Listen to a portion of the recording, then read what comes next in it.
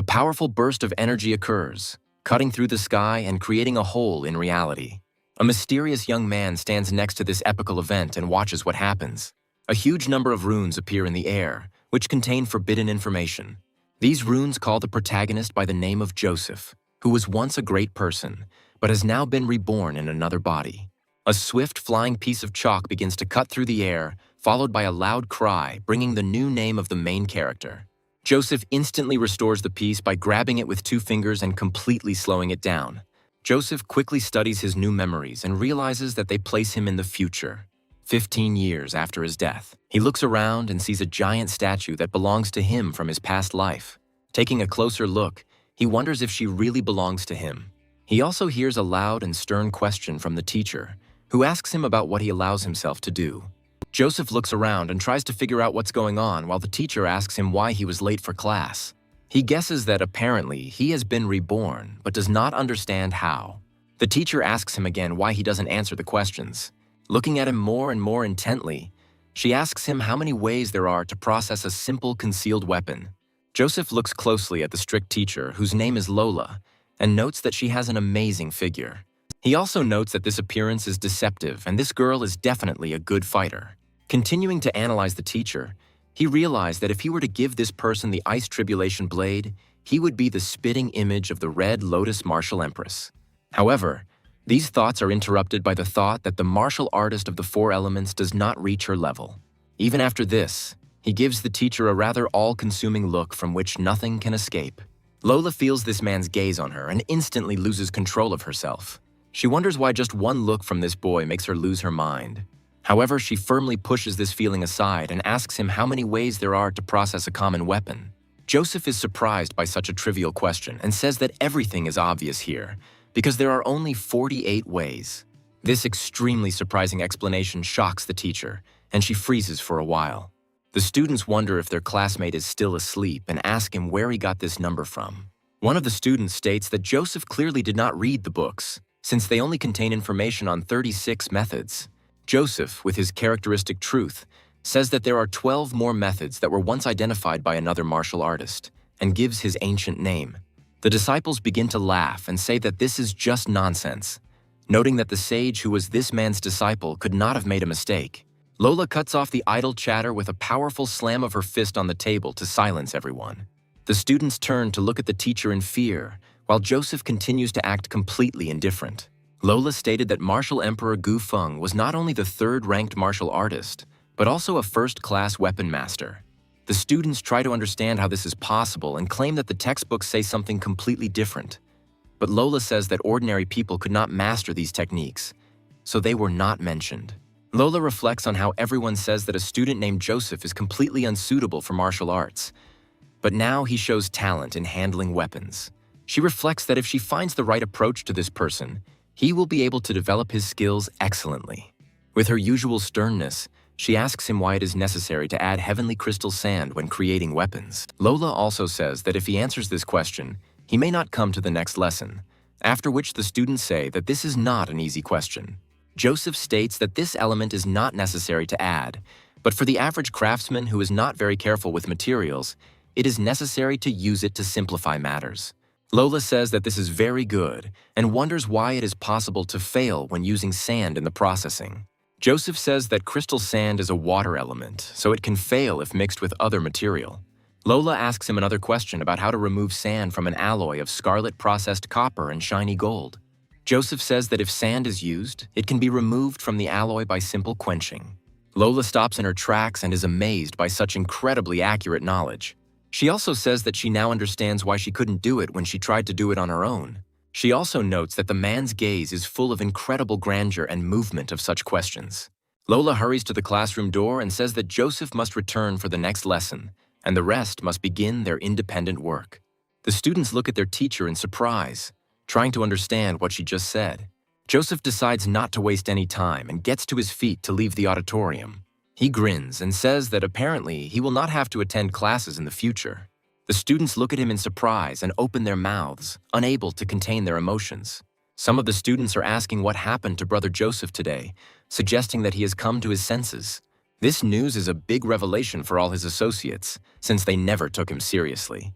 However, not all the students are proud of their comrade, as one of them says that this worthless guy's chakra channels haven't even opened yet.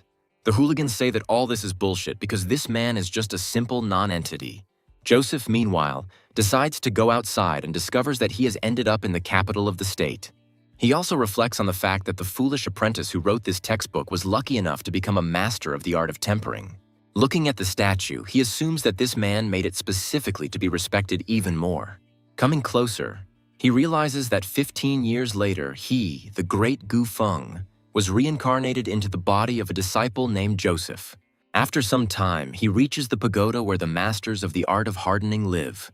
Joseph reflects on how he is now too weak, since even the chakra channels in this body have not opened. However, he decides not to give up, realizing that he used to be ranked third in the martial arts rankings and now he needs to find a way to become stronger. The first thing he decides to do is find the master himself, named Yagos, in order to put this disgusting carcass in order. He also notes that, at best, he will be able to regain his strength in just a few years. Joseph confidently declares that this time no one will stop him from climbing to the pinnacle of this world. As he climbs the steps, he reflects on how the channels of his current body have completely dried up. Having reached the Alchemist's Guild, he suddenly runs into a friendly guild secretary named Lillian, who asks him how she can help him. Joseph says that he is looking for a man named Yagos and asks if he is still there. Lillian then asks him if he means their former guild chairman, and Joseph guesses that he is not here. Lillian states that this man served as chairman 20 years ago.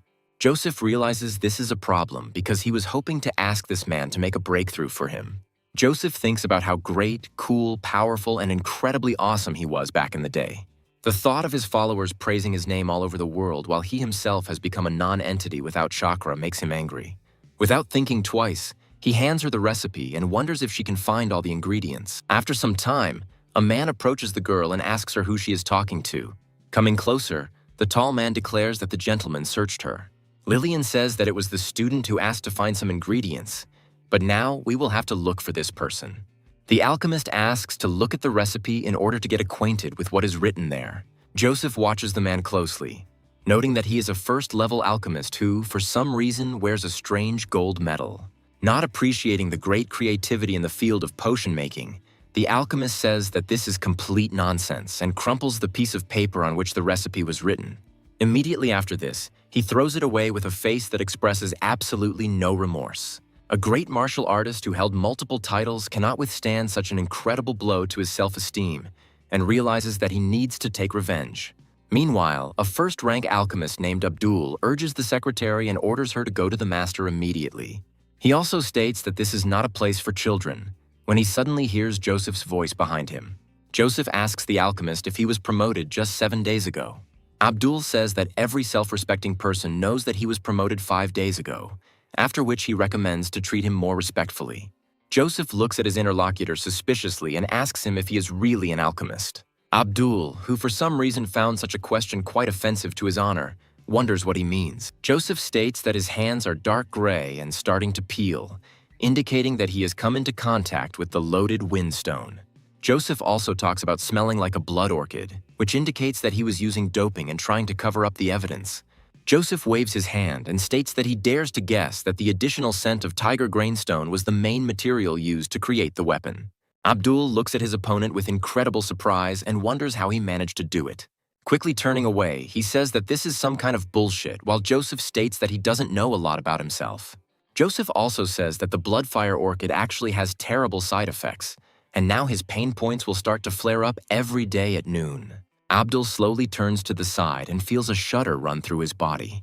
Joseph states that he is sorry, because such a talented alchemist would need to cut off his right hand to save his life. Abdul stutters as he asks Joseph not to try to intimidate him. Joseph quickly turns around and says that he just wanted to tell him how to fix the problem. The alchemist loses his composure and runs after Joseph, begging him to teach him how. However, after a while, he immediately moves away from him, regretting that he grabbed him by the shoulders. Joseph looks at him with the incredibly powerful gaze of a great man who can move mountains. Abdul wonders if this brat is really capable of making such an impression on him. However, his legs begin to gradually give way as he is unable to cope with this great aura. He also bows before him and asks him to reveal this method to him. The people gathered nearby wonder what is going on here and do not believe that such an alchemist would bow down to a youth. Joseph asks him where his list of ingredients is. Abdul quickly runs to get the piece of paper he threw away and brings it to Joseph to show his respect. People continue to watch what is happening and do not believe what they see with their own eyes. Joseph quickly picks up his recipe, which he had recently written out by hand. Immediately after this, to demonstrate his incredible strength, he decides to blow his nose into his own recipe. After this, he squeezes this recipe in his fist so that it becomes soaked with snot. With a strange, cynical expression, he hands the recipe to Abdul, saying that when he gets the ingredients, he will allow him to return to the academy. Throwing this ruined piece of paper in Abdul's face, he tells him that he must remember one important thing. From Joseph's point of view, reputation is not given for free, it must be earned. An aura of total and incredible all-consuming dominance begins to rule the atmosphere of this guild. Abdul looks at the man who can move mountains with just a snap of his finger and realizes that he is nothing but a nobody. Joseph also says that Abdul's right hand will last for another 3 days, but if he does nothing, he will never be able to practice alchemy again. Abdul wonders in surprise if he really only has 3 days left, since he is seeing most of these ingredients for the first time in his life. Joseph recommends that he take young moon bamboo as medicine along with the best ginseng to at least make him last longer. The students watching them gradually begin to laugh, but fall silent as soon as Joseph casts his evil gaze at them. Abdul notes that this boy is not even an alchemist, but for some reason he feels a primal fear next to him. Abdul makes a promise to himself that this boy can laugh for now, but as soon as he solves his problems, he will finish him off without any mercy. After some time, Lillian gets to the gentleman who was looking for her and gives him the recipe. The gentleman is surprised and wonders if the teenager really asked to find the soul root of the crane and the white phoenix. The elder alchemist says that these ingredients are used to increase one's combat power and asks Lillian if she remembers anything else. Lillian states that the man was also looking for the devil's black feather flower, the Shiva flower, and the tea of the celestials. The alchemist wonders if the boy gave his name and tries to figure out how to contact him. Lillian says that she doesn't know his name, adding that she's been working in the guild for 3 years, but has never even heard of such ingredients. The alchemist states that he himself did not know about some of the herbs, but dares to assume that by mixing them, one can obtain the most powerful tool for martial arts.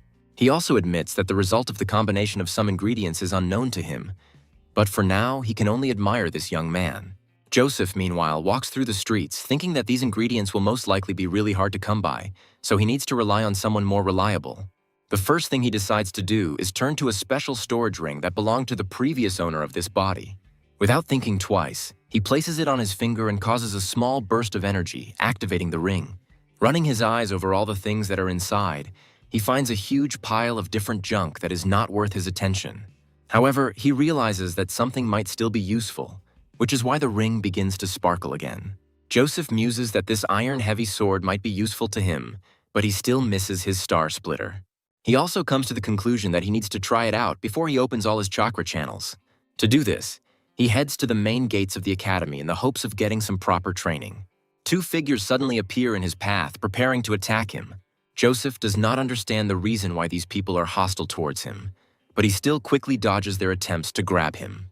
Immediately after this, he pirouettes and stops not far from them, holding his sword in his hands. 2 students named Rufus and Doofus chide Joseph for showing off today. Joseph looks at them with an extremely disdainful look, realizing that he could kill them with one hand. However, to his surprise, 2 friends of the previous owner of this body named Hunter and Cheddar come to his aid. Rufus says that Joseph made too much noise in the last lesson. He rushes into battle, thinking that this is the most compelling reason to start a fight abruptly. Hunter and Cheddar also rush forward, saying that they will not allow the heinous attack to happen. Hunter rushes towards Rufus and leans on him with all his strength to stop him. Their forces are approximately equal, which means that neither side gains an advantage. After a few moments, they jump away from each other to regain their strength. Cheddar looks at him in surprise and says that Hunter opened 4 chakra channels at once, just like them. Doofus rushes into battle, saying that they thought they were on the same level as them too soon. He unleashes a hail of blows towards Hunter, assuring him that he shouldn't be happy. One of these blows significantly damages Hunter's bone, rendering him no longer capable of combat. The plump young man falls backwards into the arms of his comrade, causing his sword to fall to the ground. Doofus grins and says that this is not all, and they still have a lot of stamina left for the fight. Rufus looks at the students nearby and wonders why they haven't started running yet. Suddenly, he hears a familiar voice ordering them to show what they are capable of. This voice is that of a feisty girl who says that she will not allow anyone to hurt Joseph. This person is none other than the princess of this state named Citrini. Rufus and Doofus hesitate to rush into battle, saying that they have no right to tarnish the reputation of their princess. Finally, they throw in a few words about wishing them good luck in their upcoming endeavors. Joseph stops them abruptly and wonders if they were about to beat up his friends and just leave. Rufus turns angrily towards him and asks if he really has any problems. Joseph drags his sword along the ground and says that he has no problems. He also states that he is simply curious as to how big the difference is between someone who has 5 chakra channels and someone who has none at all. Rufus and Doofus smile, knowing they are in for a terrific beating. Rufus is the first to step into the matter, saying that he has been waiting for this moment for a long time. Rushing forward, he says that first they will find out what the power of the 4 chakra channels is. Hunter, Cheddar, and Citrine wince in anticipation of what is about to happen to their best friend. However, to everyone's surprise, a dull thud is heard, and the fight ends instantly before it even begins. Doofus and the rest of the conflict participants look at what is happening in surprise, not believing what just happened. Joseph resolved the issue quite quickly, with just one well-aimed blow to his enemy's weak spot. Rufus begins to scream loudly, feeling his whole life flash before his eyes at that moment.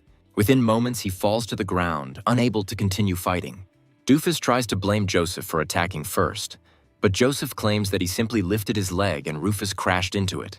Doofus says he'd better not open his mouth at all if he's going to spout such nonsense to try to justify himself. This fighter reflects that this is complete nonsense, because it was impossible for his comrade to be knocked down by accident. He also says that he doesn't care what Joseph says in his defense, because he won't forgive him anyway. The students watching this scene assume that this fighter is also of a very high rank. After making several rapid lunges towards his opponent, he says that he will do to him the same way Joseph did to his friend. Citrine advises his comrade to run as fast as possible in order to avoid the barrage of blows. Joseph completely ignores this warning and takes out his sword to parry all of these attacks. Without moving a single muscle, he continues to hold off his opponent's onslaught without experiencing any difficulty at all. His friends watch him with undisguised surprise, not believing what they are seeing with their own eyes. At a certain point, it hits the attacker's hand, causing him some pretty serious injuries. Doofus freezes in place and feels intense pain that literally permeates his entire body. Blood starts to flow from his fingers and he looks at them sadly, then starts to cry. Joseph gives his opponent even more reason to cry by landing another powerful punch right to the body. Doofus stands still for a moment, unable to utter a single word, as even the most stupid criticism can no longer escape his mouth. A moment later, he falls to the ground next to his comrade, thereby admitting complete defeat. All the students watching this situation are in real shock, as they have never seen such a light beating. The crowd wonders why these 2 big guys even thought they could stand up to such a blade. Joseph, meanwhile, slams his sword into the ground to mock his victims. Coming closer to one of the villains, he says that he raised his hand against his friends, and for that he will have to pay well. Doofus holds out his hand and begs him not to hit him anymore. Joseph completely ignores these pleas and brutally beats them in addition to what already happened earlier. Immediately after this, he kicks them further into the wall to cause them even more damage. The wall is broken where they land, causing them to lose consciousness completely. Joseph comes closer to them, continuing to play with his sword with one hand, as if mockingly. His friends suddenly grab his face with their hands and ask if he has finally opened at least one chakra channel. Joseph says that it was quite easy and he did not experience any difficulties in the fight at all. Hunter and Cheddar begin to praise their comrade, saying that it was too easy for him. Citrine looks at him with undisguised surprise and quietly asks herself if it is really him standing in front of her. She reminds him that these people belong to clans that have always opposed Joseph's clan, and now they will definitely take advantage of this. Joseph continues to smirk and says that he doesn't understand what these people can do to him. Approaching one of the defeated enemies, he thrusts his sword right next to his feet to intimidate him. With his characteristic dark sense of humor, he wonders whether he will behave well now. After this, he turns around and says that it's time to go back to the dorm, while Citrine scolds him for being completely careless. Cheddar says that even if their clans suddenly decide to take revenge at the Assassin Academy, they will definitely come up with something. Hunter adds that if some students fight back with their fists, the clans will have no choice but to turn a blind eye. Citrine looks closely at his comrade and tries to understand if he really means the same person they all thought about. Hunter confirms her fears, saying that it was a man named Lan Fei who Doofus was constantly running errands for. Hunter realizes that this Lanfei is a true warrior, and there will be a huge gap between them, ordinary martial arts students. They sadly state that there is nothing to talk about here, since the outcome of this battle has already been decided in advance. Joseph reflects on the fact that under the current circumstances, it will be quite difficult to call him a student. Throwing the sword to the floor, he realizes that it is time to become stronger, because the chakra channels can wait if he needs to strengthen his bones now. Finding himself alone with himself, he concentrates on a secret technique that allows him to pump up his entire body. One day, a meeting was held on this continent where the strongest practitioners were given unique titles. The strongest emperor was given the title of Heavenly Tyrant, which possessed truly fantastic strength. The Heavenly Tyrant technique is a forgotten torment that was accidentally given to Gu Feng in the past. Joseph knows that this is the most powerful technique in the entire world, and he received it earlier. But due to his death, he never got to try it out. Focusing on getting stronger, he realizes that this is a great chance to take charge of himself completely. Next, he does some pretty challenging exercises that strain his entire body down to the last cell. An incredible tension runs through his being, preventing him from fully completing the workout. A few moments later, his body gives out and our hero falls to the ground, hitting his face hard. He rises with great difficulty and greedily gasps for air in order to at least recover a little. Joseph admits that it is a terrible technique, as it feels like it is being torn apart from the inside, and now it is no wonder to him why the Sky Tyrant was so strong. He also understands that with this secret technique, even if he doesn't open the chakra channels, he can still reach the Emperor level. His face instantly becomes serious as he understands that there is no way he can back down here. Taking up another approach to this exercise, he understands that he has always had enough talent, courage, beauty, intelligence, and strength, which means he will not give up. After some time, he achieves new successes and begins to study the first form of the secret technique of the Sky Tyrant. This technique is called moon breathing, and allows you to fill your body with powerful discharges of energy. Having received a sufficient amount of energy, he nevertheless cannot cope with the inertia, which is why he is thrown to the side. Having crashed into the wall, he spends a long time trying to regain his strength, breathing heavily. Nothing can break his determination, because from his point of view, if the Sky Tyrant achieved it, then he can achieve it too. After only a short time, he's ready to try the exercise again, regardless of the possible damage to his body. Another graphic oscillation begins to shake the ground nearby, causing all the birds to fly from their seats in panic. Joseph heads to the Academy's gravity training area to increase the intensity of his training. He realizes that a few decades ago, he was just an ordinary student like all of them, training all day long. As he passes them, he clearly realizes that they are probably inspired by the tales of the heroes of those times. Joseph, like all of them, follows the path of the strongest to prove to himself that he is capable of more. Looking around, he notices that most of the students here came voluntarily and came from poor families. Coming closer to one of the chambers, which grants tenfold attraction, he decides to start with it. Before he begins his training, he releases a small gem forward. The camera is instantly activated, and the gem disintegrates into tiny particles in just an instant. Giant beams of energy begin to hit the protagonist, forcing him to go beyond his limits. Only a few moments pass and the beam quickly fades, leaving Joseph alone with his thoughts.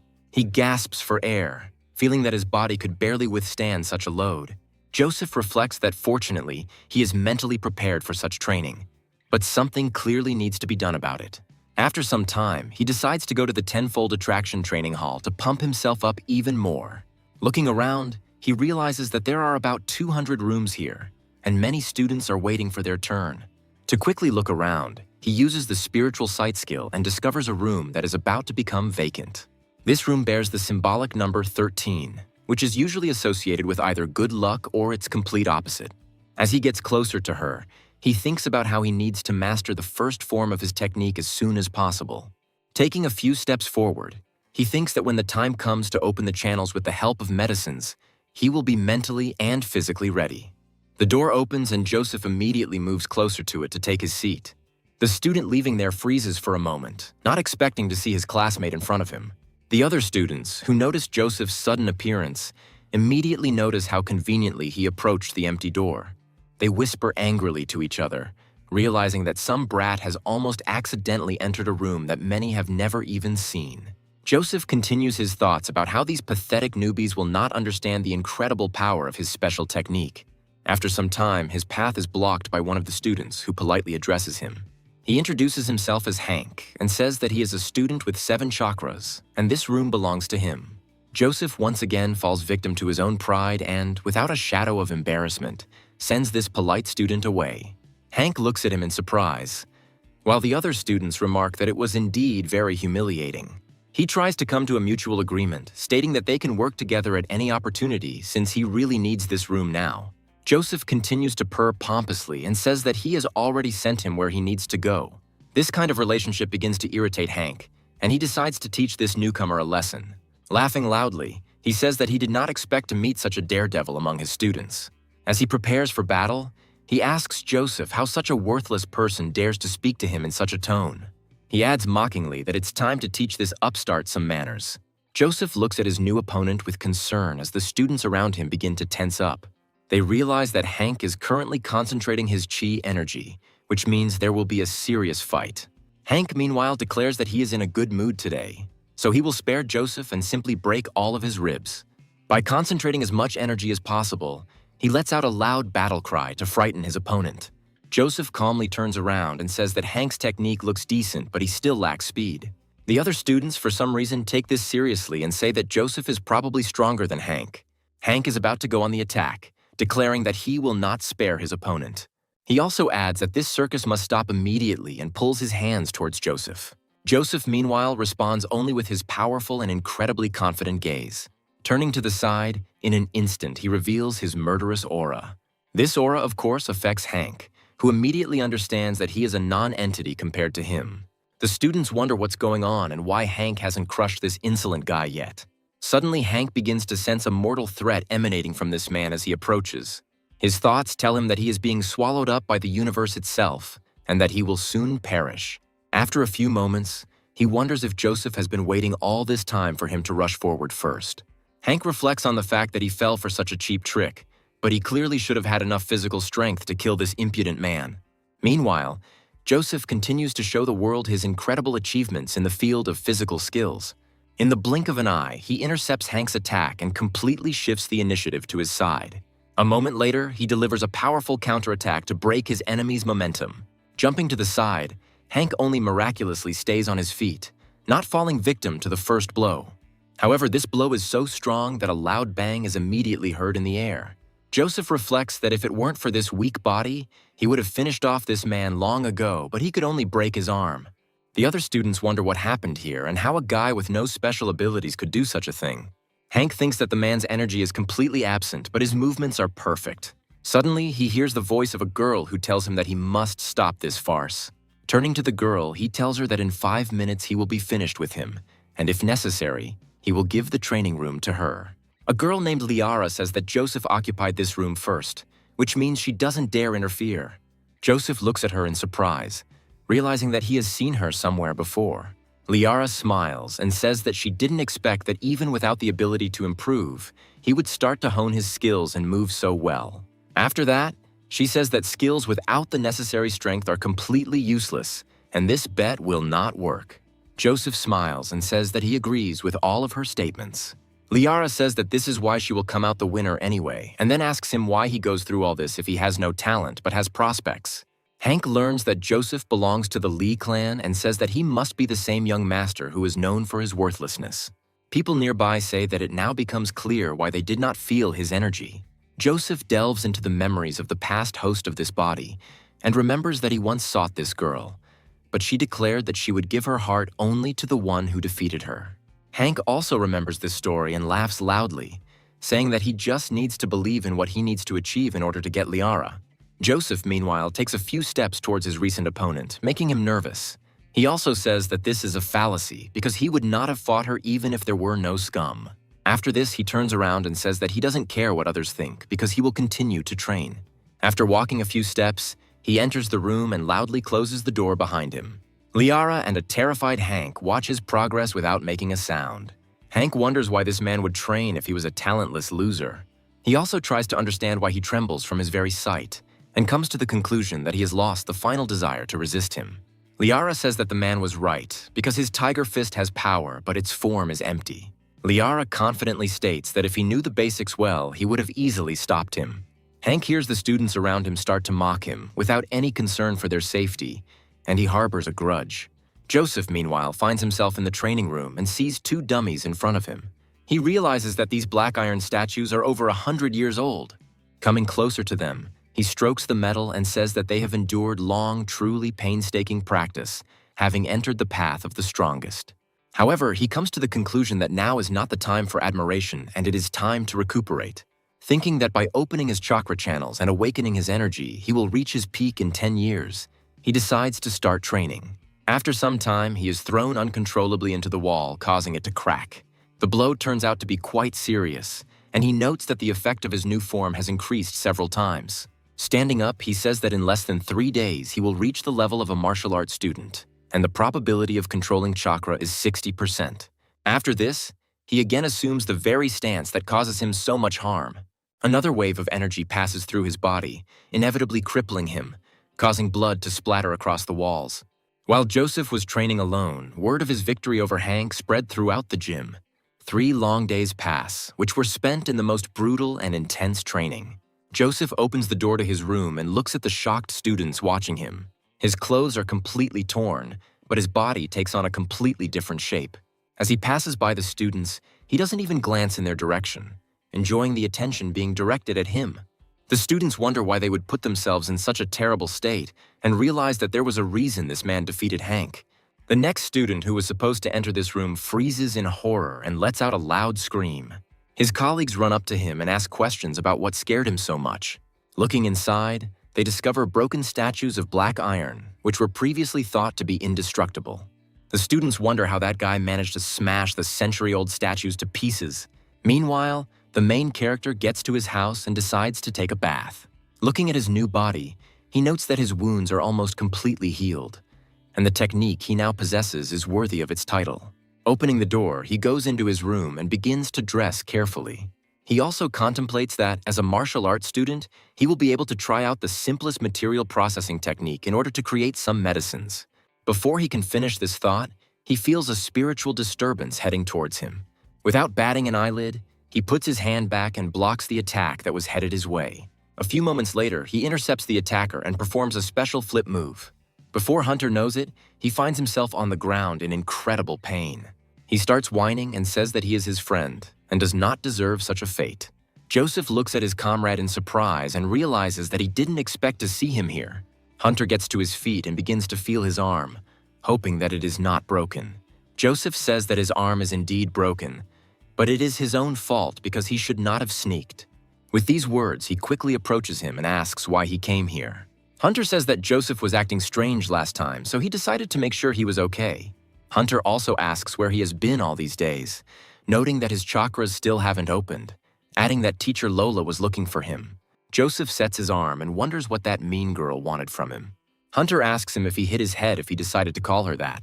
He tells his friend that he should throw the nonsense out of his head, since no one has seen Lan Fei for the past few days, and he has definitely reached the first rank. Joseph listens carefully to his friend's warning and says that this is only the first rank and does not scare him. Hunter states that there is a huge difference between warriors and students that must be taken into account. Joseph looks at his friend with incredible seriousness and says that he has an important request for him. Hunter says he will try to fulfill it, while Joseph asks him to lend him some money for medicine. Some more time passes, and Hunter hands him a small bag tightly stuffed with coins. As he leaves, he advises him to worry about his life, since out of 3,000 new students, only 30 are capable of reaching the rank of warrior. Joseph says that worrying won't help anyone, and he himself will return the money to him if he doesn't die. Hunter smiles and says that only a person who has truly changed a lot can joke at such a time. Within moments, the door is quickly knocked down, sending Hunter flying and crashing into the ground next to Joseph. There is a very clear imprint of the boot on his clothes, which is what caused him to go on such a long flight. A few seconds later, Cheddar's body appears next to him, also showing no signs of consciousness. Joseph's friend looks pretty beaten up, and it becomes clear that he has run into a serious enemy. Joseph looks closely at his friends and realizes that they have been hurt by someone pretty serious. Deep down, he knows that the person behind this is none other than Lan Fei. The same Lan Fei, about whom our main character was so warned, comes into his house and tells him that he should not be afraid of death. Lan Fei also adds that if Joseph dared to attack his comrades, then he should not expect mercy. Joseph leans over his friends, trying to figure out if they can get some quick medical help. Rufus and Doofus look at their boss with joy and say that he has finally reached the rank of a warrior, and ask him to avenge them. Joseph mentally notes that these wounds are not fatal, after which he says that Lan Fei has not only reached the first rank, but also shines for everyone to see. In order to better see his opponent, he notes to himself that he glows like a pearl. Lan Fei says that Joseph must choose between admitting his mistakes on his knees or having his limbs torn off. Joseph looks down sullenly at his bangs and says that it sounds interesting. Joseph says that he hasn't heard such insolent words addressed to him for a long time. After a while, he looks at his opponent with a murderous gaze in order to demotivate him. Lan Fei, dumbfounded, takes a few steps to the side, trying to cope with his fear and primal terror. He asks himself where this man got such an ominous aura from. Overcoming his terror, Lan Fei grabs his swords, giving them an energetic glow. Without thinking twice, he rushes forward, but an inexplicable feeling of fear still haunts him. He makes a dash, but because they are now in a state of mental equilibrium, he makes a mistake. Lan Fei felt that if he didn't attack now, he would never dare to raise his hand again. This feeling irritates him and he considers it absurd, trying to understand how this is even possible. Joseph grabs his sword and says that he reacts quite quickly, which deserves praise. Lan Fei makes a quick attack and says that the pathetic boy can change as much as he wants until it's too late. Unleashing all his might, he suddenly finds that their blades met and he was unable to penetrate his defense. Joseph jumps back, feeling the incredible momentum he received from the blow. He pushes down with his feet to slow down, making a characteristic hissing sound. Looking at his sword, he discovers a large crack that appeared in it after the blow. This does not weaken his resolve in the least, and he prepares to rush into battle once more. Lan Fei's henchmen watched in shock, realizing that they could not have imagined anything that was happening now. Even Lan Fei himself found it hard to believe that his incredibly powerful attack had just been repelled. He convinces himself that an ordinary student would not be able to repel his 12-fold blow. Joseph smiles wickedly and says that he can finally fight at full strength, because the last swing gave him more pleasure. Immediately after this, he raises his sword and says that now he will teach him a little lesson. By rushing into an attack, he catches his opponent off guard, leaving him with less and less time to react. Lan Fei knows that if he doesn't take evasive action now, he will have to pay dearly for it. Nevertheless, he decides to leave it to chance and soars into the air, filled with rage. Rushing forward, he shouts that he is a one-star warrior and will deal him a crushing defeat. Rufus happily says that the sword moves as smoothly as the clouds, which means that Joseph is definitely finished. Joseph just chuckles, saying that what his opponent is trying to demonstrate is not at all like the floating cloud technique. Lan Fei lashes out at his opponent, shouting that he will pay for his words. Joseph just smiles, expecting his opponent to make a typical rookie mistake, which he makes when he gives in to emotions. At this moment, he himself grabs his sword with his hand, preparing to carry out a powerful counterattack. Before this, he says in the same arrogant voice that he will soon thank him for his instruction. Waiting for the right moment, he suddenly delivers a swift blow that knocks the sword out of his opponent's hands. The sword rushes at great speed into the stone door and gets stuck there. Rufus, Doofus, and the other henchmen watch in amazement and try to figure out what's going on. Lan Fei couldn't believe that the sword he had been clutching so tightly in his hands had suddenly appeared in a different place. It seemed that just a few moments ago he had all the cards in his hands, but now he found himself without a weapon. Joseph lets out a relaxed breath, realizing that his plan had been a complete success. After this, a threatening aura begins to form around him, giving him even more sinister appearance. Lan Fei looks at his empty hands, still unable to believe what is happening. He desperately reflects on the fact that his opponent is just a worthless person who could not achieve anything. He thinks about how he couldn't reach the level of a warrior, not noticing that a shoe is flying towards him. A moment later, the boot reaches its target and slams into Lan Fei's face with brutal force. The blow is so powerful that his body flies several tens of meters and crashes into a stone wall. His henchmen, who had been watching the incident closely, looked at him in horror, not believing that this had actually happened. However, Joseph does not intend to stop and decides to cruelly punish those who dared to encroach on the safety of his friends. He raises his sword right next to his opponent's most precious possession, causing him to panic. Lan Fei begs him not to commit forbidden acts, to which he states that he never even thought about it. However, he immediately adds that after several blows with the sword, his hand became so tired that he was no longer able to hold the weapon in his hands. Joseph voices his fears out loud, wondering how long he can hold on to the sword to continue spreading terror. Lan Fei asks him to finally put the sword away, and Joseph only arrogantly asks him if he is so sure that he wants this. He adds that the showdown with Lan Fei would not have bothered him at all if his friends had not suffered. Joseph begins to think, moving his sword from side to side, trying to decide whether to leave everything as is or to decide on extreme measures. Lan Fei begs him, saying that he is just an ordinary teenager and cannot live without his dignity. He also says that he will give him anything if only he will spare him, while his henchmen begin to tremble in horror. Joseph makes a characteristic snap of his fingers and says that if Lan Fei wants to keep his little friend, he will have to pay. Lan Fei states that he will pay with everything he has without any problem, just to maintain his dignity. Joseph, meanwhile, turns his gaze to his henchmen and says that this concerns them too. In just a few minutes, he ends up with a rather impressive collection of various wallets and valuables. Lan Fei asks him if they paid their bills, while Joseph notices a strange item on his belt. Taking a closer look at it, he realizes that this pendant is one of the rarest things he has ever seen. Moving his sword quickly and decisively, he tears the artifact from his opponent's body. Joseph says that this is a nice jasper pendant and he might want to keep it. Lan Fei tries to protest against this, but when he meets his stern gaze, he immediately falls silent. Pulling himself together, he says that this is the amulet of their clan, which is passed down from generation to generation. Joseph looks at his opponent, realizing that he is completely unimpressed by these pathetic excuses. After this, he states that their gang gave him too few things, and either he gets this pendant or they will all become cripples. Lan Fei turns around cautiously to look at his henchmen, trying to figure out what to choose. He understands that he is absolutely indifferent to these non-entities, and the suspension is more important. But he also does not want to lose his authority.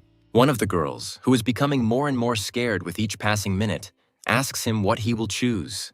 Lan Fei makes a show of clearing his throat, pretending that he hasn't thought about this question, and looks extremely confident.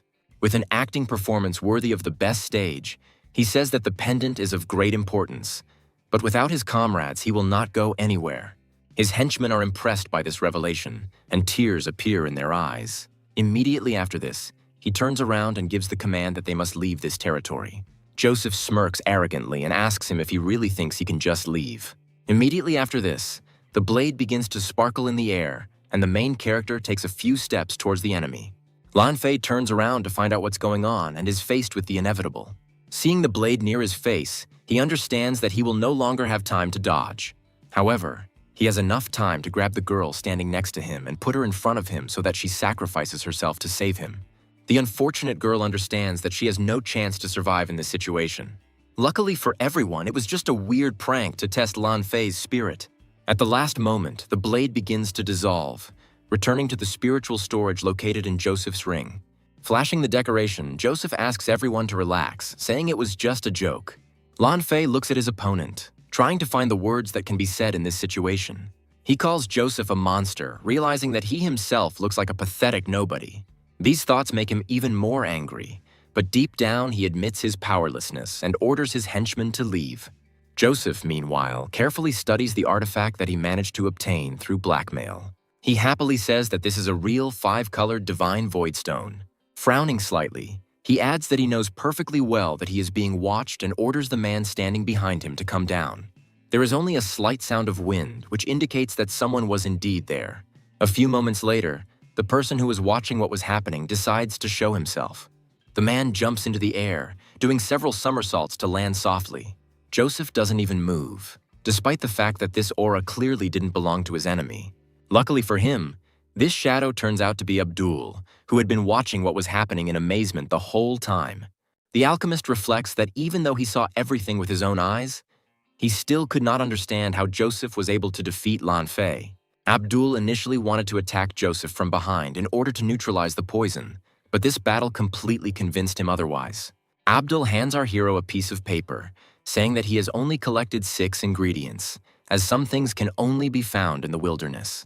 Joseph assures him that he accepts the gift, then points to his comrades and demands that he heal them.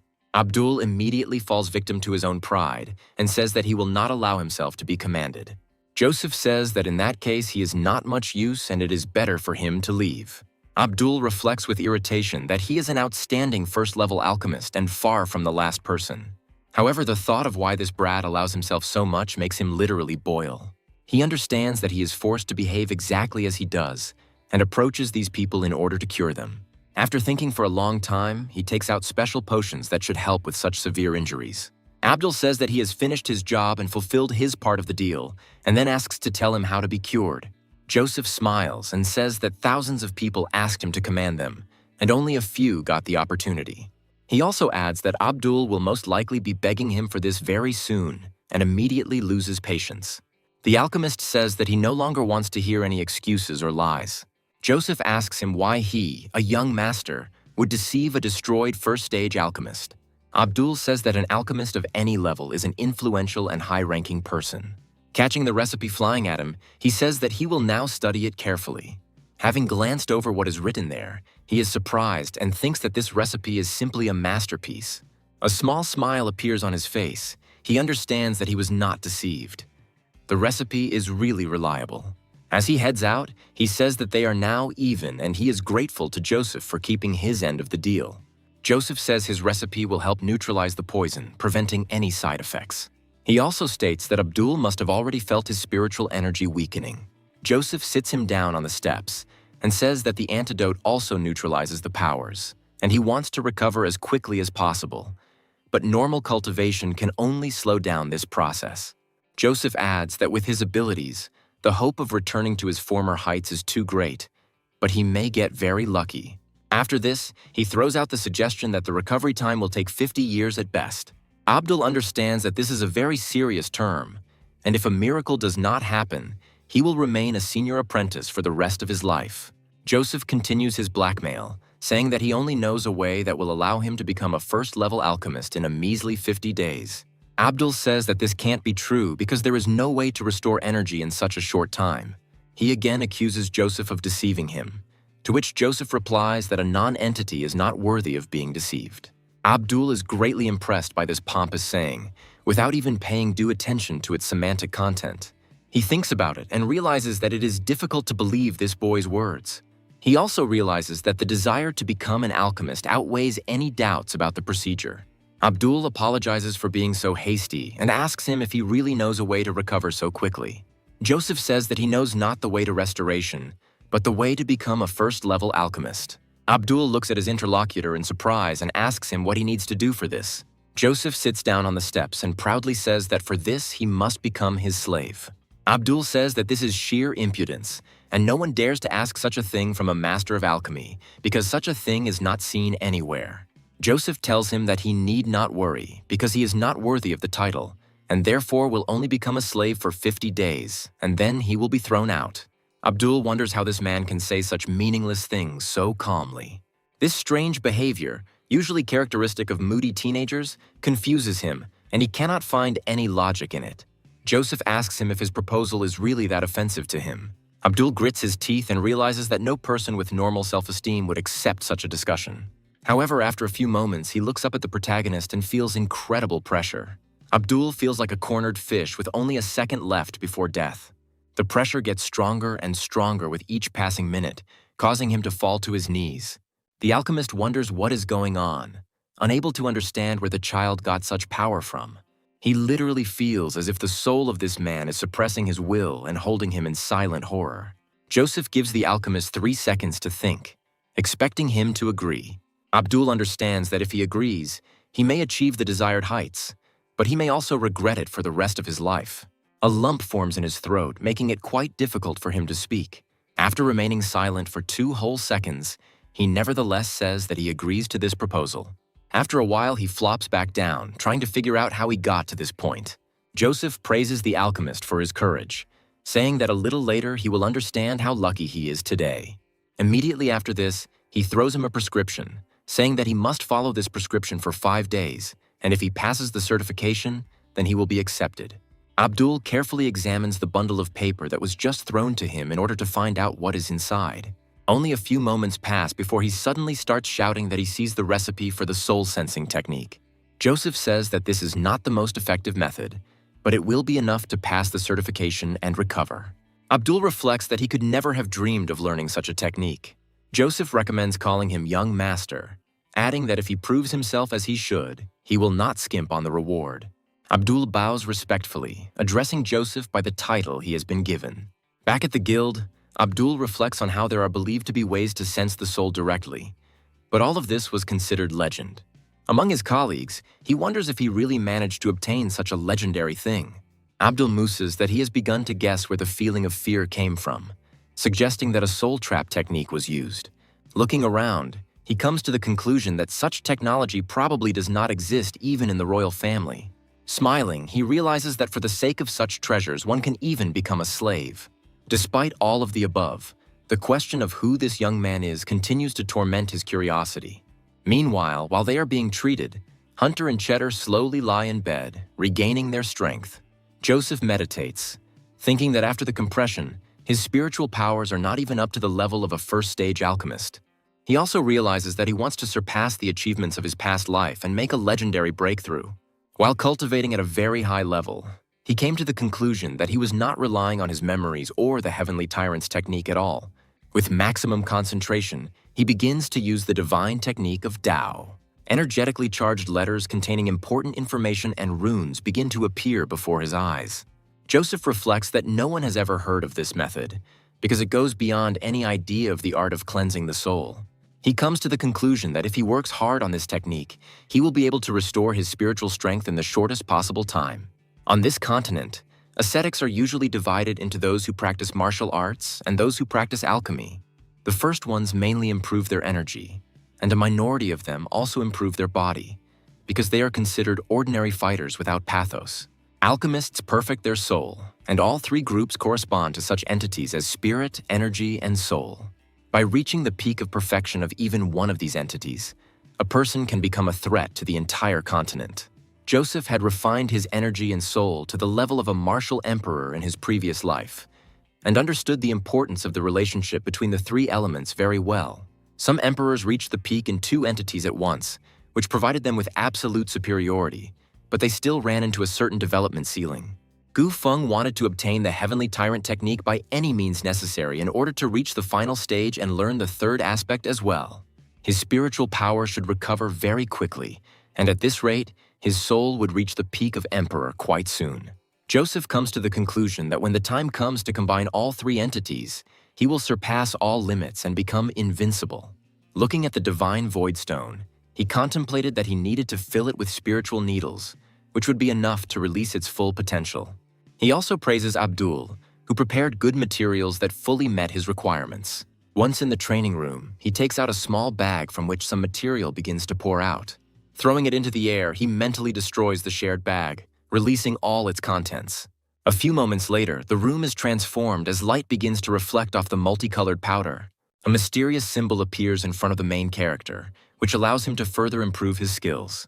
Without thinking twice, he throws up the Void Stone and with one easy movement cuts it in half. All that remains from the Void Stone is a small drop of essence, which immediately catches the eye of the protagonist. Joseph reflects that the shell of his spiritual power allows him to manipulate the materials around him.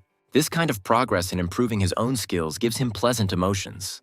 However, he decides not to delay and immediately moves on to the next stage of his plan. With the experience of a high-level alchemist, he can quickly purify the stone and prepare the necessary medicine. By combining all the necessary ingredients, he's able to achieve results that correspond to the level of a first-stage alchemist. After finishing mixing all the reagents, he uses the skill of tempering the needles to imbue them with power. By moving his hands smoothly through the air, he also commands his needles to follow his movements.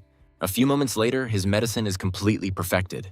Having directed a huge number of needles into a small cloud, he finally completes the procedure. Once saturated with medicinal vapors, the needles are transformed and begin to shimmer with a green light. Immediately after this, they pierce the spiritual body of the protagonist, who prepares for serious pain. He breathes hard, feeling his body grow stronger despite the mounting pain. The air around him begins to vibrate, and the chakras gradually open to their full capacity. Once this procedure is completed, a small amount of analyzing chakra hovers above his head. The outerwear on his body is torn, making him look like a cool hero from a legend. However, the result seems a little unsatisfactory to him, as he was only able to awaken 5 chakras.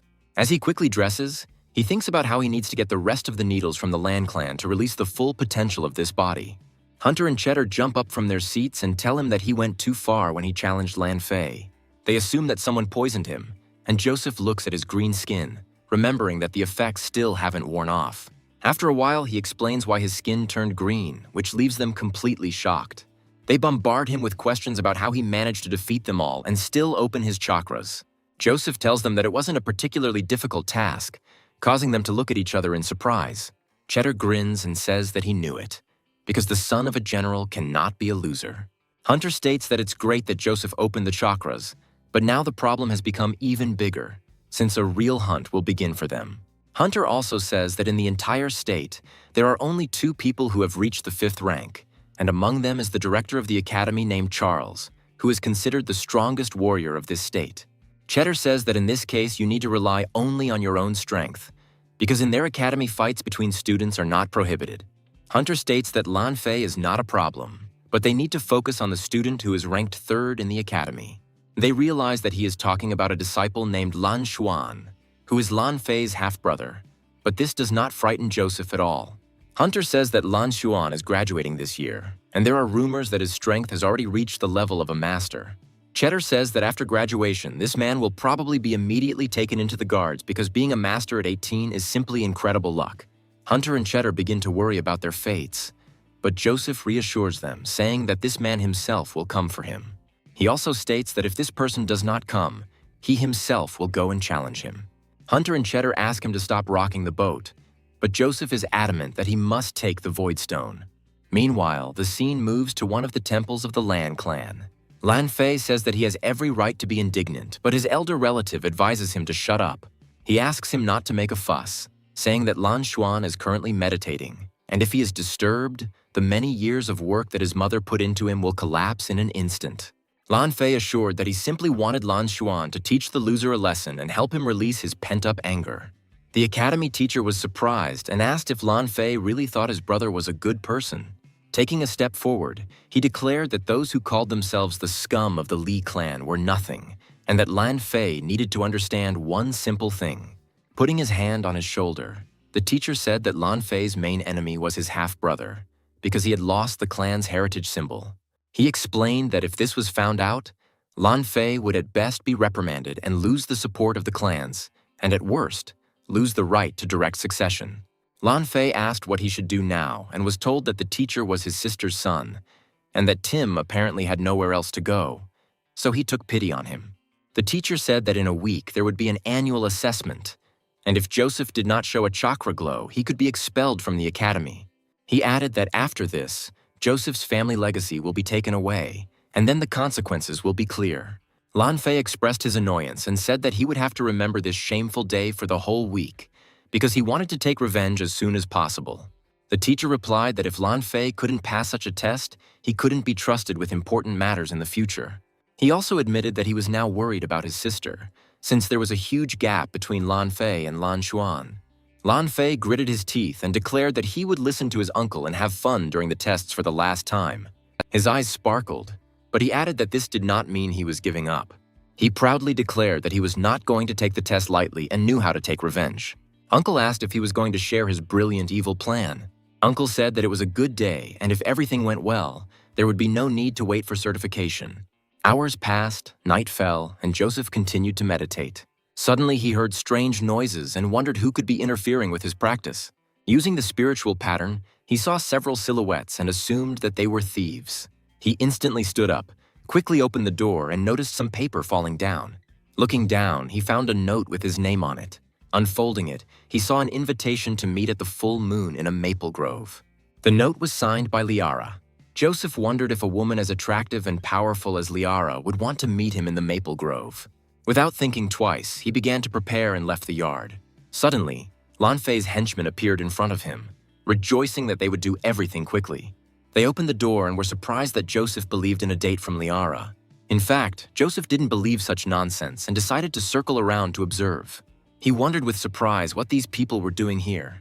After waiting for the scoundrels to leave, he returned to the room and found a lot of women's underwear. Taking it in his hands, he thought that he didn't expect this from Lan Fei, who was clearly behind this. After some time, Joseph went to the Maple Grove, a training place that at night turns into a refuge for lovers. Looking around continuously and using his divine vision, he saw a pair of disciples hugging each other. His observation was interrupted by a loud scream from a girl calling for help. She ran towards him and asked him to stop and help. Joseph looked closely at the girl and noticed that she looked as if someone was trying to take away her powers. The girl extended her hand, wanting to fall into his arms. A blade whistled through the air and a heavy sword stopped next to her. The girl froze, not understanding why he suddenly showed aggression. In a trembling voice, she asked what he was doing. Joseph replied that she must stand still if she wanted to stay alive. The girl began to cry and beg, saying that he was pestering her and that she would do everything to make him save her. Joseph continued to look at her with cold indifference, as if listening to music. At that moment, another student grabbed the girl and advised Joseph to leave before it was too late. He began to rip the girl's clothes and declared that she belonged only to him. He pushed her to the ground and said that now they had to finish this matter. The girl gritted her teeth and cried, begging Joseph not to leave. Joseph still watched indifferently. After a few moments, he smiled and told her she had nothing to worry about, then loosened his collar slightly. Taking advantage of the confusion, the girl quickly threw the student away with one hand. She angrily stated that he was demanding her return because he was the son of the commander of the Royal Guard. Joseph smiled and placed his hand on her shoulder. He calmly said that he would save her, but it would not be just the two of them doing it.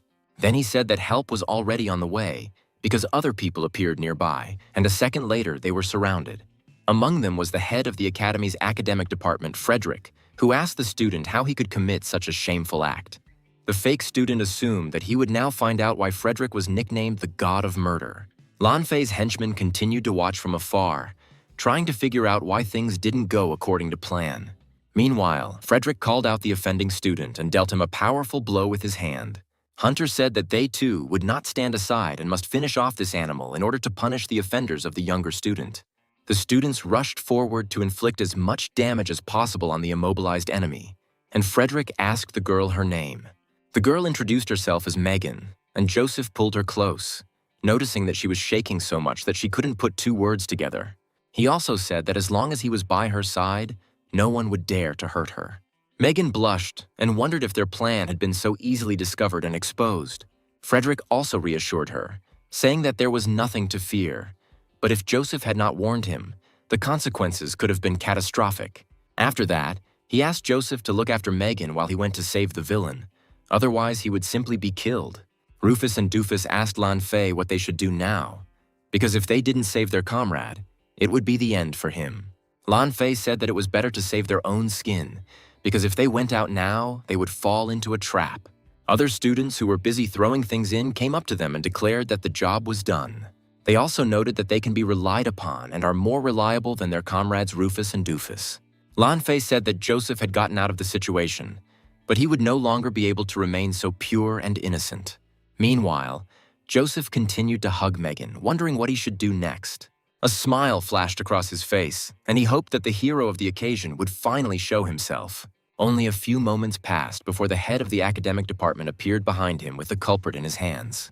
Joseph picked up the girl in his arms and told her that she should not be afraid because the villain was finished. Megan pressed herself closer to him, feeling incredible embarrassment and shyness in her eyes. Frederick said the animal got what it deserved in earnest. Hunter and Joseph exchanged a look, sending each other a silent signal that they had done a great job.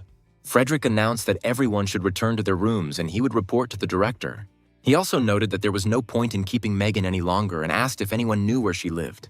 One of the students said that they lived in the same dorm, and Frederick said that if there were any problems, they should contact him. Joseph gave Megan his coat to keep her warm, and her classmate took her friend. The main character said that he did the right thing, and that if anything happened, she could definitely contact him. Suddenly, Lan Fei's loud cry cut through the air. The contented young man stepped forward, surrounded by the girls who followed him. Frederick asked what had happened, to which his father replied that a thief had appeared at the academy, who was also a pervert. Lan Fei stated that some of the girls' underwear was missing, causing the other students to look at each other in surprise. Frederick looked at Citrine and asked if she had come here for the same reason. Citrine said that something had been stolen from her too, and that what was happening needed to be dealt with immediately. Lan Fei reported that some people noticed Joseph running towards the maple grove. Joseph calmly asked why he was so interested in the missing women's underwear. People began to look at each other and rightly wonder why the indifferent Lan Fei suddenly became concerned about this issue. One of his henchmen came to the rescue, loudly declaring that he had seen the thief. He added that the boss was so worried that he decided to immediately notify everyone, and Lan Fei immediately agreed with this. He then asked what was wrong with his chin, and stated that as an assistant to the academy, he had to do his duty. Taking a few steps towards Joseph, he theatrically noted that he was suspiciously changing the subject, which meant he had something to hide. Joseph looked at him with a sly smile and asked why he was trying to discredit him.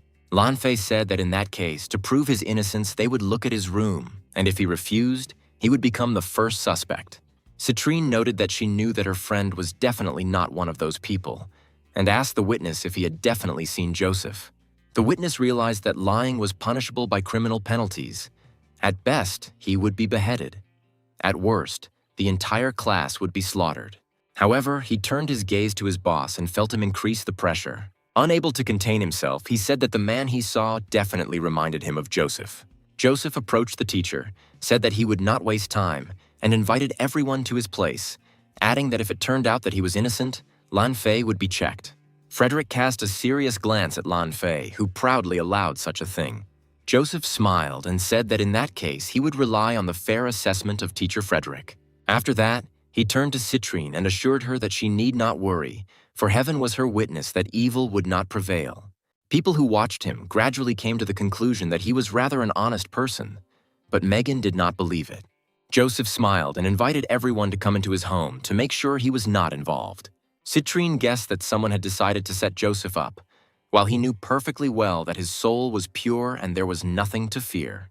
After some time, they reached the gate of his house and found Lan Fei's uncle, named Wang Ferdinand, already waiting for them. Van Ferdinand said that rumors about the thief had reached him too, so he decided to find out how it would end. Joseph asked him what he was doing near the entrance to his dwelling, noting that the thief must have been heading towards the maple grove. Frederick looked at his colleague in surprise and asked what he should understand by this. Van Ferdinand began a long speech about how the thief was a real madman who needed to be expelled from the academy, and that he himself had come here to catch the criminal red-handed. Frederick agreed to the proposal, and Joseph said with a smile that he could rely on Van Ferdinand's justice. In his home, he said they could watch as much as they wanted to see if the rumor was true. Van Ferdinand exchanged glances with his nephew and comrades and gave them invisible signals. Keeping a straight face, Van Ferdinand declared that they would find out everything now. Moments later, one of the students who took part in this setup comes forward. Frederick says that if it turns out that one of them decided to offer a pig, he will turn them off first. Citrine suddenly says that she will also go to see everything for herself. Van Ferdinand intervenes in the conversation, saying that if everyone is so worried, they can go there in a crowd. Joseph chuckles and says that apparently a lot of people are interested in his bedroom, and then lets them in. Entering the room, they decide to examine his bed and do not find anything surprising. Lan Fei advises his comrade to search very carefully and not miss anything. The man who tried to carefully place the laundry freezes for a while, trying to figure out what to do. Coming closer, he decides to tell his boss about what happened here. Lan Fei suddenly becomes angry and asks him what the hell is going on. Joseph turns to the student and says that he was asked to concentrate, but for some reason he stopped. Van Ferdinand sternly says that it seems pointless to continue searching since Joseph is innocent, but the real criminal is somewhere among them. Frederick looks at the protagonist, whose face is spreading with a slight smile. Citrine notices his emotions and realizes that he probably knew about everything in advance, but made them all worry. Van Ferdinand turns around and says that there is enough searching for today and it is better to go home. Joseph stops him and says that, according to him, the scoundrel is still at large, to which he immediately declares that the matter needs to be looked into more thoroughly. Joseph smiles and says that this student most likely lied and was probably only following his master's orders. Lan Fei tries to protest, but Joseph states that he has proven himself to be clean, and now it is his turn. Lan Fei looks at him in surprise and asks what he's getting at. Joseph states that it is simple. He wants to arrange a similar check of his room solely because he cannot tolerate such humiliation. Lan Fei rushes out and says that since they've already talked about it, he'll grant his wish. Some time passes and they find themselves at Lan Fei's room. The brave young man says that they can do whatever they want, but if they break anything, they will pay the bills. Joseph and his friends calmly walk inside, saying they know what to do. Wang Ferdinand and Lan Fei watch them with some surprise, unaware of what they have in mind. Hunter and Cheddar dig up a heavy chest and say it won't open easily. Lan Fei takes out his personal key and says that it can only be opened by him, and that his things are hidden in this chest. Coming closer, he easily inserts the key and turns it a few times, opening the chest. The chest quickly opens and illuminates everyone present with a bluish glow. The people nearby, except perhaps Joseph, are very surprised by such a find. It turns out that this chest was filled to the brim with the underwear of other students. It was hard to even imagine the emotions that appeared on Lan Fei's face. He never expected that this could happen. There is a deathly silence, and no one dares to interrupt due to the awkwardness of the moment. Lan Fei still finds the strength in himself and begins to shout menacingly that Joseph set him up, to which he declares that only Lan Fei can open the lid of this chest. The girl starts to get indignant and says that this beast must be thrown out and excluded without the right to reinstatement. Cheddar continues to rummage through the chest and finds a bar of soap, wondering what such a thing is doing there. Hunter begins to give an extremely unconvincing version of Lan Fei being a lover of forbidden pleasures and forces his friends to pick up the soap. As a result, other people believe this legend and jump away from him as far as possible. Lan Fei points at Joseph with trembling hands, suggesting that he is the one to blame for everything. Joseph says that everything has been cleared up, and it turns out that Lan Fei steals women's underwear, but for some reason is also a representative of the traditional orientation. After this, he turns to Van Ferdinand and says that he hopes that the teachers will make a fair decision. The students, who were too easily taken in by this rather contradictory legend, begin to shout that this man should be arrested. Lan Fei begins to tremble while the others point their fists at him, hoping to get him expelled. Frederick watches the scene, wondering if he managed to outwit Lan Fei. Trying to calm the crowd, he says that he will report everything to his superiors, and when the time comes, the punishment and verdict will be announced. Citrine states that if the Academy leaves this pervert, they will personally visit the director and try to achieve justice. Lan Fei falls to his knees and tries to call out to his uncle to save him. Van Ferdinand suddenly turns away from his relative and calls him a non-entity. Lan Fei is left alone with his implacable enemy, who, of course, was able to open the lock of his personal chest. Joseph looks at him with a look of complete victory, preparing himself for this man to be expelled. Lan Fei realizes that his prospects are not bright, and tears of despair appear on his face. Joseph turns away pathetically and enjoys how justice has incredibly triumphed. The Academy soon made its decision public and expelled Lan Fei without the right to reinstatement. Hunter is one of the first to hear the news and immediately runs to his friend to share it. Bursting into the room, he says there are two pieces of news, and Joseph correctly guesses the good news, which is that Lan Fei has been expelled. Hunter claims that he does indeed have a true gift of foresight, after which he says that Van Ferdinand will be conducting the assessment this year, which means they are finished. Joseph states that if he does his job poorly, the same fate awaits him. Hunter says that his friend is not short of impudence, but Van Ferdinand is a teacher at the Academy, to which Joseph states that he is just an amateur. The man who lifted his pants says that he knows about Lan Xuan, to which he says that he has completely forgotten about him. After a short pause, he states that Lan Xuan expressed a desire to avenge his younger brother, noting that they are in big trouble. Joseph smiles contentedly and says that he needs to take the 5-colored Divine Void Stone from this man. The scene moves to the 4th floor, to the masters of the art of alchemy. Lola continues to practice, creating a huge axe using her spiritual energy. This action requires quite a lot of persistence, causing her face to gradually turn a little reddish. Having achieved some success, she raises her hands to the sky and commands the axe to turn. The weapon obeys the will of its creator and after some time is directed towards her. Lola puts her hands forward and catches the axe, which falls right into her fingers. After this, she approaches the master and asks him to look at what she has created. The chairman of the Guild of Masters of the Art of Alchemy, Sirius, says that the sun-crushing axe has reached the 1st stage, which means Lola has passed the certification. Other colleagues begin to clap their hands to celebrate the event. Lola happily accepts the applause and is proud that she has achieved some successes along the way. After this, she thanks Master Sirius, as well as all the masters present here. Sirius claims that it was all her own doing, but he wonders how she managed to fuse the shiny gold with the scarlet copper. Lola thinks for a moment and remembers that she received this information not so long ago. After a short pause, She says that copper has a higher degree of solubility compared to gold, and this causes a violent reaction. She also adds that this time she used the heavenly crystal sand as an additive with which the sensation essence was added. The masters listen to her words in surprise and almost jump out of their seats after they understand how it all happened. Sirius says that, apparently, another talented alchemist has appeared in the state. The masters also talk about how they should spread the news of this recipe to everyone in the country. But Lola doesn't want to go that far because she doesn't want to spread this information. Sirius says that in this state it is enough to become a first-level alchemist or a great master for His Majesty to arrange a banquet for them. They say that she is a rising star of the younger generation who has reached the 4th rank and has also discovered a talent for alchemy. One of them says that in recent times only one master has been awarded such an honor.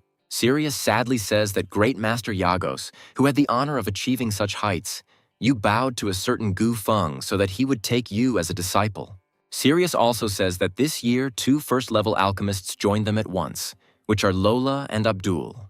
A representative of the Alchemist Guild named Cedric says that Lola is indeed a rising star, but the same cannot be said about Abdul. He adds that the man is now under the influence of a strong poison. Sirius asks Cedric what he's talking about, to which he states that it's quite simple. Lola asks for the opportunity to leave here, but Sirius assures her that she has become a first-level alchemist, which means she cannot shirk such important matters. Cedric reveals that he discovered that Abdul cheated during the last assessment and used the forbidden stone of the afterlife. The alchemists say that this is a serious statement and should not be thrown around lightly, noting that they are well aware of Cedric's personal dislike for Abdul. Cedric says his accusations are not at all baseless, as he also boggled Abdul's mind by showing him the list of ingredients he purchased after his promotion. Cedric also says that the harmful effects of the afterlife windstone are not easy to remove and detoxification will not help. Sirius looks at the recipe carefully and angrily orders the others to bring Abdul here as quickly as possible. Lola understands that Sirius is one of only 2 third-level alchemists in this state and will never tolerate such treatment of alchemists. After some time, Abdul comes to him and greets him with a respectful gesture. He also congratulates Lola, saying that he has already heard about her success. Abdul also finds Cedric standing next to him, looking at him with a questioning smile. Abdul claims he was in seclusion to improve his skills and suggests he was called here to celebrate Lola's promotion. Cedric instantly loses his composure and starts laughing, saying that Abdul should stop pretending he doesn't understand anything. Sirius states that he is suspected of using the grave windstone during the assessment process, showing off the recipes and demanding an explanation. Abdul angrily reflects that this is not true. He tried to create this stone despite the fact that he had already purified his soul thanks to his new master. Abdul calls his colleague a pathetic bastard and throws the recipe aside. He also puts his hand forward and says that it is he who demands an explanation. People who looked at what was happening shuddered in amazement, trying to understand what was happening here. The whole point is that the alchemist's hands are completely clean, which is not typical for those who use this stone. One of the alchemists reflects that he has no signs of the toxin, meaning the accusations were unfounded. Cedric angrily asks how he managed to get rid of all the symptoms of poisoning. Taking a step forward, he says that in that case he will use the spiritual pattern to see for himself. Abdul chuckles at this question and says, "Did they really think it would be that easy?" A few moments later, the spiritual energy explodes with an incredible bang, destroying all influence from Cedric. Cedric feels his body taking incredible damage and blood starts to spurt from his nose. Unable to cope with such spiritual pressure, he falls to the ground, coughing. Raising his head with difficulty, he asks when Abdul's soul became so strong. Abdul claims that he is a true alchemist, and his soul is several orders of magnitude more powerful than that of the deceivers. Cedric tries to rise, but feels how his soul suddenly begins to lose all its power and former strength. Other people watch this and realize that such a process can no longer be reversed. Cedric begins to rapidly age and deteriorate before everyone's eyes, realizing that he has made a fatal mistake. Sirius sadly says that it wasn't worth it, realizing that he lost a dear colleague. Cedric says that he's already quite old, wants to retire, and asks permission to spend his last days outside the city. The alchemists note that Abdul developed Cedric's spiritual pattern in an instant, and his soul power dropped sharply to the level of an apprentice. Abdul looks at his rival, who has been plotting against him for a long time.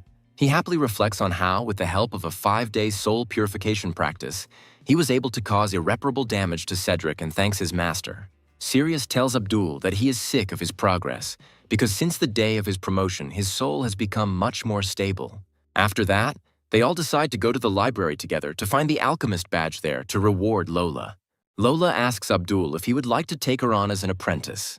Abdul looks at her and the girl says that one student does not have the opportunity to practice martial arts, but he is very well read in alchemy. Abdul says that her knowledge of alchemy is much deeper than his experience, and that she is not suitable to be a mentor since she is the commander of the guard. Lola also says that the student she is talking about is the Duke's eldest grandson and the general's son. Abdul says he heard the man was physically unfit, noting that congenital deficiencies could be detrimental to the art of alchemy. Lola says she doesn't disagree with the saying, but she believes the boy is unique and hopes he can be trained to at least the level of an apprentice. Abdul says decisively that he will meet with this student and conduct tests to determine his skill. Lola bows respectfully to her interlocutor and thanks him for his generosity. Lola reflects on her obligation to repay Joseph for sharing such valuable information with her. 3 days later, it was time for the annual certification at the academy. The construction of this martial arts arena was once led by the former chairman of the Alchemist Guild, Yagos himself. Students who successfully complete registration will move on to middle school, while others will be immediately expelled. Joseph observes his own statue and assumes that Yagos, who was actually handcuffing some statue, is in disarray. The students behind him wonder if they could be expelled if they only opened 2 chakras. Some throw vicious insults at Joseph, suggesting that he has not opened any chakras and therefore will not be expelled. Citrine asks her comrade to ignore this nonsense, as they have always considered them to be nothing more than scum from the nobility. Hunter says there is some basis for these prejudices, as there are indeed plenty of rich slackers. Van Ferdinand welcomes everyone who came here and says that those who missed the assessment will be expelled. Van Ferdinand says he's decided to change the rules a bit this time. He states that previously, in order to successfully pass the certification, it was necessary to open at least 1 chakra or achieve a striking force equal to 500 kilograms. Van Ferdinand says both requirements must be met this year because some students have cheated in the past. Some students look at Joseph with hostility, assuming that he will not be able to fulfill the conditions since he has not opened his chakras. Joseph sternly asks them what they are staring at, assuming they want to lose their eyes. After that, he smirks and says that they can watch as much as they want if that is their will. After this, he steps forward to open his first root chakra. Continuing to take steps, he opens several more chakras, surprising more and more people. His comrades watch him as he continues to open each chakra step by step. They are filled with amazement and envy, not understanding how he was able to achieve such results. Joseph is almost to the stone and has already opened 6 chakras out of 7 possible. Finally, he takes the final step forward and opens the crown chakra, demonstrating a complete opening of energy. The students are stunned and wonder how this is possible, since this man has always been a typical loser. Van Ferdinand reflects that the fact that the chakra channels were damaged became a source of ridicule throughout the capital, but it turns out that he was wrong. Joseph asks everyone to watch carefully and states that great powers are not such a great path. With these words, he begins to concentrate incredible energy in his hands, endowing them with unknown capabilities. Just a moment later, he makes a quick bullet-like strike. The blow is so powerful that the stone cannot withstand the inertia and breaks away, breaking the chains. Joseph continues to stand there with a stony face as if the blow meant nothing. However, in reality, the blow was so powerful that it punched a characteristic hole in the thick stone. The observers say that this is impossible, because he broke the chain and left the slow one on the stone, as if he were at the level of a warrior. Hunter and Cheddar hug, while Citrine hurtly asks how he was able to hide his powers for so long. Van Ferdinand realizes that Lan Fei is an idiot because he couldn't even figure out his enemy's true strength. Joseph turns boldly towards his ill-wishers and asks if they are happy with what they see. After that, he told Van Ferdinand with a sly grin that he was very busy, so it was time for him to go. The students realized that with this gesture he was spitting in his face, and it was incredibly impudent. Van Ferdinand angrily stated that the opening of the chakras should not be considered the limit, because it is only an introduction to martial arts and nothing more. Joseph began to laugh, thereby causing more and more anger in his opponent. However, after a while he stopped, realizing that an unfamiliar figure had suddenly appeared in front of him. All this time, a rather tall young man was looking at him, who was wearing another void stone on his body. The young man said that he was a graduate of the academy and also the head of a brotherhood named Lan Xuan. The disciples looked at these 2 people, realizing that Lan Xuan was a very skilled fighter. Joseph gave him the middle finger to demonstrate how emotionally mature he had been all this time. With a cartoonish face, he said that he didn't have time to talk to idiots. Lan Xuan looked at him with a look full of disdain, trying to figure out how to respond to this. After clearing his throat a little, he said that he came here because of his worthless brother. Joseph replied that the puppy test had been replaced by a group test, but that would not change anything. Lan Xuan asked him if all of his clan were such homegrown boors. Joseph asked what was wrong with him, claiming that after years of feuding between their clans and after he had not seen his brother for a long time, he had come just to chat. Lan Xuan immediately lost his temper and said that he would make him pay for those words. But Joseph only clapped his hands and noted that this was exactly what he expected. Lan Xuan said that he had come today simply to challenge him, handing over a piece of paper with a challenge to a duel. Lan Xuan noted that he did not want to justify someone who committed a crime and received a deserved punishment. But as his older brother, he should sit there. Van Ferdinand was angry that Lan Xuan publicly admitted this. Lan Xuan leaned towards his opponent and offered him two options: either kneel down and beg for forgiveness or accept the fight. Lan Xuan also said that if the second option was chosen, he would be quickly destroyed, so there was no need to think too long. Citrine once again decided to intervene in the situation and stated that Lan Xuan was crossing all boundaries. Shielding her friend with her body, she said that the strength was too unequal. So challenging a martial arts student was shameful. Joseph replied that his brother stole women's underwear and committed sodomy, which meant that his clan did not know what shame was. Lan Xuan asked how dare he say such things while hiding behind the girl's back. Joseph continued to demonstrate his incredible emotional maturity, worthy of a kung fu master, and attempted to spit in his opponent's face.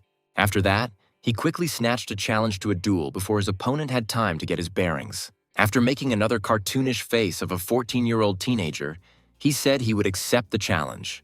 Citrine tried to dissuade her friend, noting that there was no logic to it.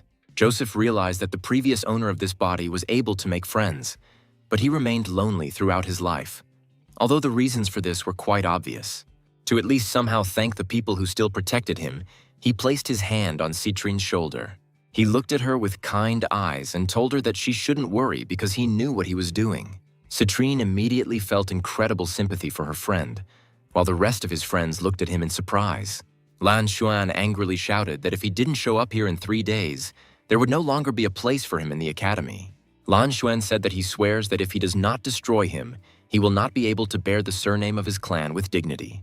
Joseph realized that the feud between his clan and Lan Xuan's clan had been simmering for decades, and to put an end to it, he would wipe out the entire clan to the ground. After some time, he reached the pagoda of the masters of the art of alchemy. One student struggled with the tricky recipe, wondering if he needed to add a few more cross-processed herbs to balance the potency. Joseph appeared behind him and said that he had put in too much. He recommended adding a wildflower to weaken the medicinal effects. Otherwise, the potion would explode no later than the 5th breath. The alchemist asked him not to interfere, to which he stated that there were only a few seconds left. A few seconds passed, and his words indeed turned out to be true as the potion exploded. Joseph took a small step back, his hair standing on end as a strong gust of wind blew. An alchemist's apprentice named Lucas looked sadly at his results and tried to understand what the hell happened. He also wondered how Joseph knew he had put in too many herbs, to which he stated he knew by the smell. Joseph also asked him to disturb Abdul, but he stated that he was only an apprentice and could not disturb the master. A few moments passed and Lillian entered the room and asked her brother if he was hurt. Lucas complained that he felt sorry for the ingredients, while Joseph greeted her warmly. Lillian noted that last time the master looked at her brother's recipes and praised them without stopping. Lucas looked at Joseph in surprise and asked if he was really a master of alchemy, to which he answered almost nothing, saying that he once was. Joseph approached Lillian and said that he would like to meet Mr. Abdul. Lillian said that she would now take him to his destination, after which she asked her brother not to give up. Lillian noted sadly that perhaps he did not actually have a predisposition for the mastery of alchemy. Lillian told him he didn't need to talk about it, just believe in himself and keep trying. Joseph asked the boys to trust him and recommended adding 30 fewer stalks next time, and if the color became light, adding another ingredient. Lillian advised her brother to listen to these words, since the last time this boy's recipe was perfect.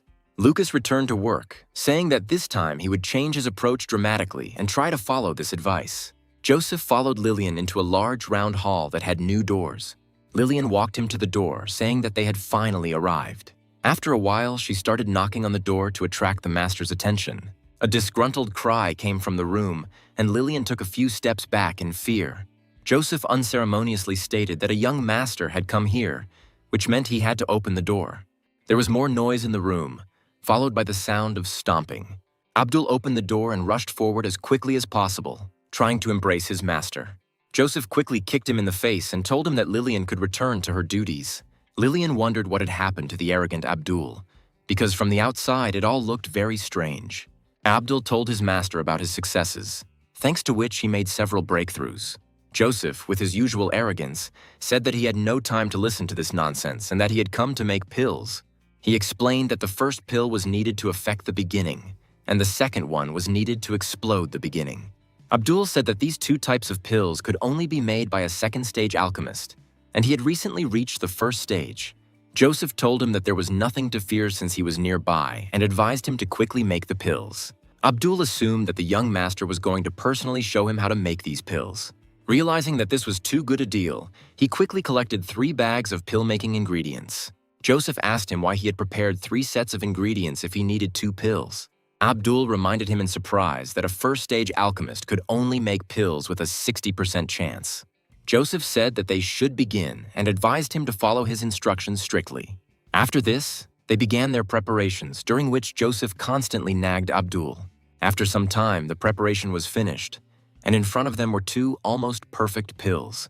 Abdul held them in his hands and said that he actually managed to make 2 at once on the first try.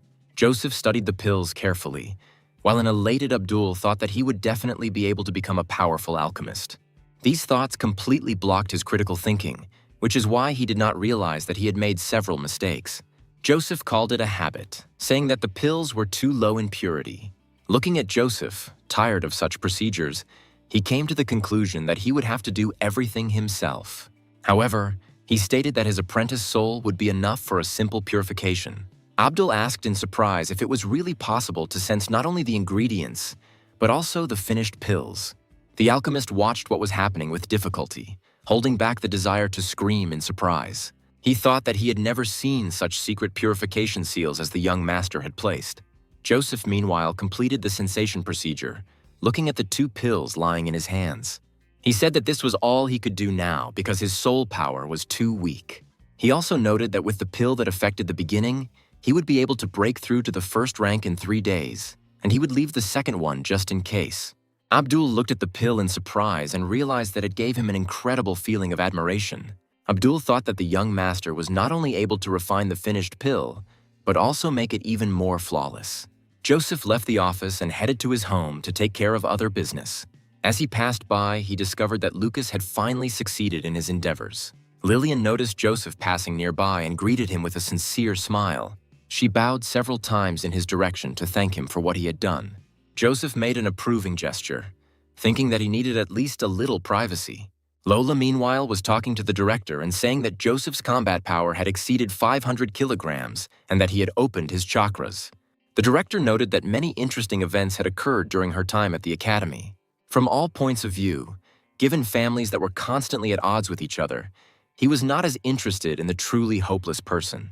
He said that Lola was only 21 years old, but she had already become a master of martial arts of the 4 elements and a first-level alchemist, which meant that she had unlimited prospects.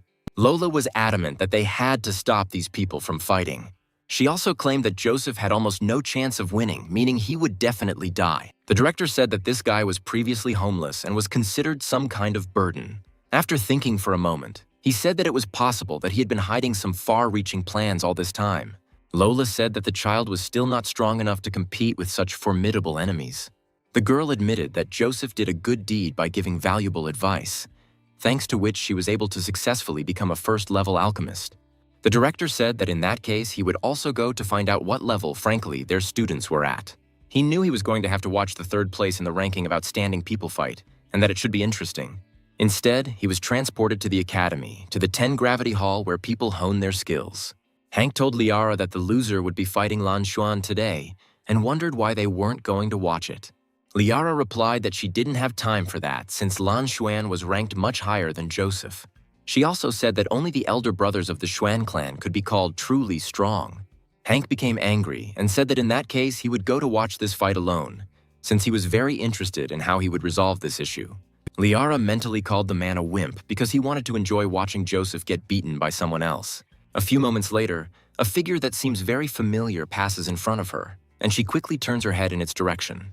Taking a closer look, she realizes that this man is indeed familiar to her. She saw him recently.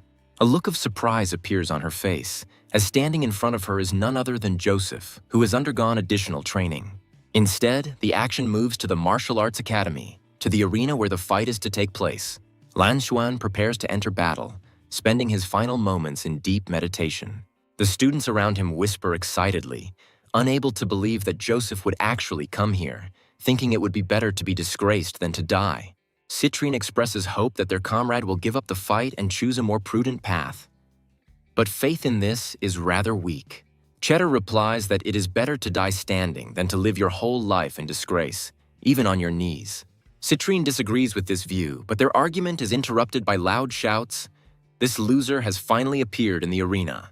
Lan Xuan opens his eyes, realizing that the fight will take place, even though he was sure that the opponent would run away. The disciples continue to be loudly surprised and shout that Joseph did appear at the scene of the battle. The protagonist walks calmly, holding his sword in his hands, while Lan Xuan realizes that he is looking at a walking dead man. The students do not believe in Joseph's success and say that it is simply impossible to defeat the enemy with brute force. Citrine runs out to meet her friend, trying to stop him, saying that he will simply be killed and that he came here in vain. A few moments later, another figure intervenes in the battle to interrupt it. Lola states that they both need to leave immediately, as she forbids this fight to take place. To the surprise of all the students, she loudly announces that she is canceling the fight. Some speculate that this was all planned in advance by Joseph in order to escape. Lola states that Joseph is her student, and as a teacher, she has a duty to protect him no matter what happens. Joseph says that he is indeed her student, but she could also stand up for Lan Xuan. After that, he passes by, advising everyone to disperse, because there is nothing to see here, and he will only have a few seconds. Lola is surprised that this man feels absolutely no fear. After a while, she activates her form, keeping it ready. Lola reflects that they are only preparing to help their student at the right moment. Looking at Joseph, she understands that no matter what happens, she will not allow him to become a pawn. Joseph takes a few steps forward and finds himself next to his opponent. Lan Xuan looks at him and says that he didn't even expect him to appear. Joseph activates the mode and his body bursts into cold fire. He arrogantly asks his opponent if he really thinks that empty chatter will prolong his miserable life. Lola looks at them in surprise, not believing that he really reached such heights in just a few days. The other students, who did not believe in his success, try to understand how this is even possible. Hank came here to enjoy the destruction of his sworn enemy, but he can't believe what's happening. Lan Xuan smiles and says that now it is clear why he lost last time, because Joseph really is hiding a lot. After this, he confidently declares that his luck has come to a complete end. The students are shaken by the surge of energy and are amazed at the great power of this man. Some teachers say that this is a true 9-star warrior who will soon make a breakthrough and become a master. Van Ferdinand muses that he would like to crush Lan Xuan once and for all, but unfortunately, that is impossible. Suddenly, the director appears and says that the fight is unlikely to be too short. He states that everyone here underestimates Joseph, and this fight will be very interesting. Lola and the other teachers look at each other in surprise, deciding to watch what is happening. Joseph takes a few steps towards his opponent to get into a fighting stance. Every step he takes is filled with spiritual resonance, which only speaks of great power. The director immediately picks up on these fluctuations and keeps a close eye on his student. The thought flashes through his mind that something is clearly wrong here. Looking at Joseph, he realizes that there is something strange in his movements, as if the space is trembling from his steps. The director realizes that the world orders inside the circles seem to pulsate in time with his steps, as if alive. The head of the academy understands that the young man brings the movement of the surrounding space into resonance with himself. He quickly realizes that there is a very high level of technology involved. Lan Xuan is unaware of the danger and says that under the pressure of Joseph's power, even walking becomes difficult. At the same moment, he concentrates all the energy in his fist, creating an energy ball around himself. He assures that he will not kill Joseph, but will beat him so hard that he will beg on his knees. A few moments later, he launches a quick attack with the rushing clouds technique. Additionally, decides to use the skill star rotation palm to attack from afar. One of the teachers says that Lan Xuan's art is hidden in the palm, which is like a rotating star. Joseph calmly dodges the blow without much effort. Lan Xuan tries to understand how his opponent was able to dodge at such a breakneck speed. Hoping to catch up with him, he uses the moonwalk skill and rushes after him. However, Joseph dodges it with the same ease, leaving Lan Xuan incredibly surprised. The thing is that thanks to his precise and honed skills, he can literally move through the air. Lola and the director, who had never seen such technology before, stare at Joseph in surprise. The director reflects that he managed to clearly see the student's movements. He quickly realizes that these moves are meant to evade attack and complete an amazing chain of moves. After performing the required number of moves to complete the combo, Joseph creates a massive energy vortex. The director is literally stunned by the fact that the rhythm of the whole world seems to revolve around the movement of the student. It soon becomes clear that the power of the universe itself is concentrated in his body. Lan Xuan and the academy director realize that they are facing an incredibly talented opponent and student. The director shouts loudly that this young man literally possesses unearthly power. The old man continues to watch closely what is happening and notices how an energy sphere appears around Joseph, allowing him to concentrate energy. The fact that this young man is using the power of the universe is incredibly surprising to the academy director. Joseph, meanwhile, does not slow down. He completes his combination of movements and creates a huge number of spiritual hands. After a while, he feels the time has come for the decisive blow. Taking a fighting stance, he summons several of his most powerful spiritual palms. Lan Xuan looks at this with undisguised amazement, trying to figure out what he should do now. Joseph pompously proclaims that life flows like a salon capturing flying swans. Immediately after this, he unleashes the seal of ephemeral life skill on the enemy. The director admits with surprise that this is indeed the very skill he had not heard of for a long time. He realizes that even he himself is not capable of looking deep enough to use this technique, but this young man was able to achieve it. A thought flashes through the director's mind. Could this young man really be Yagos's student? Lola objects that this is impossible, since a warrior of the first star cannot impose such a seal. Meanwhile, the attack continues to rain down on Lan Xuan, who has no chance to dodge. Having received serious damage and lost the ability to move, Lan Xuan can only wait for the next attack. This attack achieves its goal, driving him into the ground with terrifying force. Joseph lands and calmly looks at his defeated opponent. He takes a few steps forward to ensure his victory. All the other students and teachers are watching his actions. Everyone is shocked. The leader of the Brotherhood, Swan, was defeated with one blow by some pathetic schoolboy. Joseph continues to advance towards his opponent. Some whisper that this combat technique is only suitable for low-level warriors, as it takes too much time to prepare. The audience does not believe that a newcomer was able to defeat such a great warrior. Joseph lifts his leg and tells his opponent that he can be 100% sure of one thing. The director takes a few steps forward and orders the student to stop immediately. Joseph ignores the order and declares that no one will save him now. Lan Xuan understands that he is dealing with a madman who has gone off the rails and doesn't even listen to the director. The principal continues to try to calm the disobedient student and again orders him to stop. Joseph once again ignores the orders of his superiors and delivers a powerful blow to Lan Xuan's body. This blow is so powerful that a lot of blood flies out of the opponent's mouth. His body is severely disfigured and he loses the ability to move. The audience is shocked by the cruelty of the main character. Some disciples understand that if Lan Xuan is not cured by the legendary beast, he will remain a cripple forever. The principal rushes to pull the students away, but is too late. He freezes, amazed. The student does not respond at all to requests and orders. Joseph decisively kicks his opponent straight in the face, who is no longer able to resist. Lola looks at the manifestation of cruelty in surprise and tries to understand its cause. Joseph arrogantly declares that he promised to beat up his opponent, so now he will lick his boots. Lan Xuan remains silent. The damage is too serious. Joseph continues to boast as he stands over his helpless opponent, declaring that he kept his word. He tears the Void Stone from the body of the fallen man, although no one thought that he would dare to do this. Joseph says that he will, of course, take this artifact for himself, and the director indignantly declares that he is crossing all boundaries. Joseph looks at the director with disdain and kicks Lan Xuan's body towards him. The director is horrified to think that he has raised a monster and does not understand why he allows himself so much impudence. He approaches the student and looks at him with a stern gaze. The director states that the man has already been studied and no unnecessary cruelty is needed. Joseph replies that the stake was initially the opponent's life, so whether to live or die is now up to him. He then angrily turns to his superior officer, declaring that it is none of his damn business. The director is shocked by such insolence because he never expected this from a pathetic brat. Those present also do not understand why Joseph suddenly decided to act like a bosom teenager in puberty. Charles freezes in surprise and genuine shock at such audacity. After this, he tries to pull himself together in order to somehow cope with the resentment and stress from the insult. He then asks his opponent if he has the slightest idea who he is talking to. Joseph continues to act arrogantly and states that Charles is over 100 years old, and he is still marking time, and if he were in his place, he would have burned out long ago. The comrades watching the scene come to the conclusion that Joseph has definitely gone crazy. Charles loses his temper and orders the pathetic youth to regret his words.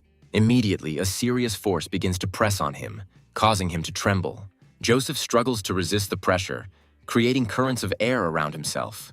He angrily addresses the director, saying that he is putting pressure on his hundreds of years, while he is only 15. He also states that if he does not die here today, he will definitely take revenge for such an insult.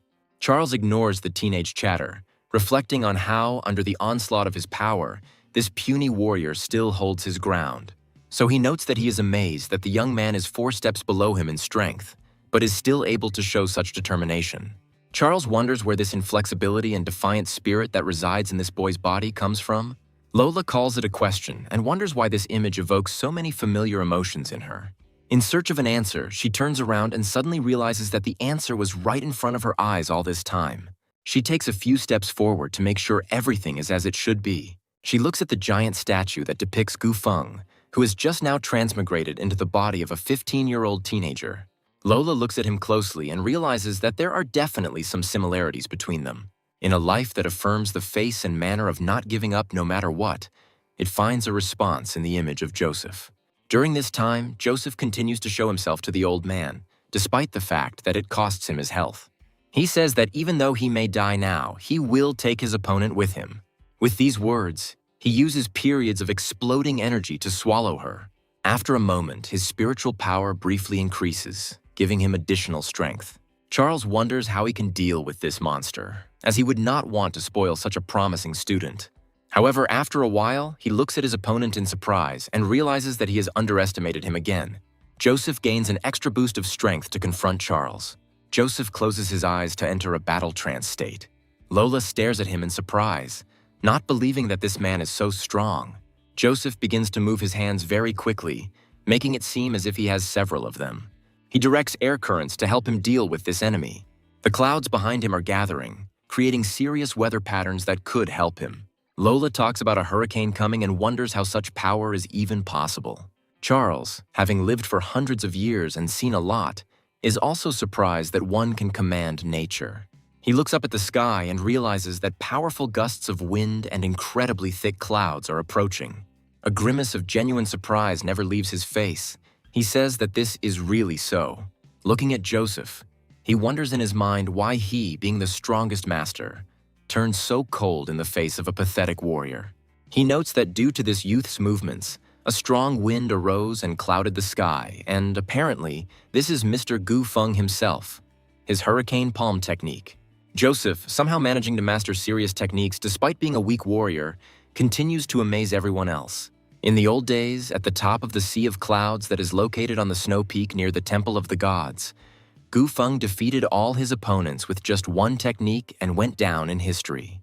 Charles tries to calm the teenager down, telling him to stop and stop acting up. He thinks that even though it is indeed Gu Feng's hurricane palm, there is still nothing to be afraid of. But due to the range of this guy's capabilities, it is better to leave him alive. Charles realizes that this boy is too valuable to kill, because he contains a lot of knowledge. He turns around and says that duels between students are a purely personal matter, but there was no need to demonstrate such pompous cruelty. He says that this will be considered a misdemeanor the first time, but he will not tolerate it again, and then leaves. Those watching the events are surprised that the director abruptly left the fight. The students ask themselves when the principal became so talkative. Lola intervenes in what is happening, recommending that Joseph finally calm down and dissipate his power, so as not to get into trouble for himself. Joseph continues to act very proudly and says that this is not the end.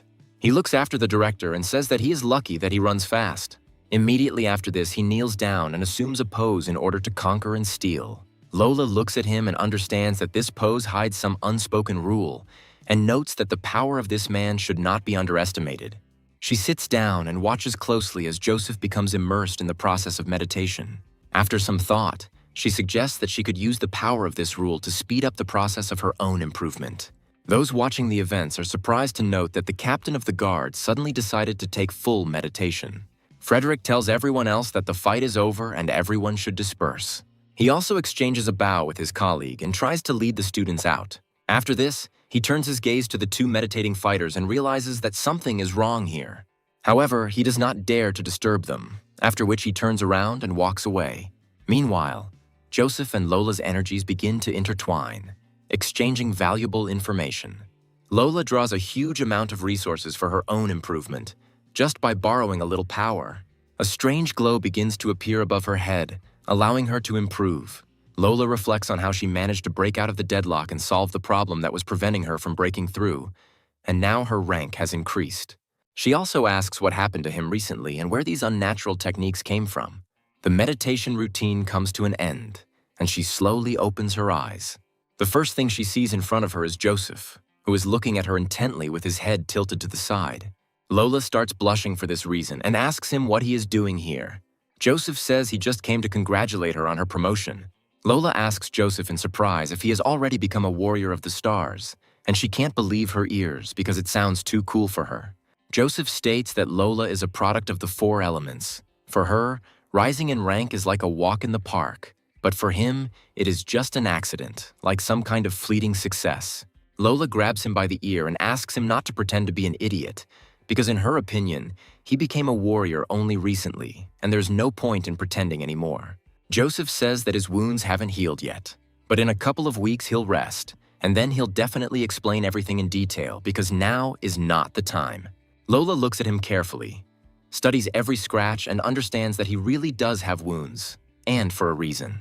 Turning around, she gives him exactly 3 days to rest and strictly orders him to be in her office exactly on time, like a soldier at dawn. Joseph watches her go, mentally noting that this girl is tough but completely devoid of common sense. And that's exactly what makes her so cool.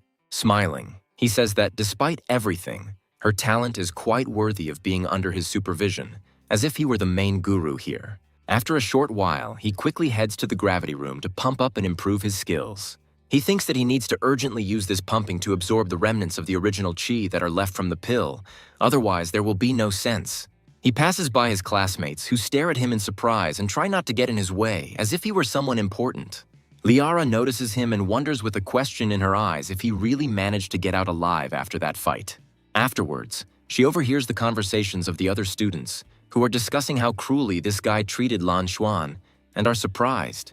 One girl says that Lan Xuan's chakra channels are almost completely destroyed, and if he does not take the medicine, he will remain disabled forever.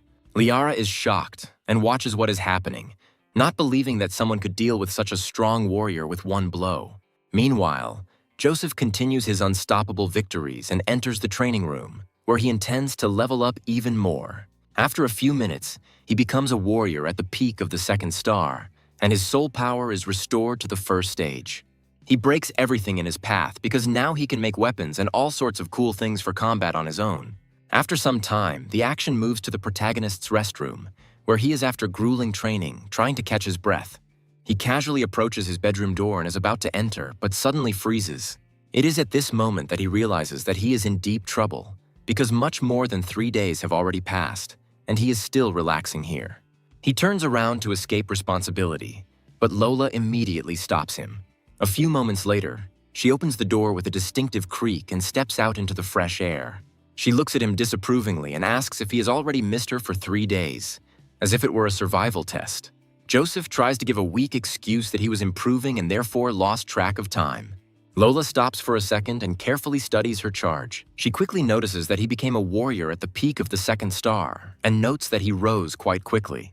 Expresses hope that he understands the consequences of all the strange pills he takes and demands an explanation from him.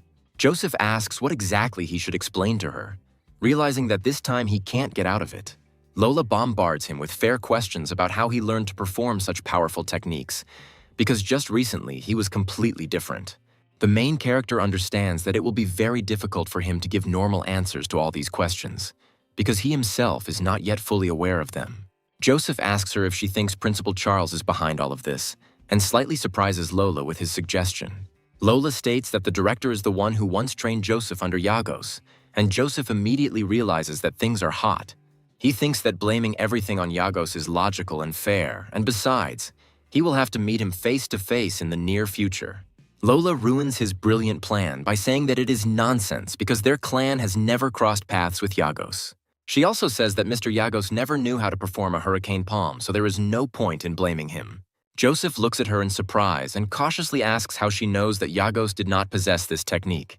Lola thinks for a moment and tries to figure out whether it is worth explaining this issue at all, but decides to change the subject.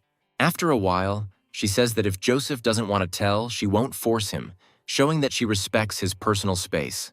She also states that she was worried about him, but it turns out that her worries were in vain, after which she grabs his hand and tells him that they need to move on. After a while, they find themselves on the main street of the state, and Lola says that she has found mentors from the Alchemists Guild for him. Lola states that the mentor will decide his fate after testing the strength of his soul. But Joseph states that he does not need a mentor because he knows perfectly well what he wants. Lola says that it is not up to him to decide, adding that she has already reached an agreement with this man, noting that it was not easy to persuade him. Joseph tries to find out who this alchemist is that is being forced upon him, but Lola refuses to answer and heads straight to the meeting place. The atmosphere in the Alchemists Guild is relaxed and casual, and the students go about their business calmly as if nothing special was happening. However, after some time, the heroes notice that something attracts the attention of other students. This person turns out to be none other than Abdul, who tells them the information they need. Lola breaks through the crowd and loudly distracts Abdul, saying that she was looking for her and brought the young master with her. Joseph winces, realizing that she has asked some soulless mentor to be his guide. Abdul doesn't even turn around and says that first they need to find an apprentice in the outer hall to send a soul power test. Joseph begins to worry that it will take too long, but after a while they hear Lillian's familiar voice. She happily runs up and says that they finally meet again, thanking Joseph for helping her brother. Joseph asks her to tell her brother that he has talent, and if he works hard, he will succeed. Lillian says her brother made a lot of potions, invested a lot of money, and moved to a new level of unity to make a breakthrough. Lillian admits that she doesn't even know how to thank Joseph for his help, and sincerely appreciates his support. Joseph chuckles and says it's not hard at all, then jokes that she could be his girlfriend. Lola immediately slaps him on the back of the head and reminds him that he shouldn't forget where to hunt and shouldn't try to pick up girls. Joseph tries to justify himself and says that it was Lola who started flirting with him first, but she remains steadfast. She declares that if he doesn't pass the test, she will give him a real hard time herself. The students ask them to be quieter, and Lola apologizes to them, saying that they are already leaving. Abdul continues his lecture when he suddenly hears angry shouts from one of the students, telling Lola and Joseph to get lost. Abdul asks everyone else what's going on and why the noise won't stop, and then makes eye contact with Joseph. Abdul understands perfectly well that if he does not intervene now, this will be the end of his wonderful career. One of the students says that these idiots have made a noise here, but he will throw them out of here right now. Abdul throws the student over himself and tells him that he should kick himself out, calling him an idiot. For some time, he runs uncontrollably towards the main character in order to pay him tribute. He immediately tells the other students that the man came here to achieve the heights of science and was not afraid of the difficulties of the long journey. Immediately after this, he begins to curry favor with his young master. Lola looks at him in surprise and says that this student can be called simply by his first name and there is no need to stand on ceremony. A moment later, she gave Joseph another slap on the back of the head and asked him why he froze in place and did not greet the master. Joseph realizes that in order for this show to continue, he needs to play along a little. After this, he stands at attention and loudly greets his teacher. Lola states that she is now going to take this Czech maniac to test his soul strength, but Abdul states that there is no need for testing here. Lola continues to hit the protagonist on the head and says that this boy has no manners at all, and the master is too lenient. Abdul rushes forward to cover his face, and the protagonist's head is hit in the cheek by a hand. He asks her not to hit this man and adds that she misunderstood him. Apparently, the young gentleman has extremely high potential. To the surprise of all the students, Master Abdul says that Joseph does not need any soul test to become great. Lola looks at Abdul and asks him if it's me, or if this person really has extremely high potential. She also asks about mentoring, to which he immediately replies that he will take this person as an apprentice. After this, he makes eye contact with Joseph, who mentally asks him what he can teach him. Not a few seconds pass before he immediately starts talking about how he still won't take him as a student and that they misunderstood him. Lola tries to figure out what he means when he says that the master is acting strange today. Lola turns towards Joseph to find out what the hell is going on. Their conversation is interrupted by loud cries that everyone should step aside and make way for Mr. Herbert. The third-level Imperial Court Great Chemist looks around, showing all his seriousness. After a while, he meets the gaze of our heroes who are also standing to the side. Lola makes a respectful bow to show her respect for the Great Master. Herbert bows respectfully in response, closing his eyes slightly. After this, he goes about his business without saying a single word to anyone. Joseph watches the old man, feeling the powerful energy of the soul's power from him, and rightly assumes that he is on the third stage. Lola says that if Mr. Herbert visited the Alchemist's Guild, then Citrine's illness is out of control, after which Joseph asks her what happened.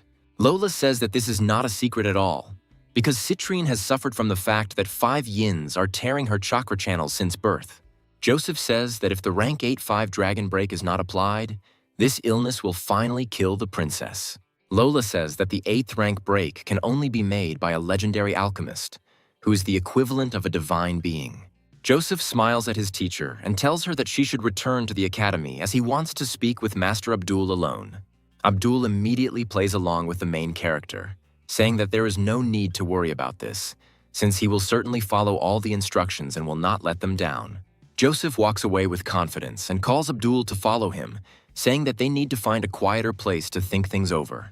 After some time, he confidently places his hand on his premonition-sensing interlocutor and says that it is necessary to tell Herbert that the illness of the king's daughter can be cured. Joseph also says that in addition to the 5 dragons, the issue can be resolved in another way, by influencing vital points with golden needles. Abdul says that such a technique is considered legendary and is surprised that Joseph has mastered it. Joseph talks about hurrying and telling the king about this, and also states that he will not allow anyone else to treat her. Abdul asks if he can at least stand aside and watch during the procedure, to which he states that he doesn't care about such details. Having written down the necessary recipes and ingredients, he passes them on to his interlocutor, saying that everything necessary is definitely here.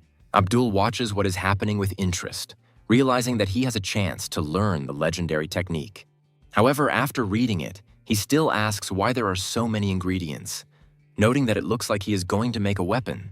Joseph says that he is currently lacking dark rank weapons, so he will take advantage of the opportunity and do everything at once. After some time, the action moves to the shopping street of the state. Joseph muses that he needs to choose the perfect box of gold needles for the task, and then begins to haggle with Megan, who asks for a small discount. The seller says that she should go elsewhere since 300 gold for her services is already a high price. Suddenly, his eyes become cold, and he says that there is another option to solve this problem. He says that if she became his girlfriend, he could work this out. Megan turns away and says that she would never agree to such things. The alchemist seller tries to stop her, asking questions. Then he really doesn't want to cure his younger brother.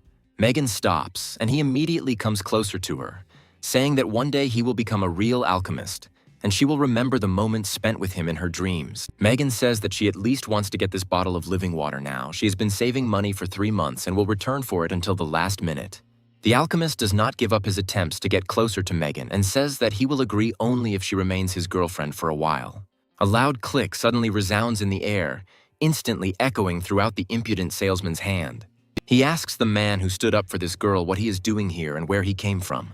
Joseph says that he is ready to ask them a similar question and asks how dare he touch his girlfriend. Memories of the last time she met our hero flash through Megan's mind. Slowing down a bit, she realizes that it is the same guy named Joseph who helped her. The alchemist's apprentice says that if this is his girl, then he is not worthy of her. Pointing to his bruised hand, he says that apparently someone got into big trouble. Joseph says that he would be happy to hear about how the alchemist's apprentice can cause him trouble. The alchemist says that he is the eldest son of the commander of the royal guard, so he must kneel and ask for forgiveness. Joseph says that he knows the commander of the royal guard, but he has never heard of him. He also states that he has money, which brings a smile to the evil apprentice's face. After this, he throws the bag on the ground and says that he has one question. You, the master, rush forward to collect your payment, but suddenly stop, looking at the serious Joseph. The protagonist asks him if he can stop and take this money, drilling him with a piercing gaze. The apprentice wonders why even generals who have fought hundreds of thousands of wars do not have the same future intentions as this man. The master understands perfectly well that if he even touches, he will be finished off, while Megan watches what is happening in surprise. She reflects on how she just wanted to get money, but then she had no choice but to agree to Lanfei's plan, but everything turned out completely differently. Looking at Joseph, she assumes that if there is a martial artist in this world, he must be like this. Meanwhile, the apprentice discovers his comrade and rushes to him for protection. He approaches one of the guards and begins to complain loudly to him, pointing his finger at Joseph. The guard frowns and raises his eyebrows as he looks at his next victim, whom he plans to torture. Local residents, observing what is happening, come to the conclusion that someone has caused trouble for themselves here and try to find out what happened. The commander of the royal guard, Locust, says that either Joseph kneels and begs for forgiveness or becomes crippled and spends the rest of his life in prison. He gives him a stern look and says he'll give him 3 seconds to think about it. The apprentice smiles and reaches out his hand to the bag of money, saying that Joseph must now walk around looking back for the rest of his life. Instead of the usual response, Joseph decides to launch a powerful attack directly at the impudent apprentice. The blow turns out to be very accurate and hits right at the weak spot of this scoundrel. He coughs with difficulty and says that his spiritual currents were interrupted by this blow. He also declares that from now on and until his last day, he will be a cripple. Joseph smiles and says that he chose the second option, expecting an attack from the villains. Locust rushes forward, grabbing his weapon to crush the insolent boy. He reflects on the fact that right before his eyes he is being called a brother, has become a cripple, and his father and mentor would not have allowed such impudence. Megan covers her mouth with her hands to keep from screaming in true horror. However, after a while, a flash of energy clicks in the air, which immediately dies down. Locust looks straight ahead, wondering how this is possible. The thing is, Joseph easily stopped this blow with just one hand. Megan takes a closer look and realizes that this wasn't just stopping the sword with one hand. To the surprise of the other guards, it turns out that this man is holding the sword with 2 fingers. Joseph laughs and says that the esteemed captain of the guards can no longer oppose him. Locust gritted his teeth, thinking that this green kid clearly had a lot of impudence. After this, he asked to take a closer look, noting that this is the precious sword of the young moon. Joseph looks down at the weapon he holds the sword in as the seal is removed. Locust makes a sweeping attack stance along with a step forward and throws the opponent aside. Megan looks at the weapon in surprise and realizes that it belongs to the dark rank. Megan exclaims that this is a special type of sword, tempered by the most powerful alchemists, and not everyone can wield it.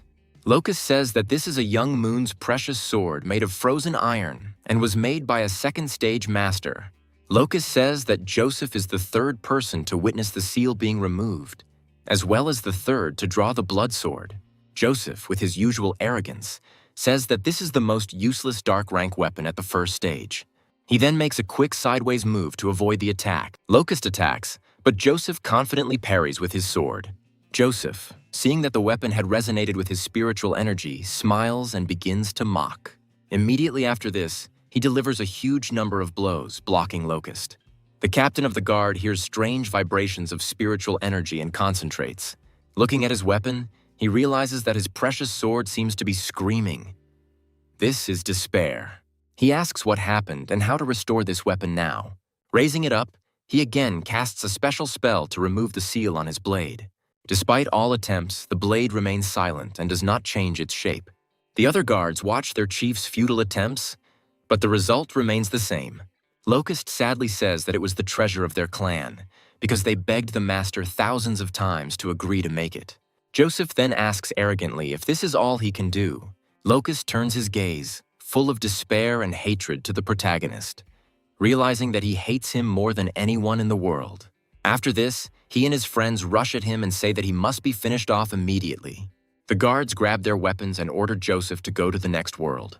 Joseph laughs arrogantly and says that these are pathetic insects that attacked him. After this, he makes a swift, incredible victorious march, cutting down his opponents one after another. Megan watches what is happening in amazement.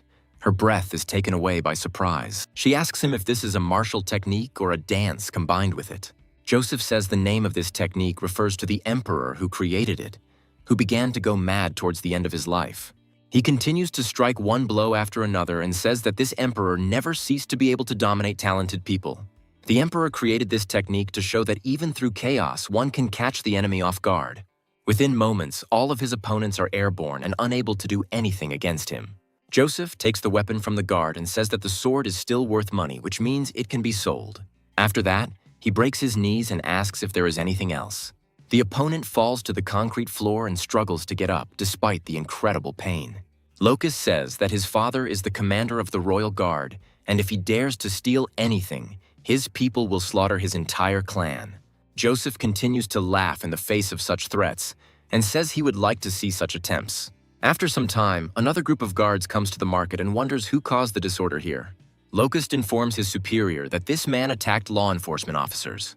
He asks for help, after which the guards take a few steps forward on their horses. These guards wear golden emblems on their shoulders, symbolizing their high status. Two guards named Kufus and Mufus order the boy to lay down his arms and surrender immediately. Joseph says they don't even know the whole situation and they blame him. One of the guards says that the royal guard serves the majesty and they would not simply take him for an enemy. He rushes forward and says that Joseph is dishonest and that an explanation will have to be extracted personally. Joseph decides to use the seal removal skill. Unlike Locust, the sword obeys him. Kufus asks how he can use such a blade. They cross their blades, and a powerful clang of metal is heard. Their strength turns out to be approximately equal, and the confrontation lasts for quite a long time. Kufus finds himself behind his opponent and lands on his feet softly like a lynx. He says that this is a dark, rank weapon and understands why this young man fought back against the guards. His attention is drawn to the bright glow emanating from the metal of the weapon. Kufus says that he simply has to get this artifact for his collection and laughs slightly. He claims that today is clearly not Joseph's day since he met them, and this will be the end of his atrocities. Joseph snaps back and charges forward, thinking that this is a master-level opponent and he needs to control himself. Kufus remains standing and says that in that case, Joseph has brought his own fate upon himself. They rush at each other to meet in combat again, the sound of swords ringing out as they are unable to cut each other due to their incredible strength. Joseph tries to gain an advantage through incredible speed and deceptive maneuvers. Using the illusionary movement skill and the wind demonic foot, he steps forward with a fiery kick. Kufus manages to react to the swift attack and receives some damage. Joseph rushes forward, thinking that he must defeat his opponent with a quick movement so that he doesn't have time to use his power. Kufus says that the enemy is finished and decides to take advantage of the removal of the diamond sword seal. After this, he rushes forward, preparing to test the strength of his blades. Two blades collide, creating a loud clang. Kufus is thrown back and tries to catch his breath so as not to lose this game. Looking back, he realizes that his opponent is faster and stronger than he expected. Joseph is getting closer to him at an incredible speed, and Kufus is trying to figure out what happened to this damn boy. Mufus shouts at his comrade to be careful. Mufus jumps from his horse and draws his weapon to catch his opponent off guard. However, when he stabs the youth with the sword, he doesn't react, as if the sword was made of plasticine. A moment later, the attack dissipates into thin air, and Mufus realizes that the enemy has used the shadow clone technique again. Joseph appears above them and says that he simply provoked them, and now they are finished. The guards look at the approaching enemy and realize that they have made a mistake. They wonder if he really decided to finish them off at the same time with one blow. Mufus muses that these are just petty Star Wars, but he poses a serious threat. To counter this, he decides to use the skill of the royal guards. Combining their souls, they fire a powerful projectile towards Joseph to disrupt his momentum.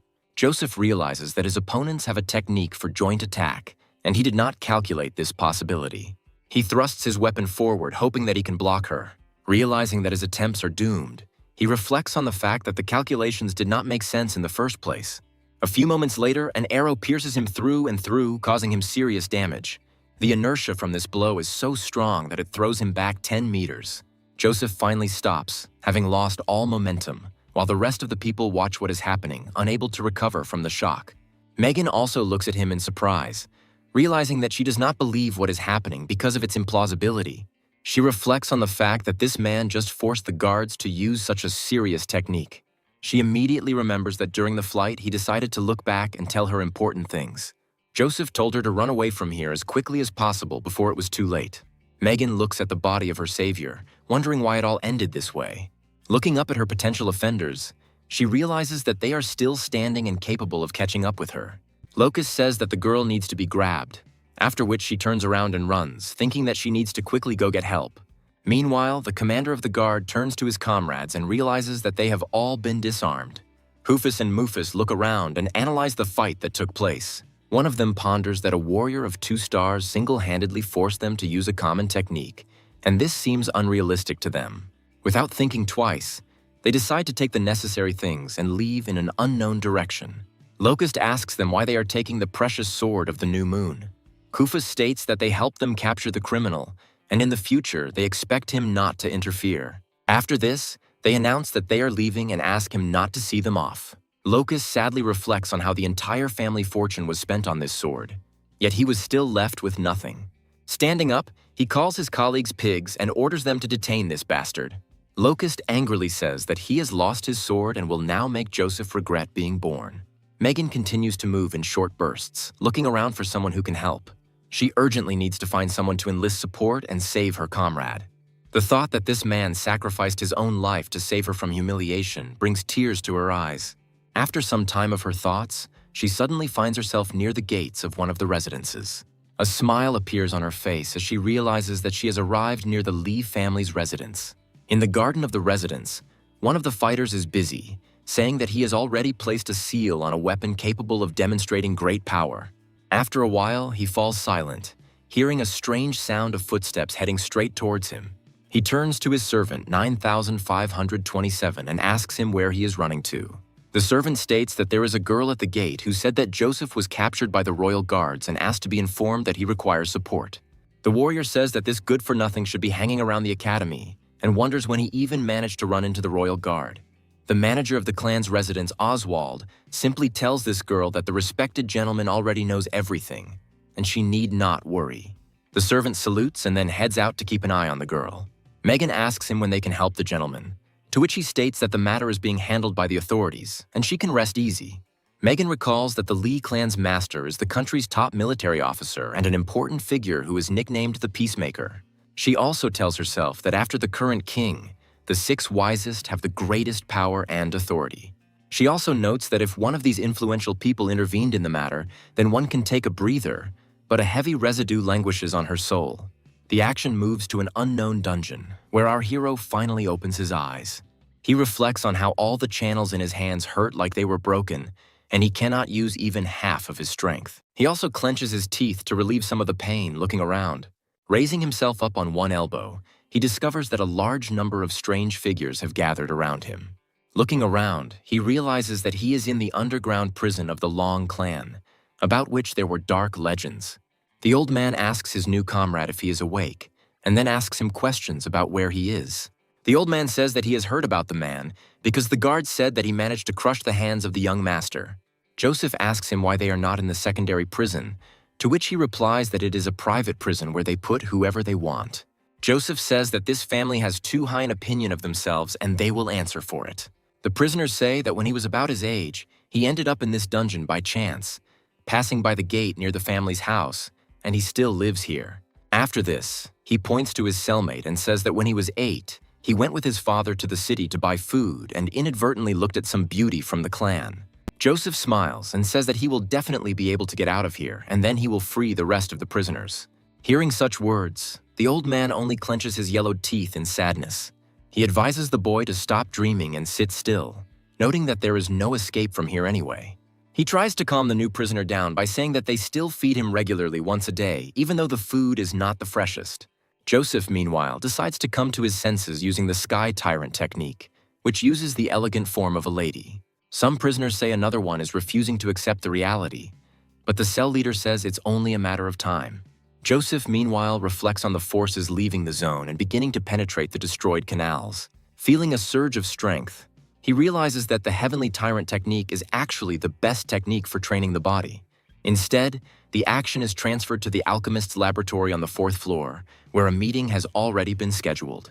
Abdul asks Lola to stop making such a stupid joke about this question, and then asks if the young master has really disappeared. Lola replies that this is true, because she searched the entire academy and even asked several guys with whom she communicated well, but he was nowhere to be found. The alchemists come to the conclusion that it is no longer possible to delay the princess's treatment, otherwise she will die. They wonder what some young man from a wealthy clan could possibly know about this, but Abdul is trying to buy time. A risky thought comes to his mind, and he decides to confess what he and his friend have really planned. As soon as he tells about his plan, one can only read hatred and hostility on the faces of the two alchemists. Herbert says that Abdul really has too high an opinion of himself, since he dares to joke with the life of the princess. Sirius adds that some rich good-for-nothing pulled the wool over his eyes, and he even believed it. Herbert declares that he will imprison the man in heavenly prison, and when it is all over, he will be immediately beheaded. Abdul throws himself at the feet of Mr. Herbert and asks him to believe in Joseph, assuring him that he will definitely be able to save the princess. Herbert responds to this with a powerful kick right to the face of the annoying alchemist. Herbert says that Abdul committed a great crime, because he did not say that he did not know how to handle the golden needles, and now they will not be able to cure the princess. He wonders how he will now be able to report this to His Majesty the Emperor, to which Lola states that there is no need to rush. Herbert continues his hysteria, saying that Lola is also to blame because Joseph was her student, and subsequently she will also be held responsible. Lola replies that she was able to move on to the next level with the help of this student's hint. Herbert asks her not to say that she also believes that the guy knows how to handle golden needles. Sirius is surprised and asks how this is possible, noting that the boy is known to be able to fully open up his chakra channels if he continues to improve. Lola says that now this young man has not only fully opened the channels, but also defeated Lan Xuan with an incredible technique. She states that this technique was the seal of ephemeral life, meaning that not everyone could use it. Herbert listens to this story in surprise and wonders whether the real technique was actually used back then. He has a sneaking suspicion in his head that this man is probably a student of Mr. Yagos. Lola says she doesn't know this, to which Herbert states that if this boy is Mr. Jagos' student, then it is quite possible that he has mastered the technique of golden needles. Sirius adds that he had previously received information about the state of Joseph's body, noting that many of his hidden channels were destroyed, and it was absolutely impossible to restore them. Herbert understands that such coincidences simply cannot be accidental. He turns to his comrades and says that they must use all possible forces and resources. With his characteristic severity, he says that they must, even from underground, get him this man in the shortest possible time. Instead, the action moves to a bar near the academy, where people usually stroll. Hank sits next to his friend Liara and says that the whole academy is now discussing that battle. The tipsy fighter says that he is now sure that Joseph will not be defeated so easily. Liara orders a drink and says that she asked him several times not to tell her this, and hopes that she won't have to ask him again. She also says that she has a problematic situation, so she will be in solitude for a few days. Hank angrily says that this girl is acting like she's some kind of big shot, because he's been courting her for a long time, and she won't even let him touch her. Megan greets them and asks him if he would like to try the lavender love story. Hank asks her if they have met before, recalling that she is a student of the original group. Megan, after thinking for a long time, begins to praise herself, introducing herself and saying that she will soon become a warrior. He then unceremoniously grabs her hand and asks her if she can sell drinks, but Megan asks him if he wants to buy a drink. Hank angrily says that 6 silver coins for a love story is extremely cheap, after which he grabs a shot glass. After that, he grabs her by the chin and says that she is so cute she should become his girlfriend, and in that case he will give her money every month on a regular basis. Megan slaps the headman's hand away and asks him to behave decently, at least in public. Hank feels an incredible rage, which is reinforced by alcohol intoxication, and realizes that he will not accept another refusal. He grabs her by the cheeks and asks her why some shopkeeper dares to turn him down. He says that now he will definitely take her by force, and she does not dare to refuse him. Hunter and Cheddar walk into the establishment and lament that the whole day of searching has been wasted, so they decide to have a few drinks. One of them wonders what's going on and why it's so quiet, but Cheddar quickly points out the reason. Looking at Megan, he says that this is the same girl who set up their dear friend. Hank realizes that these two people are clearly weaker than him and orders them to get out of here immediately. Hunter laughs at his opponent's confidence and says that they are Joseph's friends who will destroy him if he touches them. Cheddar says they haven't taken him seriously before, but that doesn't mean that moment will never come. Hank reflects on how all of Joseph's confidants are children of influential people and the king. After this, he says that he has no time to interfere in the affairs of rich clans, and it is time to improve himself. Approaching the exit, he says that he has won enough today and now he will go and rest. Hunter and Cheddar talk about how if everyone wasn't looking for Joseph right now, they would have broken the knees of this nobody. They continue to discuss important matters, and Megan begins to suspect something. She asks them if they were just talking about brother Joseph. Cheddar loses his temper and yells at her, telling her that she set him up and shouldn't think they'll listen to her. Megan is surprised that they still haven't found their friend, stating that it's been 3 days and the Lee clan still hasn't saved him. This time, Hunter starts to behave unceremoniously and grabs the girl by the hand, asking her what she knows. Megan tries to understand the reason why everything didn't go as she expected. Some time passes, and she decides to tell them absolutely everything she knows. Cheddar continues to press the girl, asking why she didn't say something so important, to which she replies that she already reported to the Lee clan. Hunter asks her if she saw the master in person, to which the girl replies that their servant passed on the information. Hunter and Cheddar say that this is a serious problem and they need to hurry now to save Joseph. Hunter also addresses Megan, saying that she can't get out of this now, so she will go with them. Instead, the action moves to the courtyard of the Moon House, where a young gentleman named Laurie continues his training. His father tells him that he is much more hardworking than his stupid older brother, and in the future he will definitely become a master of his craft. Laurie turns around in surprise to look at her father as he continues to be lost in thought. Laurie asks her father why he looks so sad, trying to figure out what happened. Laurie's father says that recently the entire capital has been looking for one young guy, but for 3 days no one has been able to find him, and this is damaging the reputation of the guards. Laurie asks her father who he is and why she should look for him, to which he states that he is the eldest grandson of a military official. He also asks his son where his brother was rushing to which he replies that his brother is in prison because a guy broke his arms a few days ago. Laurie's father says that this boy spends his days lounging around, and even when he was the commander of the guard, he was defeated. Laurie says that his brother captured this man just 3 days ago and that this prisoner is quite young, after which he makes the assumption that perhaps this is the very young man everyone is looking for. Laurie says that the man has a similar name, but he can't remember his last name. The father exhales, assuming that his son gave a different surname, which means he can be safe. However, after some time, Laurie says that he was mistaken. This prisoner's name is Joseph Lee. It is difficult to even imagine the surprise and horror that appeared on this man's face after he received this information. At that very moment, our hero's friends arrive here, determined to find him. The clan father immediately runs up to them and asks what happened and how he can help them. Herbert and Cheddar say that the latest information is that Mr. Joseph is imprisoned in the personal mansion of the Lun clan. One of the family realizes that his worthless brother has put Joseph in prison without the other's knowledge.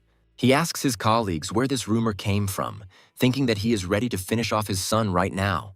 Lola turns to Megan, asking her to tell her everything that happened back then.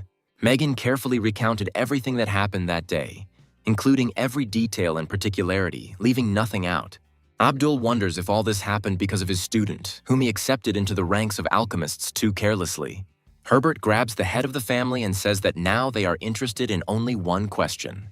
Looking at him extremely sternly, he asks him whether Joseph is alive or dead now. The head of the family says that he does not know, stating that his unworthy son did it and he himself only just found out about it. Meanwhile, Joseph continues to spend time in restorative meditation in order to get out of here. He reflects on the fact that all the destroyed canals have finally been restored thanks to new technology. He regrets that it will take time for a full recovery, when suddenly he hears that they have arrived to see him several hours earlier than he expected. There is a loud creaking sound and the door slowly opens under its own weight. Locust orders his subordinates to drag this bastard here. Sitting down on a chair, he says that today he will make him regret that he was ever born. The subordinates carry out his orders quite quickly, chaining the main character to a pole. He looks them over carefully to assess the threat level and tries to figure out how to act. Looking at the crowd of people, he realizes that there are only 35 people here, 12 of whom are warriors. Taking a look at the hooded figure, he notes that there is one person here at the master level. In order to get as much information as possible, he decides to pretend to be both asleep and dead. Locust smiles and says that the water that was just poured on Joseph contains a special substance that corrodes wounds. They initially hoped that this would cause him real suffering, but they are surprised to see that it has no effect at all. Looking closely, they cannot understand where all the wounds that were on the main character's body went. Joseph suddenly opens his eyes, which slightly frightens everyone present. Taking a closer look at Locust, he asks him who he is and why he decided that his opinion was worth anything. Locust quickly jumps out of his chair and says that he will act differently. Coming closer, he makes a quick attack on the protagonist's chest in order to cause damage to him. Joseph responds to this with a powerful kick right to Locust's face, the most devastating blow. He chuckles as he says that he now sees who he is, noting that he is a stray dog. After that, he asks him about what happened to his beloved young moonsword. Locust feels true rage, causing his face to turn red. He prepares to rush at him and says that he needs to be finished off, but the alchemist's apprentice stops him. He says that this young man is deliberately provoking him because he knows that he will not live, but there is a fate worse than death that they can offer him. Locust chuckles and says that he almost fell for his bait and starts to back away. Walking away, he says that today they will make him try their clan's signature treat, adding that first they will reward him with 100 lashes. Joseph, meanwhile, is thinking about how he was just punched, but cold energy rushed into his body and his body processed it. After a while, he realizes that all of this is a side effect of the Heavenly Tyrant's body tempering technique. He remembers the one who fought with them then, the local tyrant, who was fighting for a place at the top of the world rankings, and they fought for several days. He recalls how the Sky Tyrant had rebuffed his true ki energy, calling his invincibility into question. However, now the protagonist has a revelation, because now he understands that the body of the Heavenly Tyrant was capable of absorbing the energy of the enemy's ki. This allowed him to receive reduced damage and much more enhancements simply from hitting his opponent. Joseph wonders in awe how such an insane technique that is no less than other divine skills could appear in the world. He also understands that this technique allows one to absorb the opponent's energy, but to do this one must take the other's attack and allow the true ki to enter the body.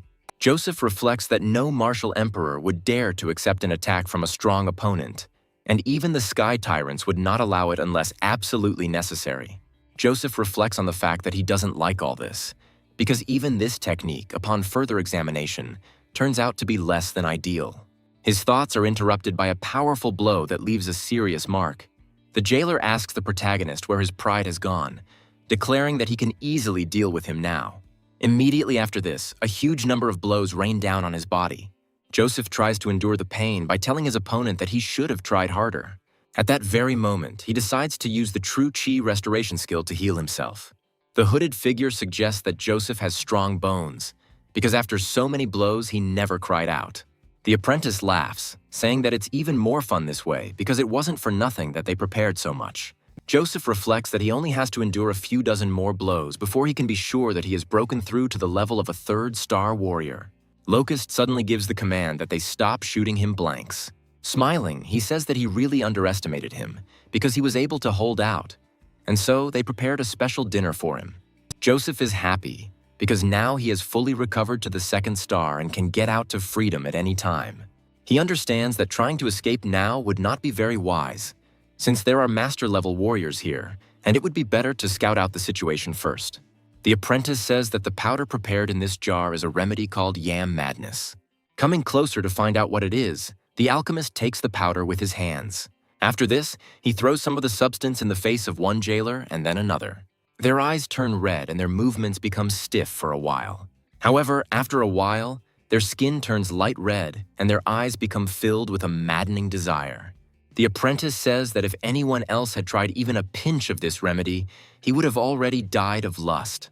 Having received an incredible blow to his nervous system and psyche, Joseph makes a great effort to endure it. Locust barely holds back the urge to vomit and says that it would be better to conduct experiments directly on Joseph. The apprentice says that these people took only a small dose, and this entire jar is intended for him. Joseph realizes that this fate is much worse than death, and begins to resolutely set himself up for a breakthrough. After some time, he makes a true breakthrough to the 3rd star thanks to his total intolerance. He reflects on how he has powerfully reached the 3rd star rank by making a breakthrough thanks to his internal energy. After this, he realizes that there is no point in staying here any longer and tries to escape. Breaking his bonds, he calls those present pathetic perverts and throws the jar at his opponents. When in the air, this can sprays whatever is in it. Locust tries to shout to his comrade, telling him that he needs to get the antidote faster. However, the apprentice is quite satisfied that there is no antidote and recommends that he have fun with them. Locust pushes away a man afflicted with a strange disease and tells him to have fun with someone else. He desperately turns to his uncle, saying that this man needs to be finished off as quickly as possible. The gray-haired warrior takes off his cloak and says that the boy must prepare for death. Joseph rushes forward to fight the man, but he is not intimidated. The gray-haired fighter says that some pathetic warrior dares to show disrespect to him. However, moments later, the situation changes dramatically as Joseph decides to use a secret technique. He looks into the eyes of his opponent, using the universal soul suppression technique. This technique proves incredibly effective, instantly suppressing the resistance in the eyes of the gray-haired old man. His eyes also glow red, but his spiritual energy gradually begins to weaken. Joseph lunges forward, preparing to unleash a powerful charged energy blast. His opponent does not have time to react to such a rapid movement and receives the maximum possible damage. The impact causes the inertia to push him even further, causing the elder to create a small explosion behind him. Rising to his feet, the warrior says that this scoundrel has mastered the technique of the soul. However, after some time, he finds himself in more serious trouble than Joseph. A huge number of pumped-up men who have tasted the aphrodisiac rush at him. Joseph at this point looks at this spectacle, after which he notices that Locust, who has already succumbed to the effect, has already joined them. He immediately turns around and tries to leave the room before it becomes too dangerous. His hair is unraveling, so he decides to turn to his ring. After activating the ring, he decides to change his clothes in order to restore his vision. After a few moments, he also uses a special hair tie to tie his hair into a ponytail. Joseph is thinking about finally getting to the alchemists, because the princess's illnesses can no longer be delayed while she sits sadly in her sleeping coma. Instead of opening the door with the handle like a normal, polite person, he decides to do it in the most epic way possible, with a powerful kick. And then he is almost burned by the bright sunlight that bursts into the room as if it decided to cast blindness in real life. And Joseph is forced to cover his eyes with his hand so as not to go blind. To his surprise, right in front of him is the head of the family, as well as all his comrades whom he had ever known and who clearly did not expect to see him in this particular form. Joseph, with the air of a man who has been interrupted in an important matter, asks them how they got there in the first place. Cheddar and Hunter simultaneously ask him if he's okay, to which he says with a huge smile that nothing bad could ever happen to him. Cheddar rushes forward like a hungry cat to a bowl, trying to figure out where these very strange sounds are coming from. The head of the family is happy that everything is fine with Joseph, but at the same time, his face expresses complete incomprehension. Herbert looks closely at this boy, in whom he senses something special, and asks him if he can explain the wild sounds coming from inside. After a while, Cheddar, who has the same gentle and impressionable soul as the others, falls out of there and immediately begins to convulsively hold his stomach. Hunter asks him with a serious face what happened there, but Cheddar is in such a state that he can clearly speak. Joseph, trying to save face, tells them that it is better not to go there, because the young master is having fun there with his servants. However, the remaining people decide that they should check everything out personally. After a while, Joseph just throws up his hands and tells his comrades that he warned them, and now it's not his fault. All of the above people were not strong enough to withstand what they saw, so now they are forced to hold on to their stomachs. The head of the family, still pale, asks Joseph what exactly happened here. Joseph, clicking his tongue in displeasure, says that Locust decided to come visit him, adding that he himself would like to know what exactly happened there. The father of the family begins to understand that this young man is not as simple as he seems at first glance. Looking at him, he realizes that the guy's physical strength is only at the level of a 3rd star, but his aura is so strong that it seems like he holds an entire army inside him. The father of the family assumes that the reason for this is all that filth that he just saw in that room. He says he doesn't yet fully understand what happened to his son, but at least he's safe now. Abdul, with a philosophical air, declares that in his experience fathers are often copies of their sons, but someone sharply interrupts him, saying that this is complete nonsense. Herbert at this point turns to Joseph and suddenly calls him by name, which causes a general wave of surprise. Herbert looks at him, narrowing his eyes, and asks how he even knows him. Joseph calmly replies that to his left is the head of the alchemist guild named Sirius. To his right is teacher Lola, which means that only Herbert remains. Herbert, frowning, asks him if he really has the golden needles technique, to which Joseph replies that he can try using it rather than fully master it. Herbert says that these are, to put it mildly, not the best words in such a situation, because the life of a priceless princess is at stake. Joseph asks them with a slight grin if they have any other ideas at all other than trusting him and letting him try this technique. Herbert looks at Joseph with no small surprise at his incredible carelessness. After this, some semblance of a grin finally appears on his face, despite the fact that he tried his best to hold it back. However, he says that if Joseph saves the princess, the entire state will be indebted to him until the end of time. However, he immediately becomes gloomy and adds that if he fails, even his grandfather will not help him, no matter how great he is. Joseph, like a stone, declares that his own life will always remain only in his hands, and he does not intend to die just like that. Herbert turns his head and gives him a stern, stern look. Abdul, seeing that a full-scale battle of views is about to begin, decides to intervene and says that now is not the time to sort things out. The princess urgently needs help. Joseph looks around at all the people who came to his aid and suddenly notices Megan among them. He grins crookedly and tells her that last time she set him up, but this time she brought people to save him, so now they're even. He also adds that he needs an assistant to help heal the princess, and she is quite suitable for this role. After this, he turns to Herbert, saying that he needs the help of all these people, and as gratitude for their work, he asks only to pay the expenses. Lola at this point thinks about the fact that the golden needle technique is a legendary acupuncture technique, and no alchemist in their right mind would miss the opportunity to see it in person. Abdul whispers to his mentor if he can stay and watch the process, to which he is reminded that he was his student. Abdul grumbles discontentedly, saying that he was an extremely incapable student, whom his mentor did not value at all. These words prove to be insufficiently convincing, and Abdul is left with nothing. After some time, the action moves to the 4th floor of the alchemical tower in a secret room. The unconscious princess continues to lie on her bed. Despite the fact that the girl is in a state of deep magical sleep, it is clear from her face that she is suffering even in her sleep. Herbert says it is a bed of blue jade, which is capable of holding back disease. But in this case, it has already reached the limit of its capabilities. Joseph adds that he is currently at a low soul level.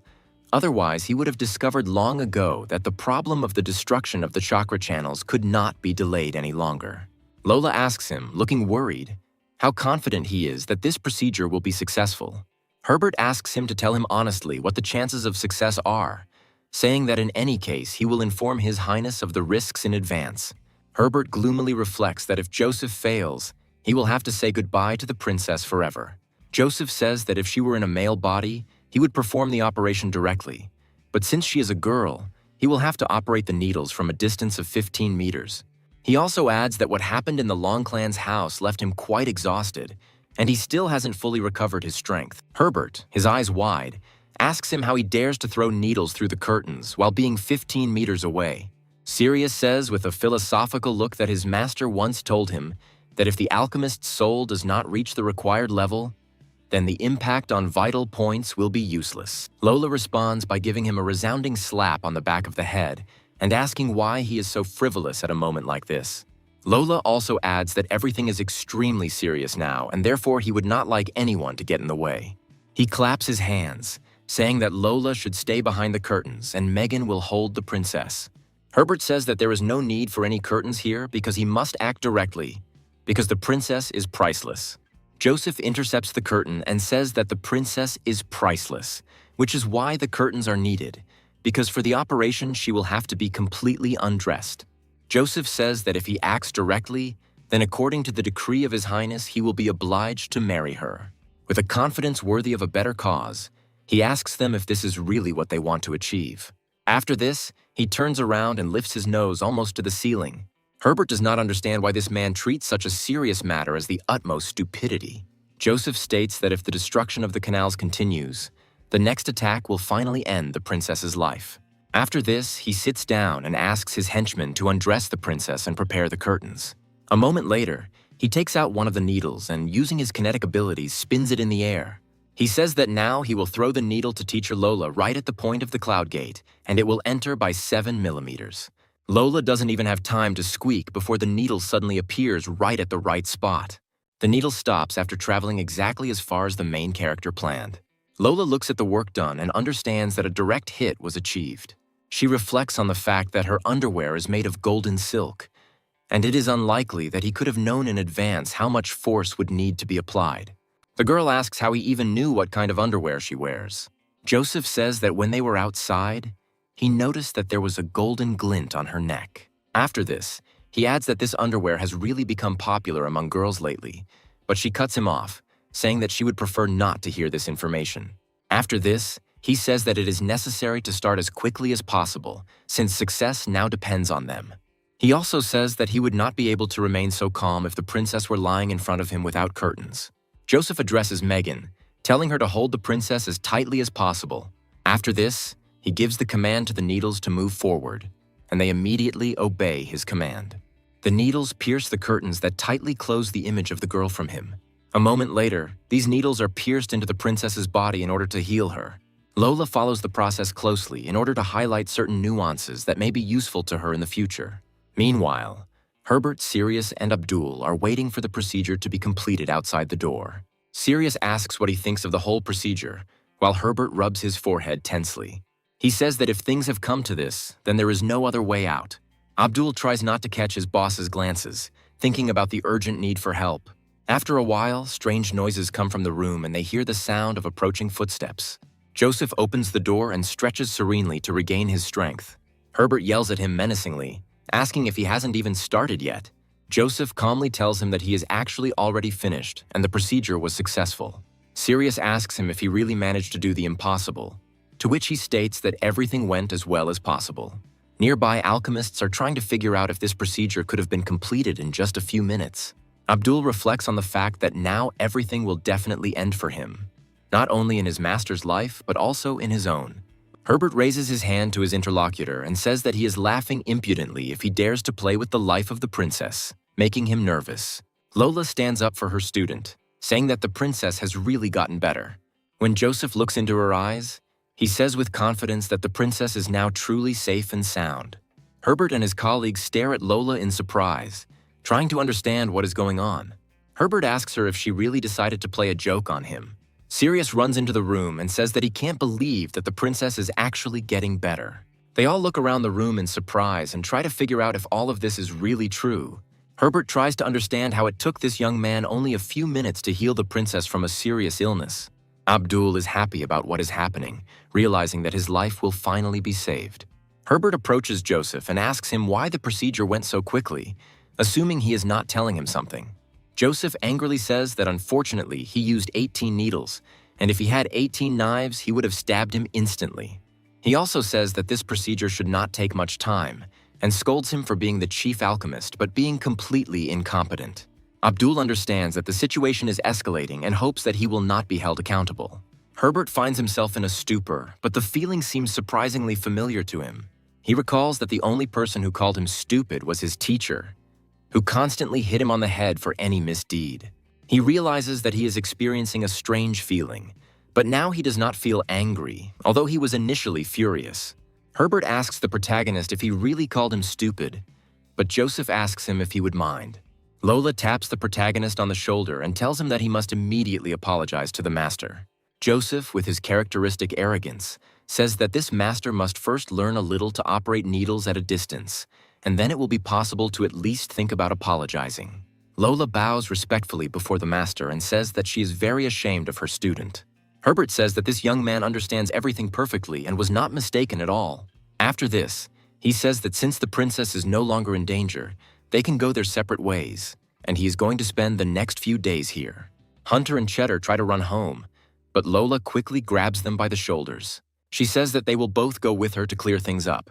Once outside, she says that the two of them are the man's closest friends and asks them why he has changed so much lately. Lola suggests that perhaps this man was deliberately hiding everything, but it is impossible that absolutely no one knew about it. Hunter and Cheddar look at each other, trying to figure out how best to answer this question. Hunter states that the young master was previously a burden to everyone, and so they had to look after him. But suddenly, he outgrew everyone. Lola realizes that the master has always kept a low profile in the past, and wonders if this could have something to do with the current situation in the Lee clan. Hunter and Cheddar look at her in surprise, trying to understand what she means. Lola says that initially this man was known as a mediocrity, who was humiliated by everyone, but suddenly he shone and showed himself to be a calculating person. The girl assumes that this is connected with some very important changes in the family. Hunter says that Joseph's grandfather is currently training in isolation, and Oswald is in charge of all the affairs of the house. He also says that Joseph's father is now far away in the northwest, guarding the border territories and also cannot control Oswald. Cheddar claims he has heard rumors that Joseph's grandfather is not in isolation at all, but was imprisoned at the behest of Oswald. They also note that Oswald is not a biological son and try to understand how he could have been given so much power. Lola says that there must have been some event that they don't know about. The teacher says that if there is a turmoil in the Lee clan, it will naturally affect the country as a whole. Hunter says that Oswald has long been a cause of concern for them, but as soon as the young master finally gets back on his feet, they will definitely be by his side. They also ask her whose side she will be on if there is civil strife within the Lee clan. Lola looks at them with an extremely serious look, realizing that she has her own responsibilities. Turning her back to them, she says that she is the commander of the city guard, and her primary task will be to protect His Majesty. However, she quickly turns to them and says that it doesn't change the fact that Joseph is dear to her. At this time, Joseph himself sneezes violently because too many people began to remember him. He wonders why he felt so strange since he was not sick, when suddenly a familiar girl approaches him. Megan gets his attention so they can at least talk a little. She asks him if he could take a look at her brother, who is in dire need of help. Joseph smiles and says that he now understands where it all led, suggesting that he will be lucky in love today. They both leave the city, and Joseph gives her 1,000 gold pieces for medicine for her brother. But the girl says that she does not need it. 4 hours later, they arrive at her house, and Joseph says that he is not surprised that she opened her chakras at such a young age. He says it takes 4 hours to walk from home to the academy, which is like going into seclusion. Megan explains that their father was once the best and bravest officer in the kingdom's guard, and he took her and her brother to live in the city district until he died. Joseph says he's very sorry for her loss, and then suggests they get down to business. A few moments later, they pull back the curtain and enter the room where Megan lives. The girl points to the man lying on the bed and says that it is her younger brother named Martin. Joseph takes a closer look at the sick man and discovers that his skin has turned green and his body is covered in strange marks. Megan says that she worked part-time wherever she could to save up money for a doctor's examination, but nothing worked out for her. Joseph says this condition is quite unusual and tries to check what is going on with her brother. After quickly analyzing Martin's condition, he says that he cannot believe what he saw. Megan says that she has already turned to many alchemist students, but they all turned out to be powerless, and now she has become very scared. She lunges at the protagonist, saying that she has never felt so scared. Joseph strokes her head to calm her down a little, telling her that there is nothing to be afraid of. He states that since he is here, even if her brother himself wants to die, he will not allow it. Megan asks him what really happened to her brother. Joseph speaks thoughtfully about how the body of heaven and earth is to blame for everything. Megan says she finds the name extremely frightening and asks if it can be cured. Joseph says that in reality, such conditions simply cannot be treated. Megan says that she is asking him to save her brother and is ready to do whatever he wants. Joseph pushes her away a little and says that now she is provoking him to commit a crime and that she needs to understand this correctly. Joseph also says that the types of bodies of heaven and earth are not a disease, and he simply cannot cure it because it is a natural condition. Megan asks him how her brother became like this, because there are many people in the world who are different from others from birth. From his point of view, each of them has characteristics that may manifest differently from those of ordinary people, and such characteristics include a poisonous body. Joseph also says that there is nothing to cure here, because Martin has a poisonous body, which means it would be strange if there was no poison in him. He also states that his brother is weak because the toxin ingrained in his body is too strong. He takes out a golden needle and says that this poison must be constantly contained, and to do this, one must improve and build up physical strength. Moments later, he plunges several needles into Martin's body and discovers that the poison is even more powerful than he expected.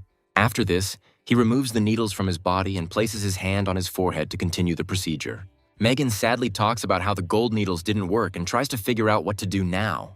Joseph sits down on the table and says that it is not a big deal because he is going to absorb the poison from his body and everything will be fine. Using a special energy creation technique, he establishes spiritual contact with Martin's body and draws energy from it. Megan asks him what they will have to do with the poison if everything works out, to which Joseph states that there is nothing to be afraid of. Joseph also says that this guy only opened 5 chakra channels, so there clearly shouldn't be anything serious there. Megan looks at him in surprise, while someone claims that the substance will only give him a tonic effect. Joseph continues to grit his teeth as he absorbs the toxic fumes that are in her brother's body. The procedure is quite quick and has the desired effect, as little Martin's body becomes normal in color. Joseph wonders if such a simple poison can eat away at the body from within, and asks heaven and earth to be smitten with it. Megan reflects that no one has been so kind to her since her father left. She looks at the main character, realizing that he is helping her, not sparing his own life, and feels how her soul has become warm. After a while, the procedure is over and Martin can finally breathe a sigh of relief without suffering. Megan wipes the tears from her cheeks, realizing she has never been happier. Joseph, meanwhile, continues to assimilate the toxic energy he received from Martin. He smiles because he is very lucky to have found an almost inexhaustible source of energy. Some time passes, and the young man finally opens his eyes, seeing his sister in front of him. Megan happily hugs him and tells him that he is finally well. Martin gets out of bed with difficulty and watches Joseph meditate, asking his sister who he is. Megan says that this young man is in the same class as her, after which she declares that he should call him Young Master because Joseph saved his life. Martin gets out of bed and bows respectfully to Joseph, thanking him for saving his life. Joseph asks him out of the blue why his body produced the poison, noting that he would need more in the future anyway. Martin looks at him in surprise, trying to understand what he means. Finally, he turns to his sister and laughs, saying that the gentleman has a good sense of humor. Joseph, with his characteristic arrogance, says that he never jokes, after which he demands that he bow to him 3 times in order for him to take him as a disciple. Martin looks at him and asks if he really wants to be his teacher. Unable to contain himself, he starts laughing and says that he looks the same age as Megan, about a year older than him, but at the same time he wants to teach him something. After this, he states that he would bow to him if he were a master-level holy guard. Martin says that he is very grateful for salvation, but he is not ready to bow down in order to become a disciple. Megan immediately makes him bow and says that Joseph is young, but he is an unrivaled master of martial arts and alchemy. Martin says that she should be more careful around him since he is her younger brother. Megan says that she has done so much for him, but he makes her feel so sad. After this, he bows low before Joseph and asks to be accepted as a disciple. Joseph says that he will not regret it, adding that he will teach him an incomparable cultivation technique called the Heavenly Tyrant Technique, which will suit him well. Martin thanks him, then says that he would like to learn some serious fighting techniques and asks if he can teach him the Tiger Fist. Joseph is annoyed because in his eyes, the Martial Emperor's sacred technique is worse than some Tiger Fist. Megan slaps her brother, telling him that he will only study what the teacher tells him to. She also says that since he is a beginner, he will be starting with the basic Sky Tyrant technique, which almost makes Joseph choke on his pride. Trying to contain his emotions, he says that he should first hone the Heavenly Tyrant technique, and that will be more than enough to use poison. After this, he states that there are 18 positions in this technique, and now he will show him the first 3. The next few hours are spent in grueling training to ensure that Martin masters the basics of this technique.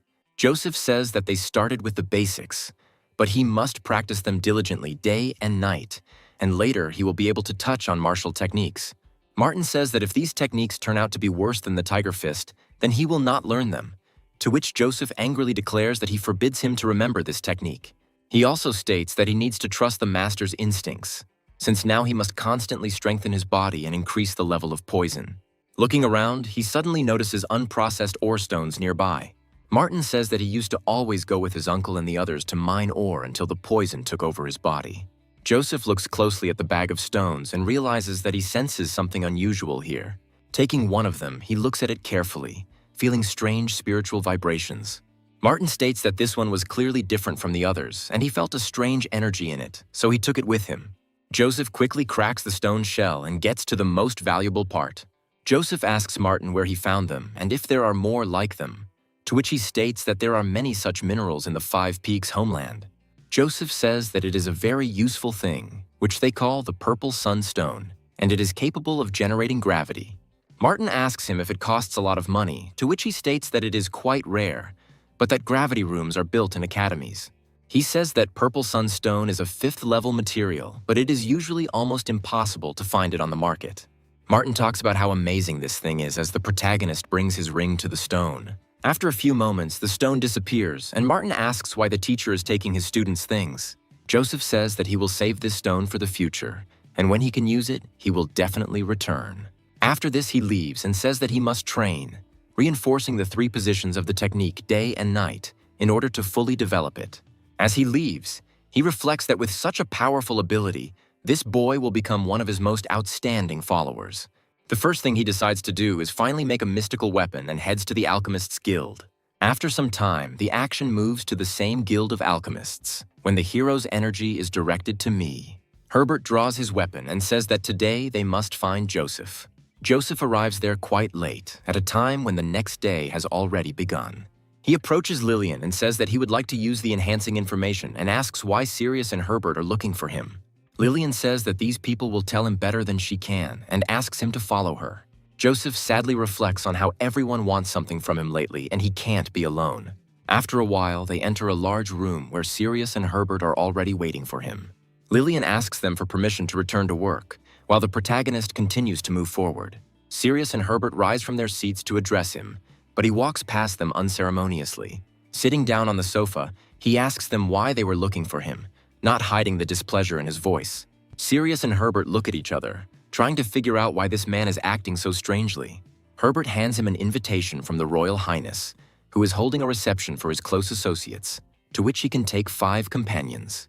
Joseph accepts the invitation, then looks at them and asks if this is really all the information he was supposed to get.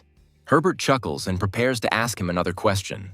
He asks him if he is a disciple of the great master Yagos, to which he immediately replies that he is not his disciple. Herbert asks him in surprise how he should then understand the possession of the skill of printing ephemeral life and operations with golden needles. Joseph gets to his feet and says that if there is nothing else important, then he will go about his business. Sirius tries to stop him, saying that this is not all they wanted to tell him. Herbert asks where he is in such a hurry, stating that they invited him to thank him for saving the princess's life. He also says that together with old Sirius, they prepared this modest gift for him. Joseph comes across a small golden chest and decides to open it to find out what's inside.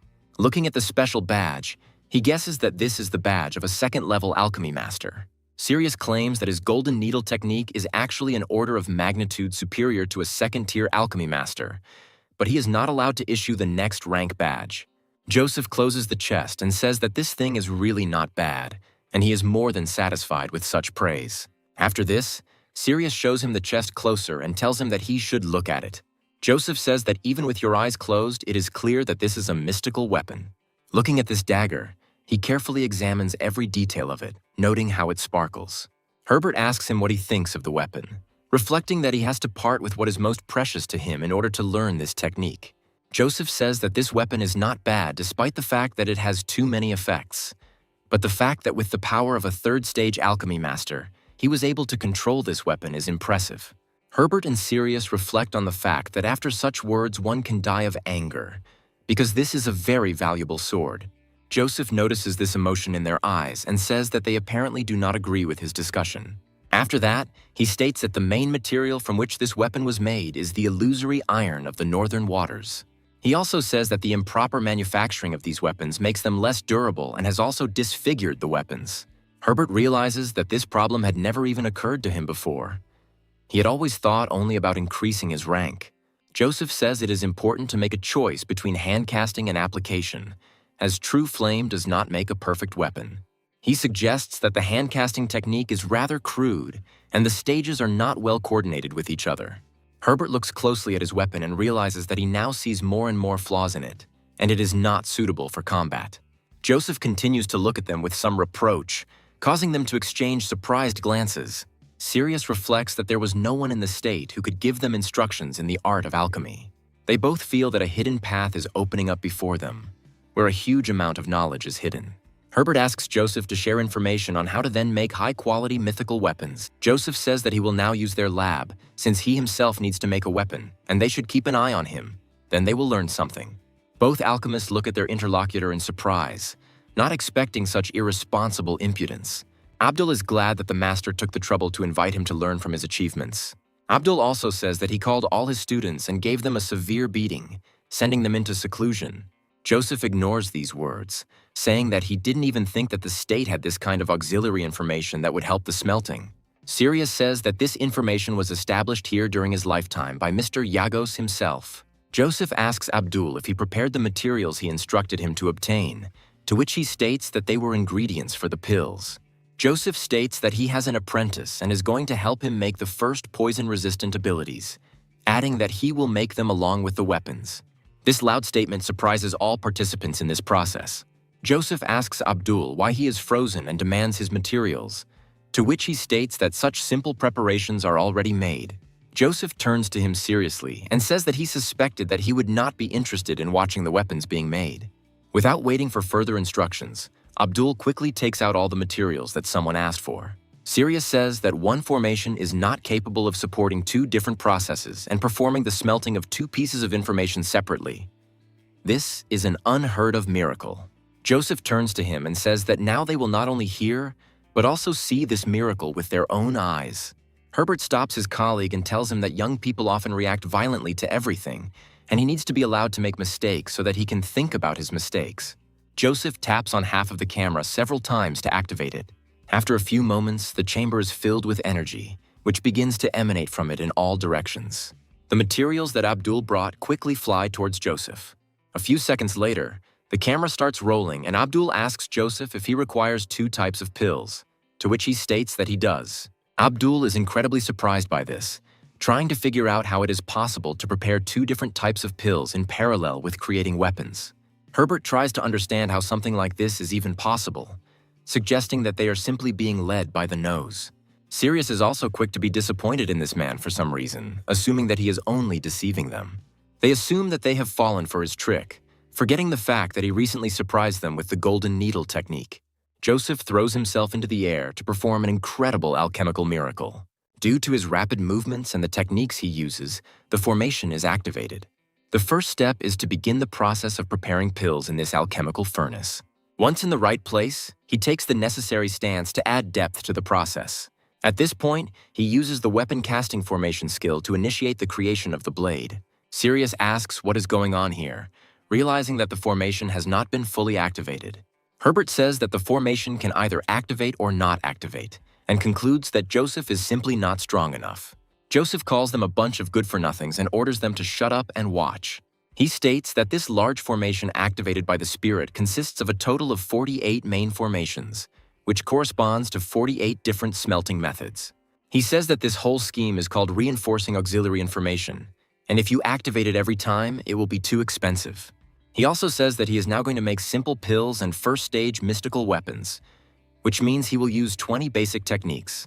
He makes the assumption that 108 possible combinations will be quite sufficient. Herbert and Sirius suddenly realize how wrong they were once again in underestimating our great hero. Looking at what is happening, Herbert once again reflects on how incredibly mature he has become.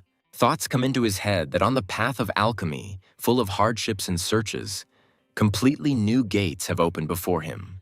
Joseph also talks about the importance of using force and soul particles during smelting. Joseph states that Master Yagos was able to establish such a large formation with auxiliary components, and this proves that his abilities far surpass theirs. Abdul watches what is happening and realizes that his master is a real god. He asks him how he can smelt and create pills while having a conversation. Joseph says he's just afraid that the idiots around him will miss it. Abdul gets scared like the last cur and falls silent again so as not to anger his master. Joseph's incredible confidence and stunning control over rhythm and detail instantly captured the gaze of the three old alchemists. Every movement of his was like a subtle art and touched the notes of the human soul. All the people were thinking that they had no idea that they would ever see such an elegant processing process. Joseph says that the true flame of the furnace needs to be stabilized in one area, and now it is already at the pill-forming stage. After this, he demonstrates to them the processes of smelting the mystical weapon, changing its structure. Herbert starts screaming about how this is a form of high-quality iron essence.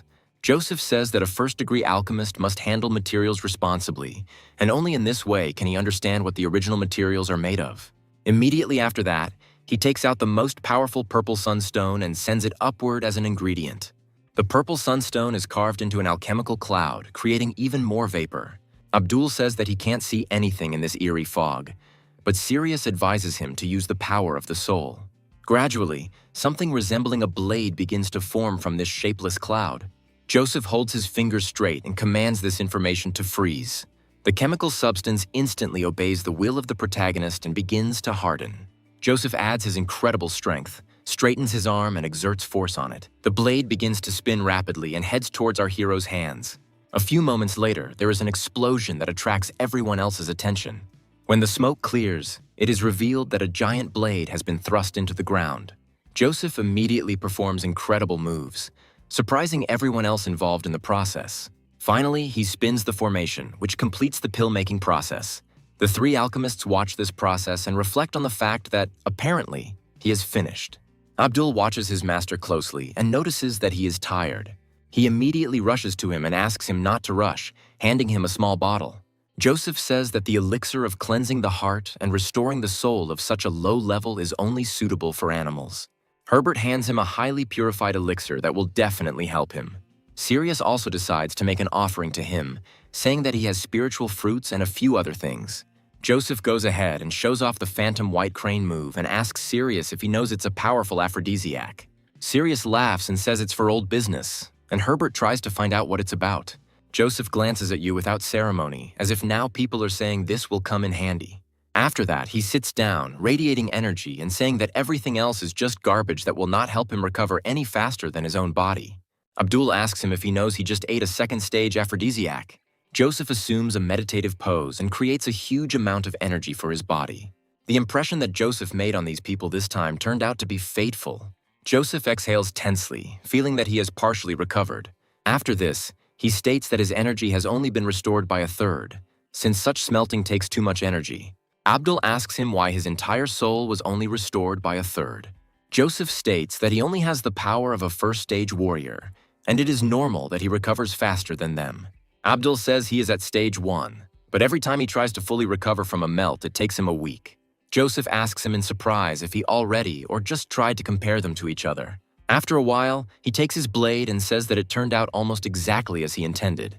Joseph shows this blade to Sirius and Herbert, asking them what they think when they look at this blade. Herbert looks at this weapon and says that it is not worthy of being called a masterpiece.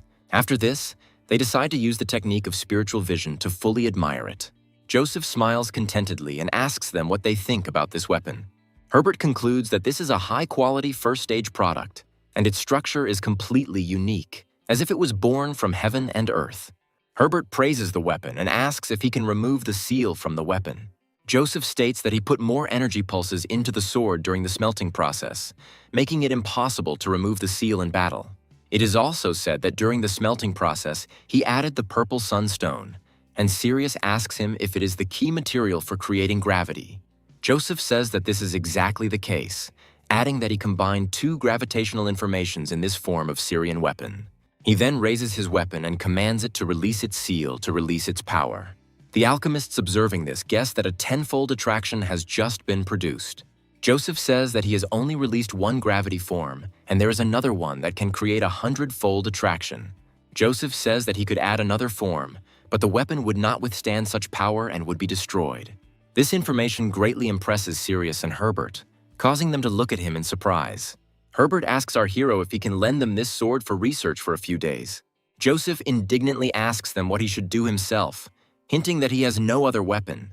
He also states that he would never walk around with that same piece of rubbish, at which point Herbert and Sirius swallow their pride and say that he is right. Herbert reflects on how he recently demonstrated the power of the spring winds with the same sword, and now he wants to destroy this weapon. Abdul looks at these alchemists and understands that while they are still tormented by shame and bitterness, in reality, being a brand Joseph is an honor. Joseph states that such a sword must be used more for perfection, and that daily exposure to such attraction will speed up the process considerably. After thinking for a moment, he says that this is why he decided to name his sword Black Girl.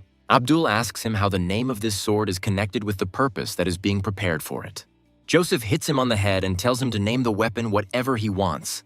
Luckily, the situation remains in his head, and Abdul makes the wise move of not asking Joseph why he named the weapon that.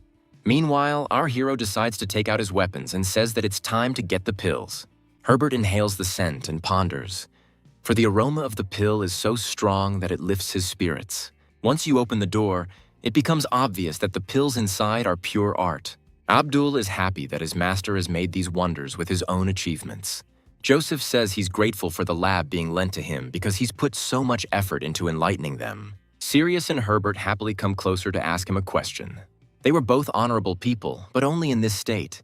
And Joseph in his past life was a famous alchemist, whose name thundered throughout the world. Alchemists of the highest levels asked him for advice countless times. That is why these two scientists diligently wrote down his instructions, like elementary school students. After this, they thanked him honorably, saying that thanks to him they had dispelled their doubts. Joseph smiles and says that he has to go, and when he has some free time, he will give them some more advice. Herbert asks Sirius what he thinks of Master Joseph. Sirius says that his knowledge is unbridled and nothing can compete with it.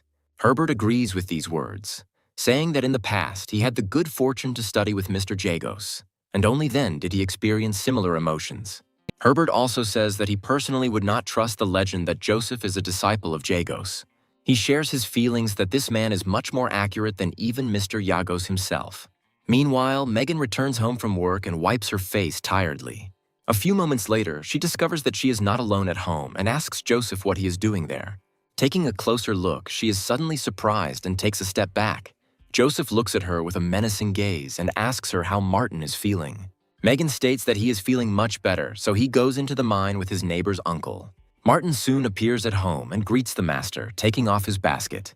He shows his master that he has mined quite a lot of ore. Instead of saying anything, Joseph gives him a powerful slap in the face. Martin loses his balance and falls to the ground, hitting his head hard. Joseph loses his temper for no reason and orders his student to kneel. Megan looks in horror at her brother, whose ears are so badly damaged that blood is starting to flow from his mouth. Martin asks his teacher why he hit him. Joseph says that he ordered him to intensively hone the 3 positions of the Heavenly Tyrant technique, and he is doing some nonsense. Martin talks about how he has to earn money and provide for his family because he can't allow his sister to work alone. Megan tries to settle this conflict and orders her brother to apologize to the master. Martin questions why he should apologize if he was hit for trying to feed his family. Joseph studiously ignores the awkward questions and tells the student not to be stubborn, ordering him to fall on his knees. Immediately after this, he throws a small stone forward in order to injure his student. Martin falls to the ground and says that Joseph is only a year older than him and accuses him of daring to offend the weak. Joseph approaches the weak child menacingly and says that such useless students only bring shame on their teacher. Megan tries to protect her little brother and asks Joseph not to kill him.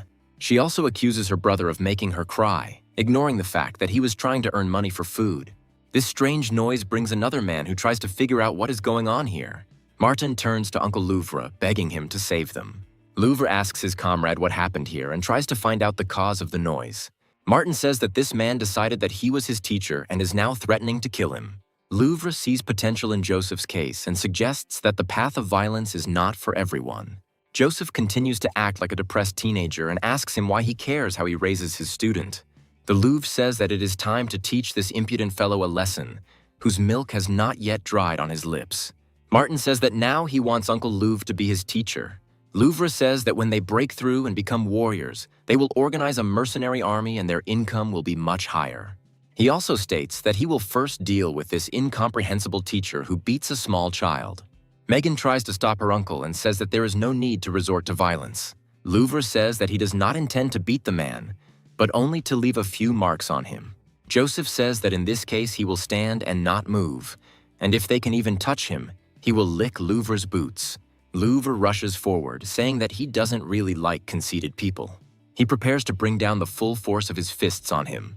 However, as soon as he gets dangerously close to it, a strange anomaly occurs. Joseph decides to use the calming spirit of heaven and earth and impose a ban on movement. Louvre feels the curse spread throughout his body and causes him to fall to the ground.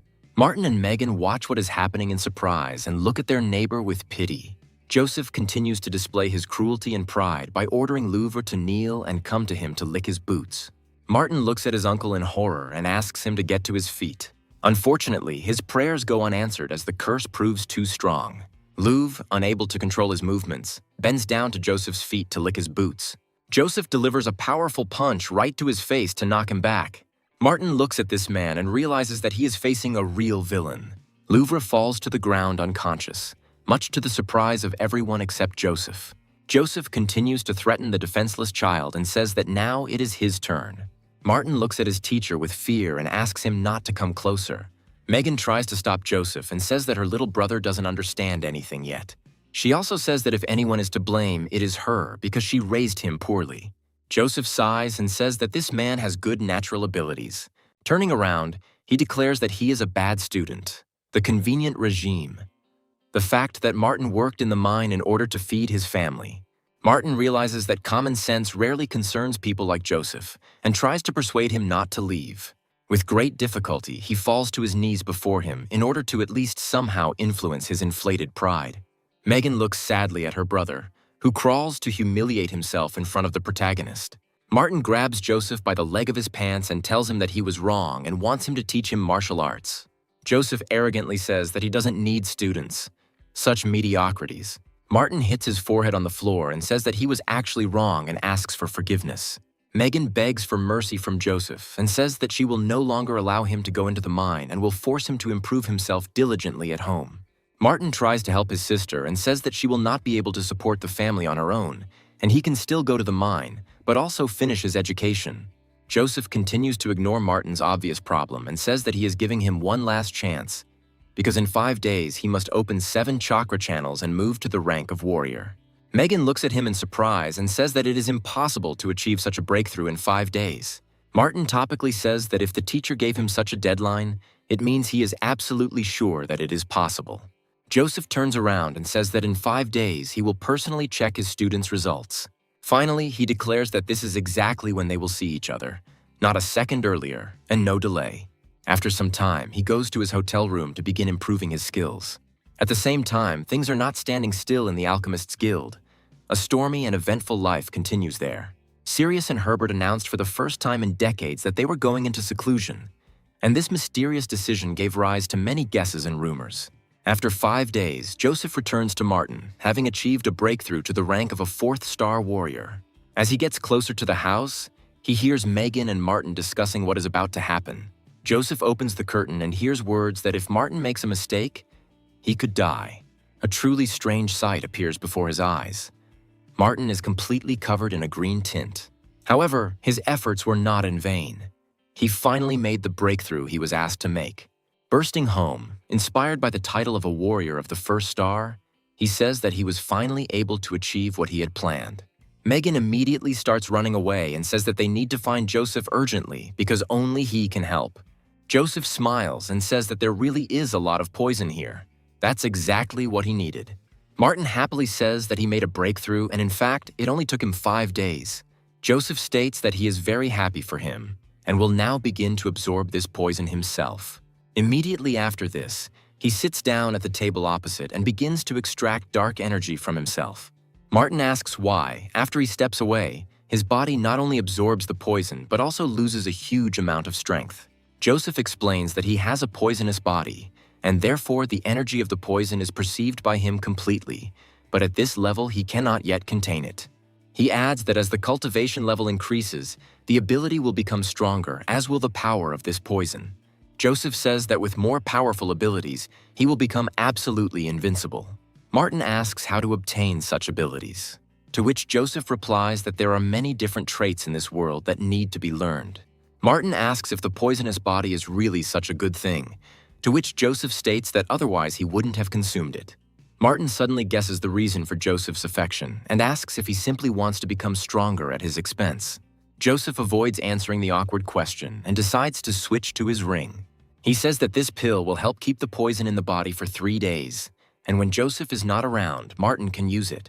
Joseph also passes the pill to Megan, saying that she also has good potential, but she spent all day making money and it affected her strength.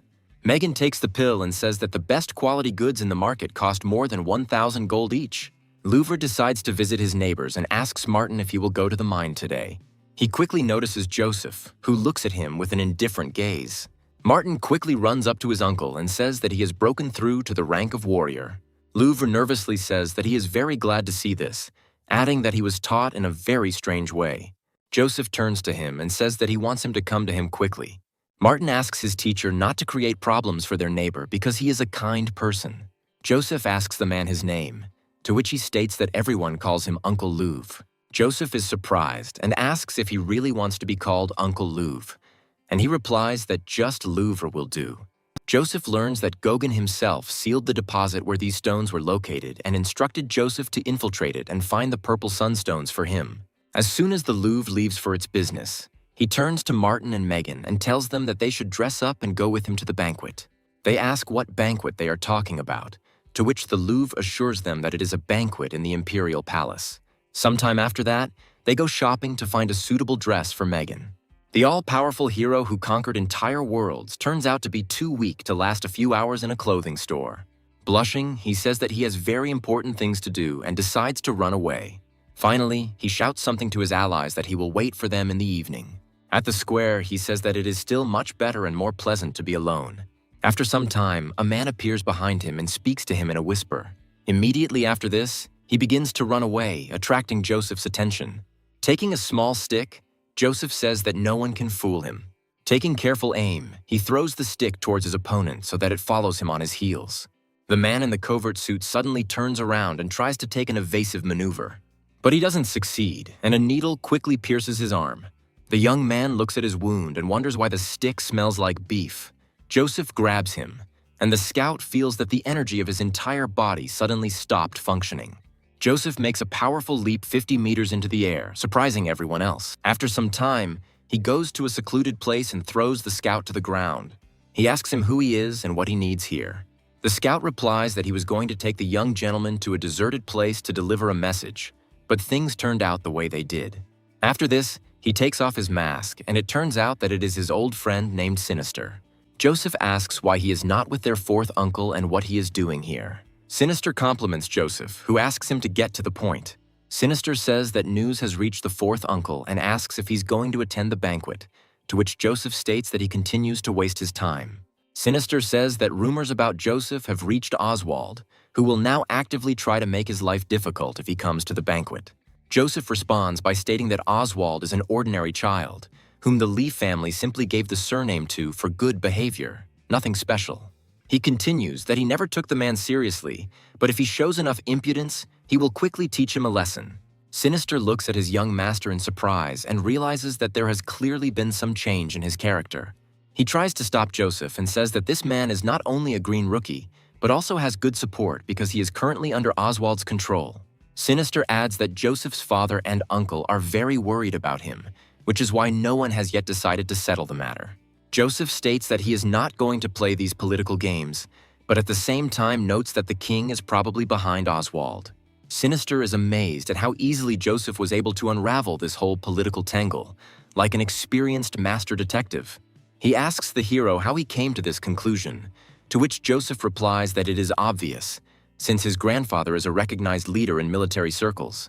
Joseph also says that his father commands millions of soldiers and guards the western border, which means that the entire national army is subordinate to this family. The protagonist notes that the king is unlikely to be satisfied with this arrangement, so the sudden growth of the Lan family and the appearance of the king's pawns is quite logical and predictable. In his view, even with this, the king could not remain calm and got himself a puppy in the person of Oswald in order to destroy the dynasty from within. Sinister asks Joseph if they will really be allowed to do this to us, to which he replies that there is no need to worry and advises returning to his uncle. Sinister tries to object, but Joseph quickly cuts him off with a hand gesture like a magical stop sign. He says that if Oswald suddenly stops taking care of himself and the king begins to tire of the title, then he will gladly help him find another job. Immediately after this, he leaves, leaving Sinister in an extremely surprised and even a little dumbfounded state. After some time, the action moves to the entrance to the palace, where a considerable crowd of people, dressed up and important, has already gathered. Every royal banquet is a great opportunity for high-ranking officials and nobles to establish relationships, exchange gossip, and show off their status. Joseph quickly runs into Hunter and Cheddar, who greet him with smiles and are clearly happy to see him. Cheddar gives Joseph a friendly pat on the shoulder and asks with interest where he's been all this time. However, after a minute, Cheddar looks at his friend seriously and asks why his body is now so hard, as if made of steel. Joseph says with a sly smile that if you take these pills, you can immediately grow into warriors ready for any challenge. Hunter is skeptical of this information, Recalling that most of the first element pills were usually grayish in color and not that cool, Joseph states that if they don't like the pills, they can always give them back, but adds that these pills were made by Master Herbert himself. So it's better to think twice. Hunter and Cheddar immediately start to show enthusiasm, like kids on a sweet treat, and it's as if a familiar figure appears behind them. Joseph turns around to see a luxuriously dressed Megan and her brother standing in front of him, clearly making an impression on the guests. Hunter and Cheddar look at her with a goofy expression on their faces, trying to figure out who she is and where such a beauty came from. Hunter claims to recognize her and calls her the idiot from the bar he once accidentally saved. It sounds funny, but with a slight hint of impudence. After this, he approaches Joseph, says that now he is not surprised that he disappeared for a couple of days, and asks how he feels. They joke together that this is how ordinary village girls turn into real beauties, if they just dress well. Joseph decides to introduce the girl with dignity and adds that this is her younger brother named Martin, who is also his student. Hunter and Cheddar look at Joseph in surprise and joke that they didn't expect him to go to such tricky lengths just to get the girl. Martin asks his mentor in surprise if he really took him just to hit on his sister. Well, they really had fun there. After some time, the company moves on and finds itself at a royal banquet, where everything smells of luxury and intrigue. Those who have the privilege of being in the main hall occupy a far from insignificant role in the kingdom, and know how power is structured. Among those present is the infamous Oswald, who acts pompously, as if he is the most important person here. Looking around, Oswald suddenly notices a familiar figure approaching him, and this clearly does not bode well. Joseph, along with his friends, takes the place of honor at the table and prepares to sit as if on a throne, ready for any turn of events. Joseph's uncle Manny muses out loud about how this man, once considered trash, suddenly became immensely popular and influential. After that, he turns his gaze to the head of the civil officials named Lan Harper, who is rumored to have single-handedly defeated Lan Xuan. Then Manny's gaze falls on the commander of the city guard named Colonel, who, by the way, masterfully cured the princess's chronic illness and earned respect. Also present at the banquet is a second-rank alchemist named Larry, who watches Joseph with interest. In addition, there are two princes here, Janther and Gunther.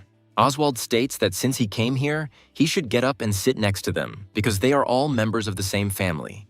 Hunter and Cheddar cast disdainful glances in Oswald's direction and dismiss his offer. Joseph asks his friend if she knows why people look down.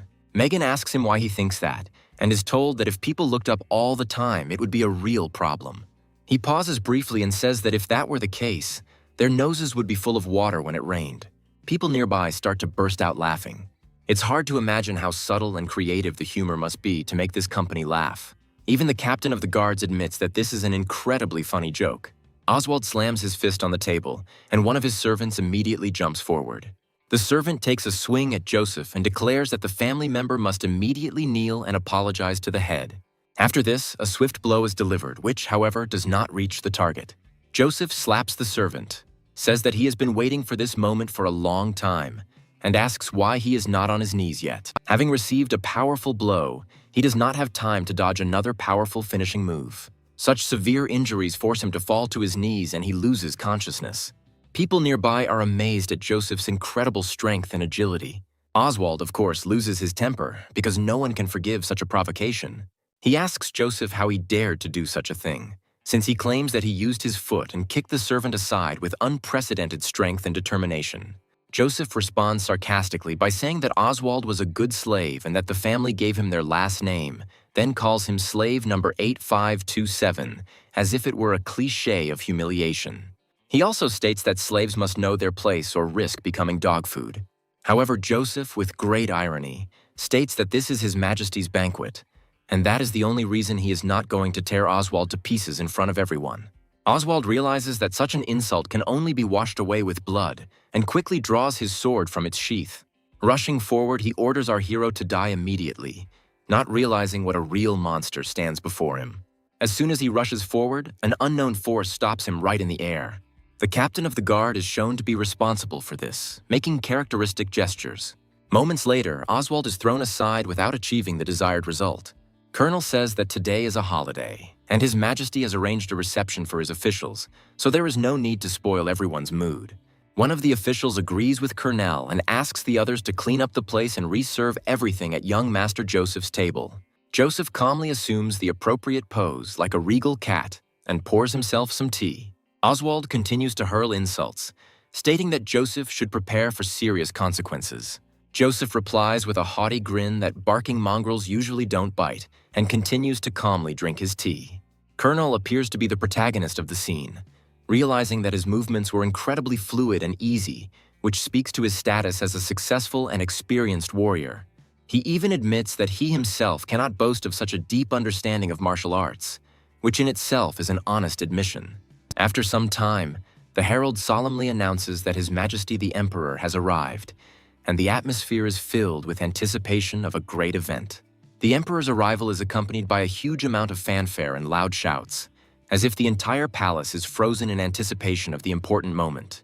The Emperor of this state, named Jeff, sits majestically on the throne, looking down on his subjects with wisdom and power. Next to him are other familiar figures who constantly accompany the Emperor, like shadows of his greatness and power. Among these figures are Princess Citrine and Chief of the Guard Lola, two women whose strength and beauty inspire admiration and respect. Joseph greets them with a characteristic gesture, which causes a storm of different emotions in them. Jeff says he threw the party to celebrate two important events, the first being Commander Lola's promotion to alchemist because she's a genius. The second event was the healing of his dear daughter Citrine, which was a great joy and relief to him.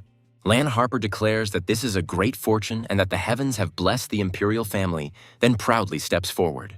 He announces that he has prepared gifts for the imperial family and solemnly opens the box. Lan Harper says that with great difficulty he managed to obtain 2 moon pearls from the Star Sea, which he presents to Commander Lola and Princess Citrine. Colonel jokes that the Prime Minister is indeed rich, and then adds that he will heartily give him 2 books on martial arts. Lola and Citrine happily accept the gifts and say that they will be very useful to them in the future.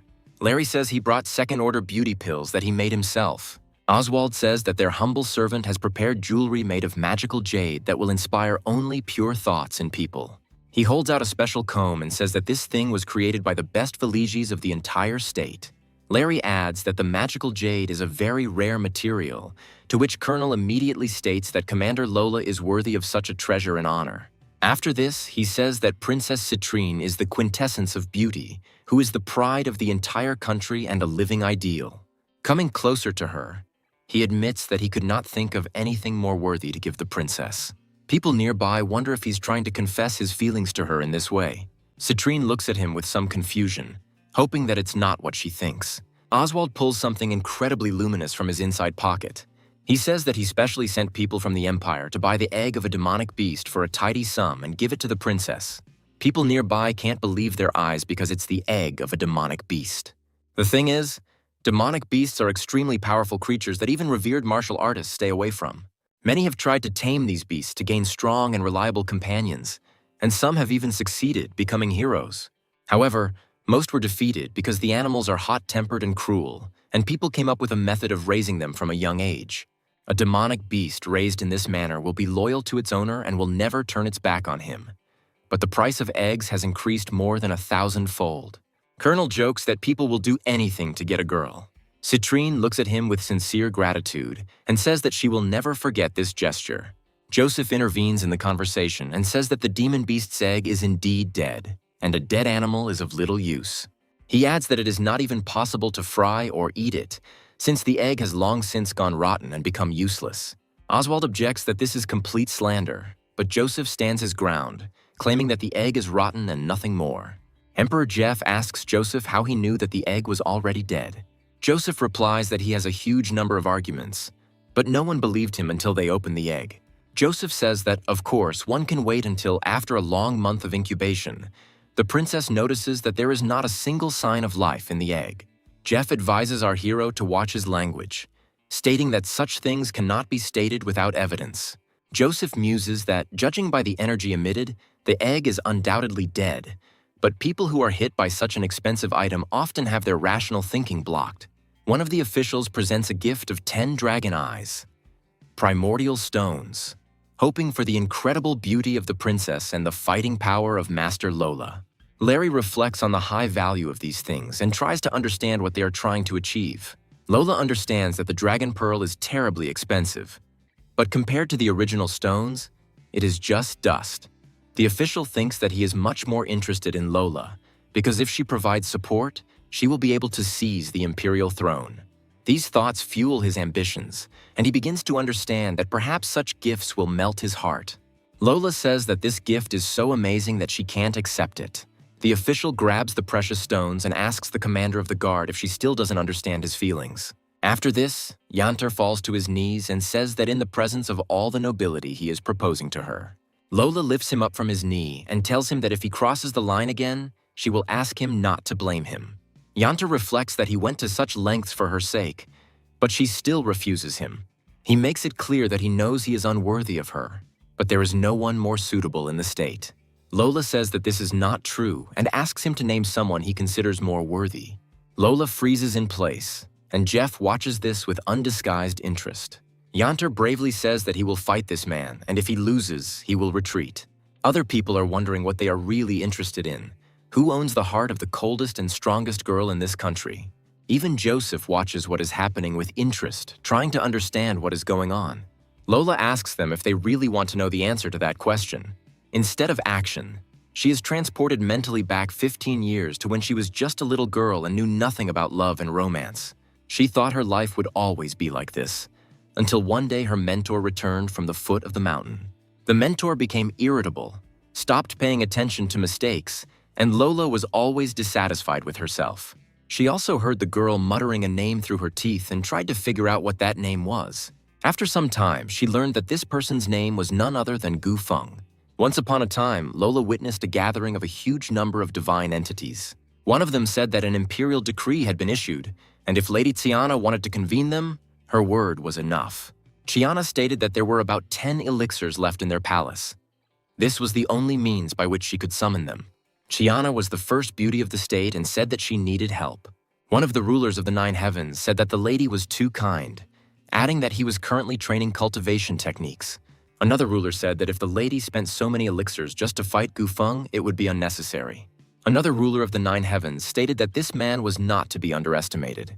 However, the more arrogant ruler of the 9 heavens said that this person was not such a serious opponent. He added that if he put in maximum effort, he would have no problem defeating this good-for-nothing bastard. Another ruler of the 9 heavens said that no divine knowledge could grant the ability to challenge Gu Feng himself. The arrogant ruler asked his colleagues if they had heard anything about the Gangetic Mahamudra. He added that this is a river that was invented by the first man on the continent 10,000 years ago. The rulers said that they had studied this technique, which was capable of tearing any person to pieces. Another 9 heavens lord declared that he was beginning to get tired of this farce. His colleagues said that they were all rulers of the 9 heavens realm, and therefore would not be able to destroy the pitiful Gu Feng. The rulers discuss among themselves that this man probably knows everything, so he will not dare to come here. Lola recalls that no one from the Vanishing Kingdom ever dared to set foot on the land of the Night Sky Castle. After some time, the main battle moves to the snow peak located in the Sky region. The rulers come to the conclusion that Gu Feng will not come after all because he is a coward. They drink joyfully and laugh, saying that no crusher of troops can cope with them. The wisest ruler of the 9 heavens says that Gu Feng may not come here alone.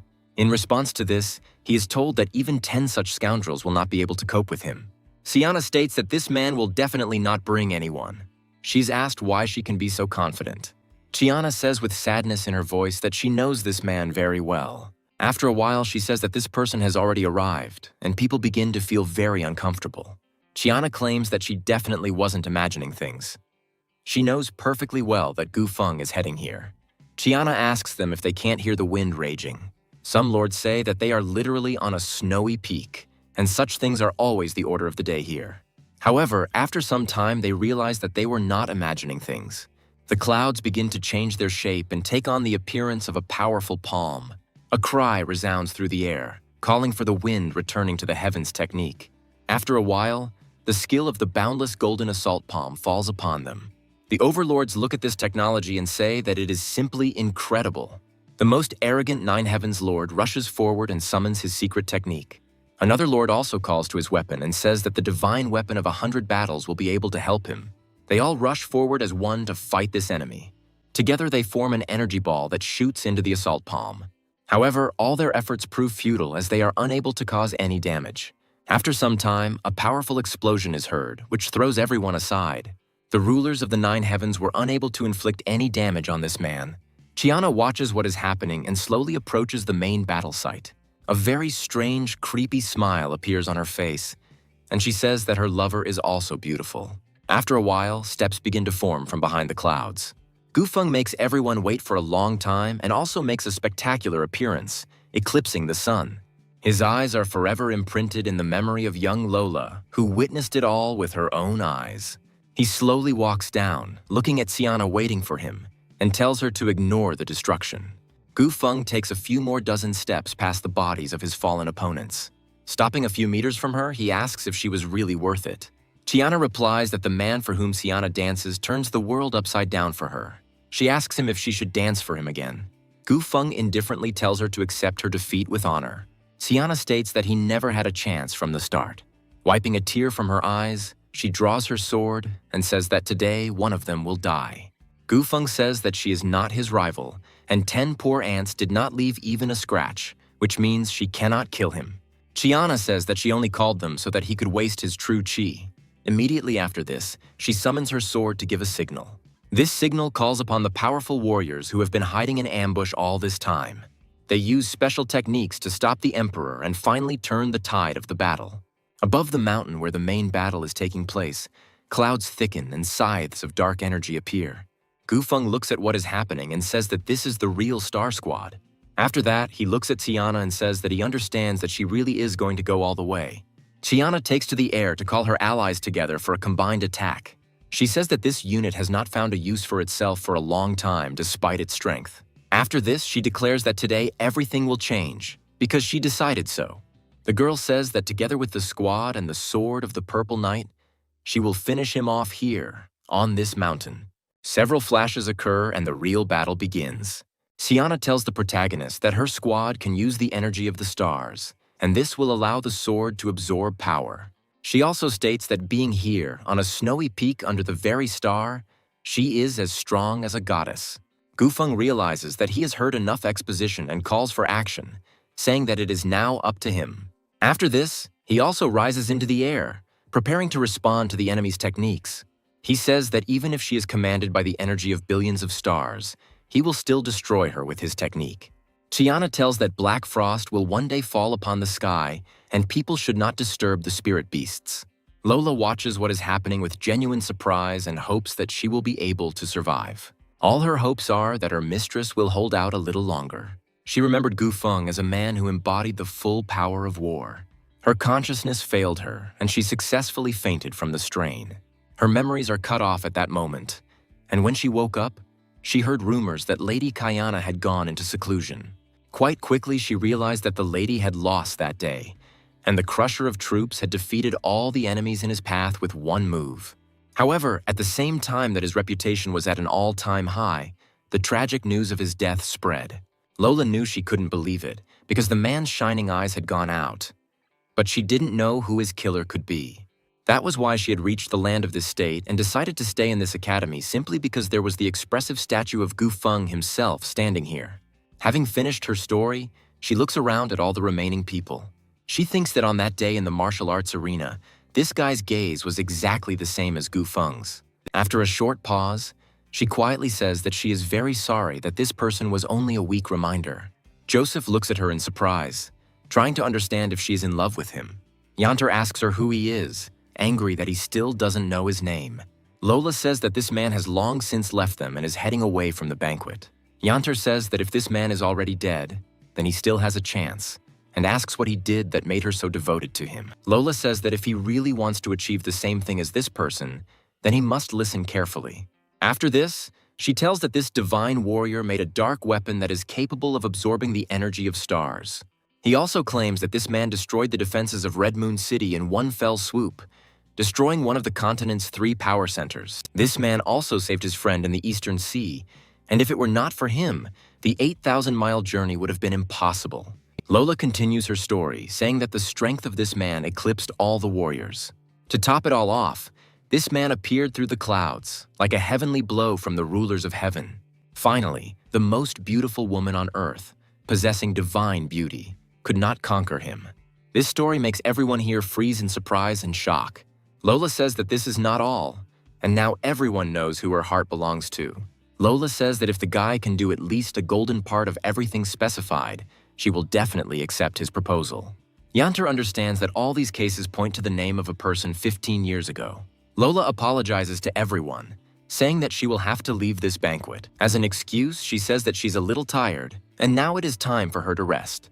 People look on in surprise as the captain of the guard stands up because she's a little tired. Joseph also looks at the small ball filled with drink. Megan comes closer to him and asks if he is okay. Joseph begins to dig into his memories to understand how much he has done. Jeff says that the guard commander is unwell, so she had to leave them during this feast. The prince sits down in his seat while Gunther continues to watch him. He realizes that if his brother were to convince Lola to marry him, he would gain not only an alchemist and a warrior as an ally, but also the support of the city guard. After this, he rises to his feet and says that it is his turn to present his gifts. After the prince's presentation of gifts is complete, other officials begin the celebration. Martin says that he thought for a long time and still did not understand who Mrs. Lola was talking about. Megan tells her brother that this is about the one and only Gu Feng, whose statue stands in the academy. Martin says that this statue looks impressive, but if this man didn't want to be the first beauty in the world, then he is an idiot. Joseph says that the youth does not understand anything yet, noting that this is called experience in matters of the heart. Martin says that such a person must be either an idiot or a boy lover, after which Hunter and Cheddar agree with her. Joseph says that they speak respectfully of a martial arts legend, to which Cheddar replies that these men were only slightly stronger than normal, but were extremely brutal. Hunter agrees that he stole the heart of the most beautiful girl on the planet, and for that, he already deserves death. Citrine breaks the tense conversation and asks the protagonist what gift he has prepared for her. Joseph wonders why he should cook anything at all if he was invited to a feast. Oswald takes the opportunity to laugh at him and says that someone came here for a free meal. Joseph replies that only an idiot like him could think of such a thing. Jeff reminds his daughter that if it weren't for this man, she wouldn't have the opportunity to walk here at all. Joseph says that he really doesn't have anything worthy for the princess, so he decided to perform something. Oswald laughs heartily at Joseph, saying that no one would want to listen to him strum the zither. Joseph asks who gave him permission to open his mouth and recommends that he know his place. The other officials are surprised and irritated that even the gifts from the people for whom they risked their lives could not please the princess so much. After some time, the servants finally bring the necessary musical instruments for the hero. Jeff says the Duke in general literally lived martial arts and didn't expect to be drawn into music later. Joseph lets down his hair, preparing to perform the melody. Colonel appreciates the piece of music and understands that the energy of a great master emanates from this man. Joseph tries to convey all the incredible skills he learned in his past life. The way his slender fingers touch the strings leaves everyone watching in awe. Citrine guesses that the man is playing a difficult piece of music, the real blooming in Guangling. Needless to say, the heart of the young princess was instantly under the influence of music. After some time, the hero completes the musical piece, and it impresses almost everyone. One of the servants reports that suddenly all the flowers in the garden have blossomed. People whisper and wonder how flowers could bloom at such a time. The whole point is that such a work really has magical charms, influencing flowers. Citrine looks at the garden and says that it is simply beautiful, and regrets that teacher Lola has already left. Colonel watches Joseph closely as he flexes his fingers, preparing to rise to his feet. The guard commander says that it is known for certain that this melody was played by Gu Feng during his first meeting with Kiana. He remembers that it was winter then. It was snowing. But this melody awakened the gods, and they blossomed flowers. This melody was created for the one who performs a magnificent dance, and for the one who is ready to turn the world upside down for the sake of this magnificence. Jeff claps his hands and says that he is so old, but this is the first time he has heard such beautiful music. Oswald continues to sneer, stating that Joseph did indeed perform a beautiful melody, but that was not enough. Oswald claims that he did not spend a penny. No benefit was gained for the princess, and therefore the gift is pitiful. Colonel says the man's gift is a real treasure, and one worth any amount of money for. Joseph says that everything is important to perform heavenly melodies, and also notes that last time the melody was only possible thanks to the class of the beautiful Sienna. Rising to his feet, he says that Oswald has not had the opportunity to learn in the past, and perhaps it is time for him to catch up. Citrine, meanwhile, is fascinated by the fact that she has been compared to the first beauty, Sienna. Oswald moves on to the next part of his plan, saying that he has prepared a gift not only for the commander and the princess, but for Colonel as well. Colonel says he doesn't deserve any of this, so he'll refuse the gifts. Oswald insists and says that Colonel suffered internal damage years earlier, and now he is lucky enough to get his hands on the purest pill to cure him. Colonel looks at him in surprise as the youth states that he has obtained a rank 6 elixir called Emerald Water Dragon's Eye Pure.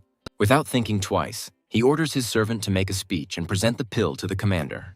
Colonel holds the artifact in his hands, reflecting on how he barely won this fight, was seriously wounded, and since then the cross has completely disappeared. Jeff reflects on how many people were sent to find a cure for Colonel, but they all came back empty-handed. He tells Oswald that his contribution is invaluable, and therefore will give him absolutely anything he asks for. Oswald thanks the Emperor for such generosity, after which a smile appears on his face. He publicly declares that he would like to marry Princess Citrina. Citrine orders the man to know his place, then tells her father to never agree to this. Oswald, in turn, reflects that he was born into a lower caste, but was able to become the head of the family, and nevertheless his position is very unstable. Citrine looks at her father with growing concern and says that he cannot agree to something like this. Oswald declares that his feelings for Citrine are sincere and asks him to grant his wish. Jeff spends some time thinking, after which he orders his daughter not to be so direct. Jeff states that the man has shown incredible generosity and that their fate will be a relief to him. Citrine looks at her father in surprise and cannot believe what she is hearing with her own ears. She asks herself in her mind how she can end up like this, when the father who loved her all these years sells her into slavery. Rage immediately takes complete possession of her body, and she angrily rushes towards the egg of the magical beast. She loudly shouts that she does not accept such a verdict and sends everyone to hell. A few moments later, the egg hits the floor at high speed and shatters into pieces. A very unpleasant and disgusting smell of rotten meat immediately spread throughout the entire hall. Almost everyone covers their noses with their hands and realizes that this egg was indeed rotten. Oswald looks at the remains of the egg in surprise, and emotions of surprise and anger appear on his face. Citrine complains to her father that the egg was indeed expired and asks him to reverse his decision. Jeff remains adamant, saying that the demon beast eggs are precious and rare, and that it being spoiled only means that Oswald was tricked. Citrine understands that the Emperor has already made his decision and does not want to change it under any circumstances. Jeff says none of this changes the fact that Oswald's contributions are still very significant. Citrine covers her face in horror, but the Emperor does not have time to declare her the man's bride. Joseph asks for everyone's attention and returns to the stage to take a closer look at the pill. Looking at it, he announces with surprise that this pill is a real fake. Such a bold statement surprises everyone present. People reflect that giving a counterfeit pill in the presence of the king himself and the court officials is a grave crime punishable by death. Citrine watches what is happening in surprise and slowly repeats the words that this pill is fake. Hoping to seize any opportunity to avoid marriage, she grumbles to her father that it is purple and fake. Oswald starts to protest and says that this is a 6th-tier medicine and Joseph is up to no good again. Joseph asks him what he means and nods his head towards the rotten egg. Jeff asks Larry for his opinion, to which he states that the pill does not appear to be fake, but it is difficult for him to draw conclusions about such high-ranking drugs. Colonel asks Joseph what proof he has, to which he states that the pill itself is not poisonous, but becomes lethal when in contact with water or blood. Jeff becomes enraged and slams his fists on the table, glaring at Oswald. Oswald says that this is complete nonsense, and when the guard commander is fully recovered, everyone will realize that the pill was real. Joseph suggests testing it, but Oswald says that the 6th-tier medicine is incredibly precious, and if even one pill is lost, even death won't solve anything. Joseph says it's pretty simple. You just put a drop of blood on a pill and feed it to the dog. If it dies, it means the medicine was poisonous. Jeff says he's happy with this arrangement and orders the dog to be brought, adding that of the two, the one is lying. Looking at them with a tired look, he says that now they will find out which of the two of them will be the lying dog. Joseph calls Oswald a mongrel and orders him to lend his blood, but Oswald states that he should lend his own if it was his idea.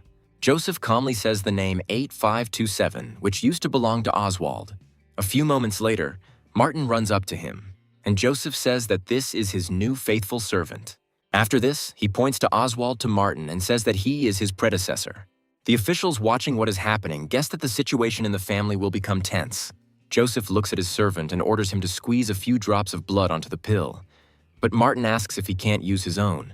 After some time, Martin is injured, which is why he agrees to donate some blood. Using Martin's blood, Joseph unceremoniously kicks him like the last dog and says that from one drop of blood, the pill has already become fatal. Joseph speculates that by using a dummy with a poisonous body, Oswald's guilt will be proven. After some time, a servant appears, holding a dog next to him. Oswald looks at his opponent and says that the entire procedure should be carried out by the Imperial bodyguard. The bodyguard approaches the hero to take the pill from his hands. The bodyguard then kneels down in front of the dog to offer it a pill. The unsuspecting dog grabs the pill with his teeth and quickly swallows it. The bodyguard says that at first glance there is no problem, and Oswald is triumphant. Jeff becomes angry, realizing that the pathetic boy was trying to trick him. Citrine realizes that she needs to come up with something urgently to save Joseph. Oswald laughs at his opponent and says that he dared to play the Emperor, and today everyone will witness his death. Joseph maintains a triumphant expression, and Oswald realizes that something is wrong. He quickly turns around and sees that the dog has died quite quickly and is covered in strange spots. He falls to his knees in horror and wonders where the multicolored dead dog came from. Jeff looks angrily at Oswald and says that it is better to ask him. Oswald says that Joseph is solely to blame for everything, since he was the one who hid the healthy dog somewhere nearby. He orders that the healthy dog be returned and that this dead monster be taken away. Manny thinks that his friend brought the pill addiction here, and now the problem that was troubling the family will be solved much more easily.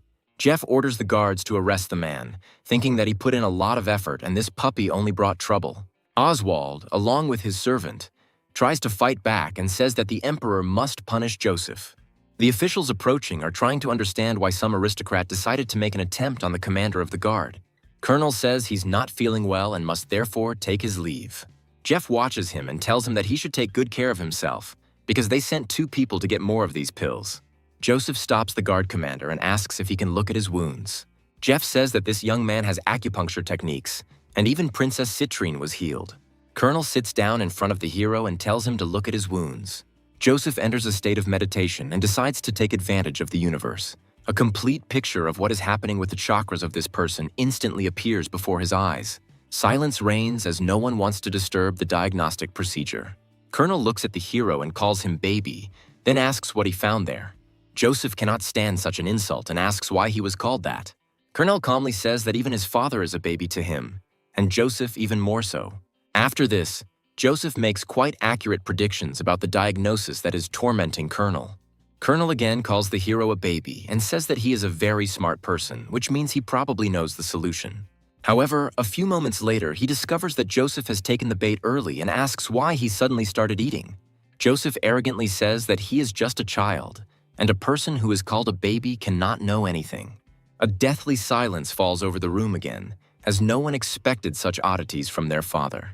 Colonel says he always called Joseph's grandfather old man and his father baby, and then asks what to call Joseph himself. Joseph calmly says that he can simply be called young Master Joseph. The officials nearby freeze in horror, realizing that this man has shot out all his brains. Colonel asks Joseph if he understands who he is speaking to, adding that no one has ever dared to call himself a young gentleman in front of him. Joseph says no one is forcing Colonel to communicate and he can do whatever he wants. He also adds that if he doesn't want to talk, you can fill his mouth with more lamb. Jeff realizes that the situation is rapidly escalating, but decides to watch what is happening.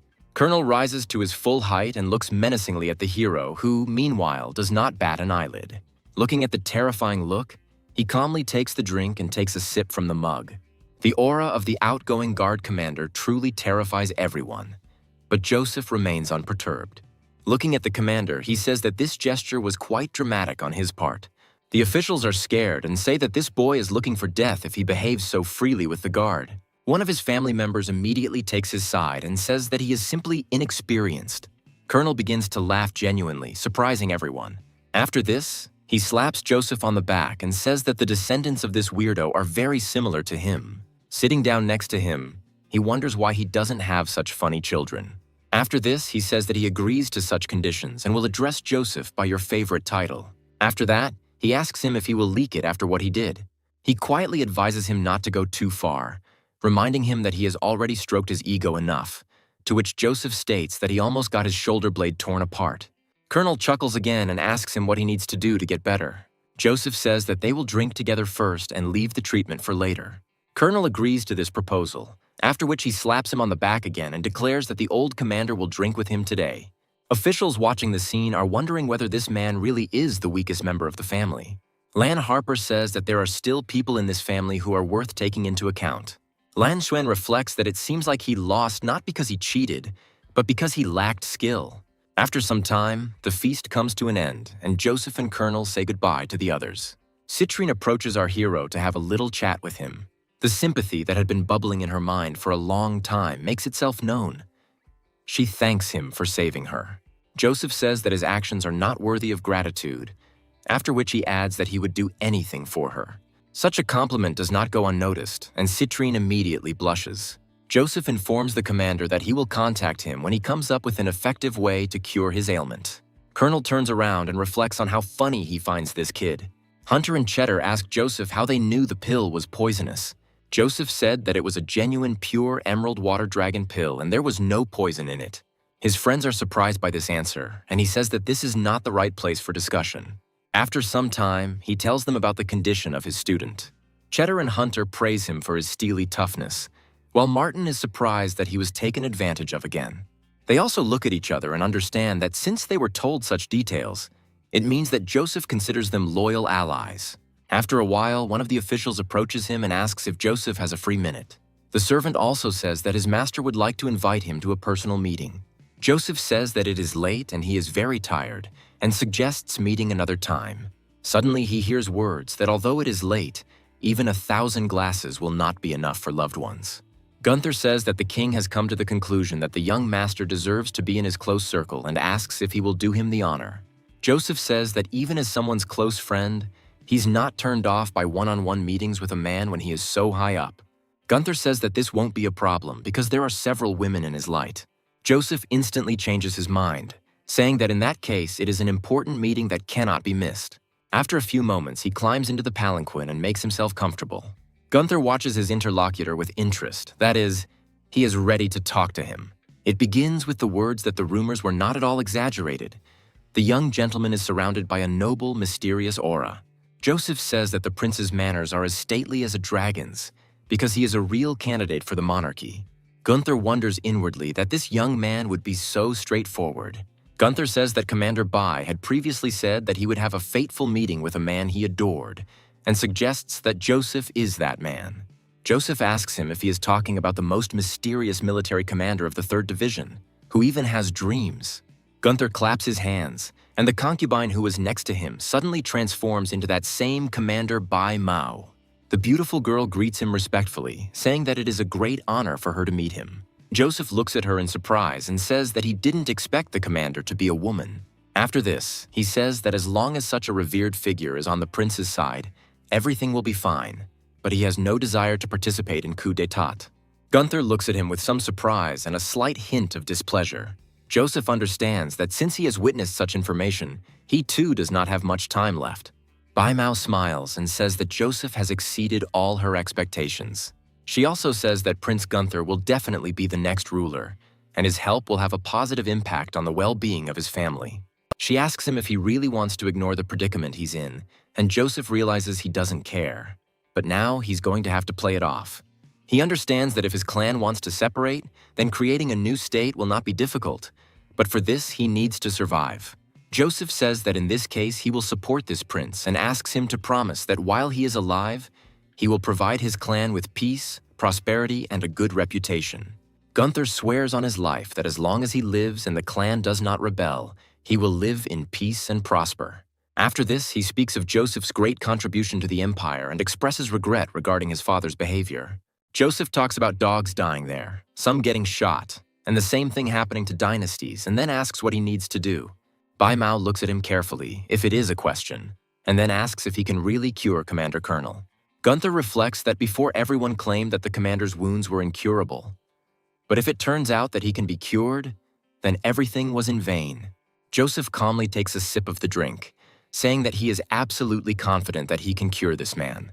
Hearing this information, the prince exchanges glances with his faithful ally. He once again decides to check with our hero whether he is sure that he can achieve this.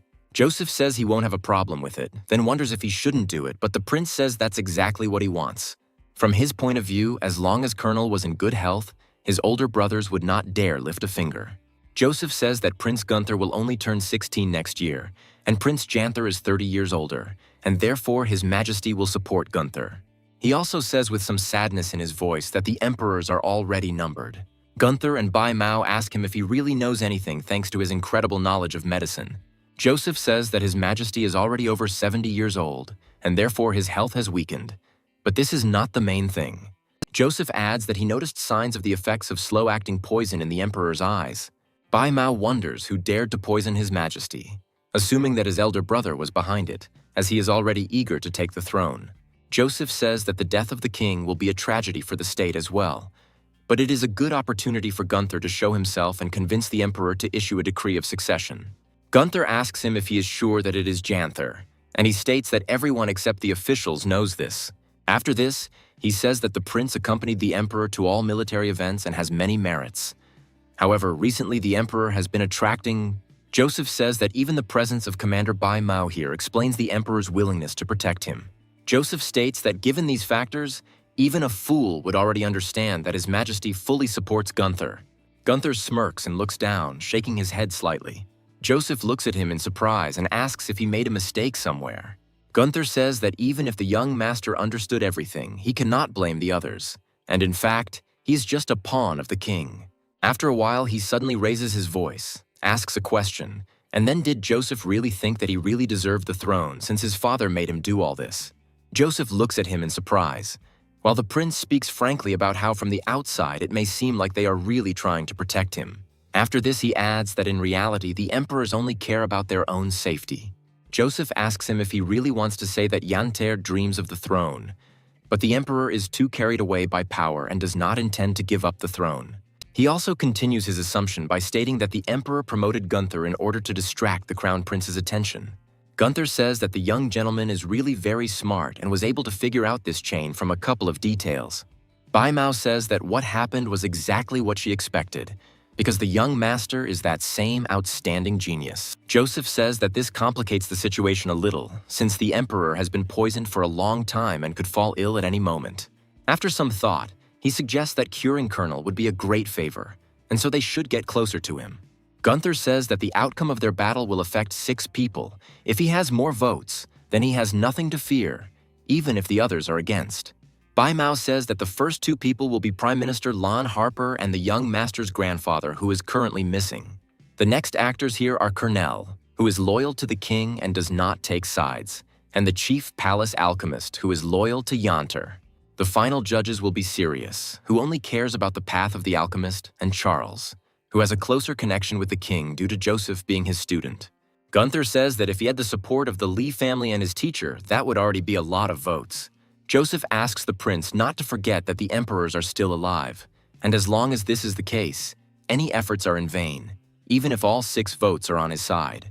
Gunther asks him what he means, to which he states that only if the actions are impeccable, then only can it be of any use.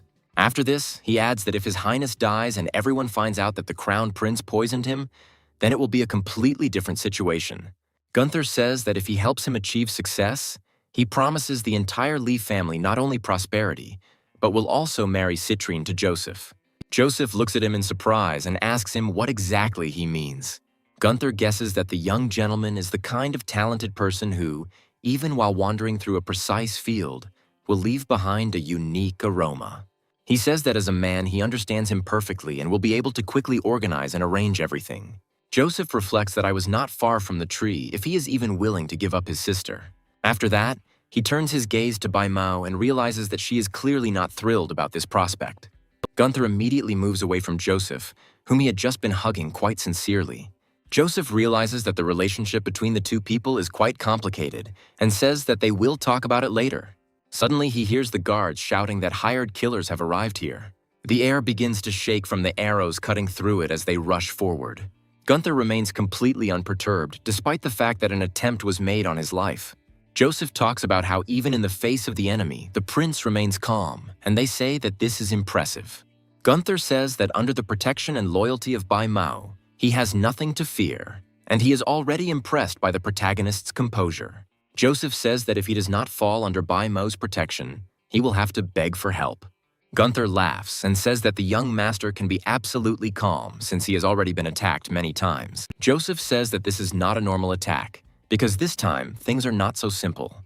Bai Mao uses his talents to say that things are bad because they are being attacked by someone of master rank. After a few moments, she uses her special technique to evaporate into thin air. Joseph says that the commander's equipment is not very good. It is unlikely that you can really not worry about anything with it. Gunther smiles and says that today they will not spare a single mercenary. Moments later, he receives a telepathic message that he urgently needs to move aside as their palanquin is under attack, and the energy charges instantly run into the created energy barriers. However, this barrier is not enough to contain this energy. The palanquin turns out to be destroyed, but all the people who were with it manage to escape. Bai Mao, she basically immediately rushes to him to protect him. When she gets closer, she examines him, and he says that he is completely fine. Bai Mao turns his gaze to Joseph and asks if he pushed the prince to save the two girls. Joseph smiles and says that he only has 2 hands, so he instinctively saved the 2 beautiful ladies. Gunther says that the young gentleman is charming, which means that saving girls first and foremost is normal for him. After that, he says that now they should figure out how to get out of here. Looking around, they discover 2 figures dressed in cloaks. Bai Mao looks at them menacingly and says that he knows very well who they are. The girl claims that these people deliberately hide their figures using bone reduction techniques in order to change their bodies, and also instantly guesses that their mission was to distract her, and the real target was the prince. One of the attackers takes off his mask, and Bai Mu calls out his name in advance, instantly guessing. This man decides to regain his former physical characteristics by instantly increasing in size. The attackers turned out to be the commander of the 1st Division of the National Guard named Phoenix, and his deputy named Marty. Bai Mao understands that one of them is a martial emperor and the other is a martial master, which means they are unlucky today. Bai Mao asks Phoenix how he was able to join the Crown Prince's forces when he was one of the guard commanders. Phoenix says that Commander Bai Mao is even more caught up in this power struggle than he is. Bai Mao states that she is protecting the prince on the orders of the emperor, and Phoenix recommends that they end this useless conversation, as he will now do what he must. Phoenix orders his deputy to kill the prince in order to get rid of the Li family's puppy and the 2 girls next to him. Marty nods briefly and says that the order will be carried out. At that moment, they jump up to carry out their plan. Phoenix attacks Commander Bai Mao and asks her where she is looking. Bai Mao makes a quick move and dodges this attack using his natural abilities. Marty decides to take advantage of the confusion and rushes forward to finish off the prince. A few moments later, his fist hits an energy barrier, causing him to... Joseph is impressed by this relic and says that it is the cloud banner, embroidered with sea patterns. Marty takes a few jumps to the side to stabilize his position. He angrily wipes his face to remove all traces of blood. Bai Mao charges at his opponent and asks him if he recognizes the flag, adding that it is impossible to break through it anyway unless he is of the rank of martial emperor. Phoenix says that this is indeed true, and the flag will not allow anyone to pass except the martial emperors. However, it has its own flaw, a time limit. After that, he orders his deputy to kill the boy from the Li family, and an hour later to finish off the prince. Bai Mao advises our hero to escape to call for reinforcements. Marty immediately appears behind him and asks whether a simple warrior really wants to seek his blow. Almost immediately, he draws his weapon and creates a special seal. Bai Mao turns around and realizes that Joseph has fallen into a deadly trap from which there is no escape. Joseph says it's almost a full-fledged peach blossom blade technique, where the wind lifts the petals and the peach blossoms are washed away by the water. He also says with regret that, unfortunately, his sword was only able to invent the part about the peach blossoms, but they never saw the flow of water. Marty orders his victim to stop talking, as his worthless life will soon turn into that stream of water itself. Joseph orders his opponent to watch closely what he is doing, as he is about to show him what this technique actually looks like. After a while, he draws a special pattern, saying that the branch of a flowering peach in the previous peach garden is embedded in a flower. After this, he makes a swing and recites his poem, saying that the beautiful peach tree was born. Marty notices that a peach petal begins to fall from his hand and realizes how beautiful it is. He says that he finally saw the real peach blossom technique and his blade for the first time. His emotions get the better of him, and he admits that he suddenly felt like crying because he had been practicing this technique every day, but it turned out to be just dirt. Taking a few more steps forward, he says that he wants to bow before the magnificence of this man. Joseph holds his sword at arm's length, gathering petals around him. He says that if Marty obeys him now, then he will teach him, so be it. Marty excitedly asks if he can really teach him such a technique. Phoenix orders him not to forget who he is and why he is here. Joseph turns to his interlocutor and says that he is a commander and all that, but first and foremost he is a martial artist and therefore must not lose his passion. After this, he states that his life will end someday, but martial arts will last forever. Phoenix asks him if he will teach him this technique if he agrees to follow him. Joseph says that the peach blossom cutting technique is beautiful, but the warrior's path does not end there, and he will be able to give him much more. Marty, who has dedicated his entire life to honing his fighting skills, realizes that these prospects seem much better to him. Immediately after this, he stops and lowers his gaze, thereby demonstrating his intentions. He exhales and turns to his captain, saying that he can no longer continue the fight. Phoenix realizes that things have gone too far, so there is no point in him staying here. A moment later, he decides to use his energy counting skill to protect himself from the sudden attack. Having grown wings, he soars into the air and says that he will meet Bai Mo again. Bai Mao and the other heroes continue to follow him, looking closely at his path. Gunther smiles and says that heaven is indeed on his side, because he was lucky to meet the young master and Marty. Marty says that the man he is going to serve is young Master Joseph and only him. Gunther smiles and says that at the moment the young gentleman is his ally. Marty admits that he sided with Joseph today, but will leave once he masters the peach blossom slicing technique. Joseph smiles and says that he is happy with these conditions, after which he says that he hopes that he will not come back here and beg to be taken back. Bai Mao pays respect to our hero, saying that he has a high-class skill in fighting, and she is ashamed that she does not have even a drop of his knowledge. Joseph talks about how art is eternal and they are all just seeking knowledge on their way to the top. Marty understands that his art has existed since ancient times, and each person is a significant part of one whole. Bai Mao realizes that this man is much more mysterious than she thought, while Gunther suggests that they should leave here. The next day, they head to the Lee family mansion after Joseph learned that Oswald was stripped of his title but allowed to remain the head of the clan. Joseph addresses his opponent, saying that he heard that he was released, so he decided to visit there. Oswald says that he was just about to go looking for him, and didn't expect him to show up of his own free will. After hearing yet another mockery from Joseph, he orders his warriors to finish off this scoundrel. Joseph lunges forward and throws a cake into the face of one of the attackers, instantly knocking him out. The blow is so strong that he loses consciousness. He then orders his allies to punish this scoundrel and his accomplices for attacking a member of the royal family and a city guard. Marty and his comrades strike quickly and confidently, knocking their opponents down.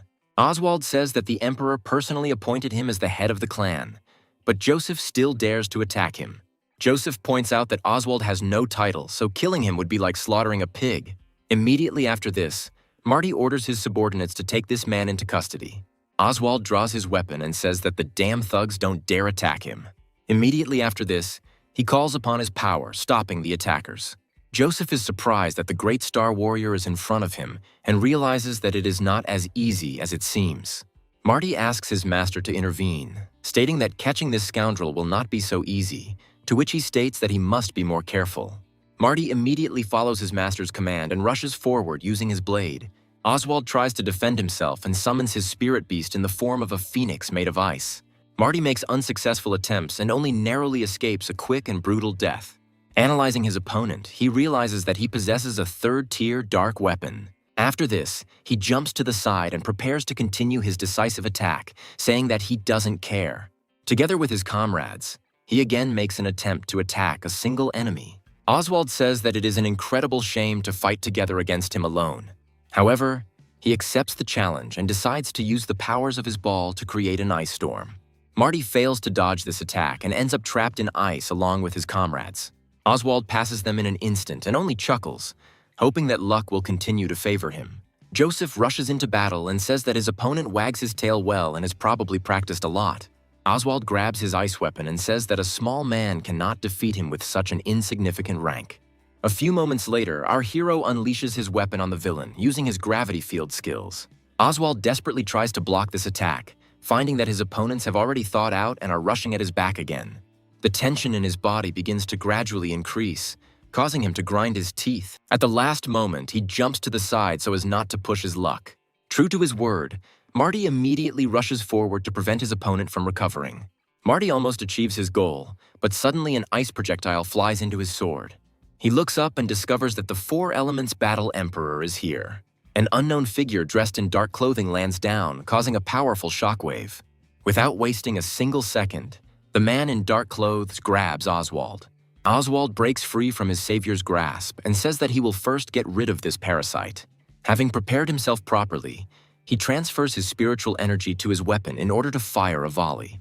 Joseph calmly closes his eyes, realizing that another ally has already come to his aid. Oswald looks up to see a huge wall of fire coming towards them.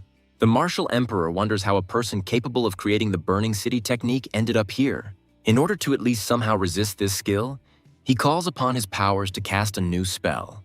The staff he thrust into the ground begins to generate a massive amount of cold, which conflicts with the fire. However, the burning city's magic deals incredible damage to ice magic. The fighting emperor decides not to wait for the moment of truth, grabs his comrade and runs away. Joseph is left standing in the city alone, holding his sword and realizing that his opponents have fled. The huge amount of steam gradually dissipates, and Lola's outline becomes visible in it. The girl asks our hero why the martial arts master is hunting him. Joseph hides his weapon and says that he doesn't have a single clue as to why this man suddenly appeared here. Lola asks him what Marty and his friends are doing here. Joseph says that it is quite a long story and asks her how she ended up here. Lola adjusts her glasses and says that she heard yesterday that he performed a wonderful composition last night and would like to listen to it. Joseph says that in order to perform such a melody, you need the right time, place, and people around you, and now he does not have these conditions. Lola says that she is very sorry to hear this and expresses hope that someday he will perform this melody for her. Joseph says that yesterday, hired killers with the rank of martial emperors appeared in the capital, and this is all Oswald's tricks. Lola says that she will take care of it, asks if he can cure Colonel, to which he states that he will do his best. Lola says that in that case, she will send people to guard him while he undergoes treatment. Joseph turns to Marty and tells him to wait for him outside, because he replies that his orders will be carried out. After this, he decides to walk around the ruined estate, looking around. After some time of his wanderings, he observes a destroyed building, which he decides to explore. Once inside, he says that the old man doesn't have to hide, saying that otherwise he will turn everything upside down here. No one answers him, and he decides that it is time to use force. Without thinking twice, he takes out the weapon that he had recently created thanks to an alchemical miracle. Approaching one of the columns, he makes a quick swing to inflict incredible damage. However, after a few moments, the sword stops obeying him and jumps out of his hand, leaving a small cut in the process. When the sword hits the stone, it makes a distinctive sound, and an unknown person's voice is heard in the air about how he was found. Joseph says that blood cannot be dissolved in water, and that the skill of telepathy is to blame. The doors open, and Joseph sees the silhouette of a man holding his sword in his hand. This person turns out to be an elderly man who says that everything is becoming much more interesting. This man turns out to be none other than Joseph's grandfather, Jonathan, who happily asks him if he has really opened all of his chakras. Looking closer, he takes off his glasses in amazement. After looking at our hero from all sides, he says that he has achieved the status of a warrior of 4 stars, and this is excellent, since he is much stronger than the mangy dogs who call themselves geniuses. Joseph asks him why Jonathan is playing hide and seek, saying that if he hadn't felt his personal breath, he would have thought 8,527 had finished him off. Jonathan asks him if he could feel his breath, to which he states that if he had not noticed his grunting breath, he would not have entered the battle. Jonathan says that this is already completely mind-boggling, but Joseph asks him if he knows the whole situation in the Lee family. Jonathan decides to test the puppy's motives and asks him what he would do in his place. Joseph says that Jonathan kept opening his eyes, which means he wants to keep his distance in order to monitor Jeff's actions, as well as the situation as a whole. Joseph says that at first he did not suspect this, but as soon as he felt Jonathan's breath, all his suspicions were immediately confirmed. After this, Joseph looks at his grandfather with a rather serious look when suddenly a smile appears on his face. He also states that Jonathan would break through the boundaries of the 4 elemental realms and become emperor. Jonathan is generally impressed by his grandson's incredible insight. Clapping his hands, he says that his clan finally has a worthy heir. After this, he talks about how he wanted to find out who could wield more influence among all of them when he was not around, and ended up being disappointed. Jonathan states that Joseph's actions exceeded his expectations, and then asks if he would have continued to pretend to be a jerk if it weren't for the current circumstances.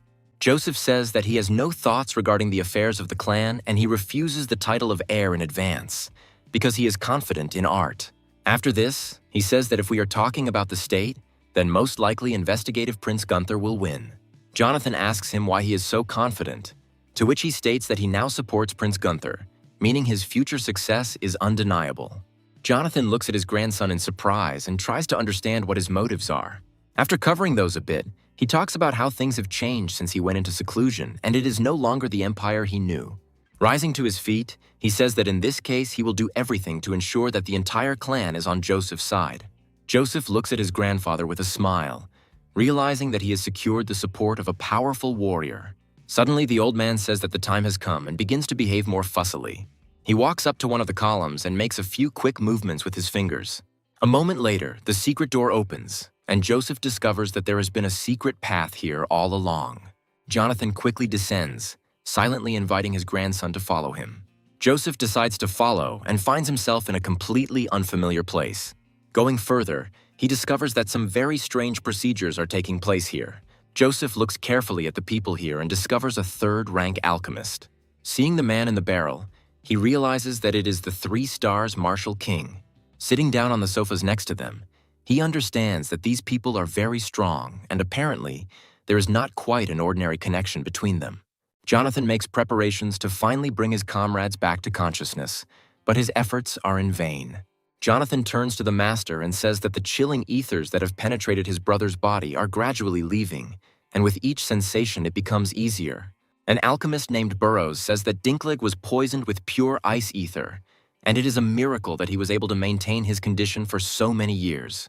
He sadly takes out the last bottle of painkillers he has, saying that they will last him a month. Burroughs adds that after 30 days, the forces of the First Star's fighting Emperor will no longer be sufficient to contain the effects of the gas. Jonathan asks him if he is giving up, to which he states that 5 years ago he accepted his reward and looked after him. But now his powers are running out.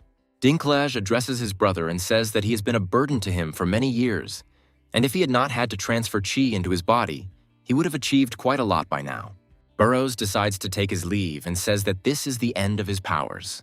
Joseph stops him and asks if he is really a third-rank alchemist. Burroughs experiences a fit of unmotivated aggression and says that if he were not Jonathan's descendant, he would already be dead. Joseph says that this is the first time he has seen a third-rank alchemist who behaves in such an unscientific manner.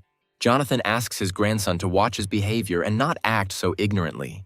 Burroughs claims that when he learned martial arts and traveled around the empire, Joseph was still wearing diapers. Joseph continues to show off, calling him a little child again and saying that some creepy third-rank alchemist is not his boss.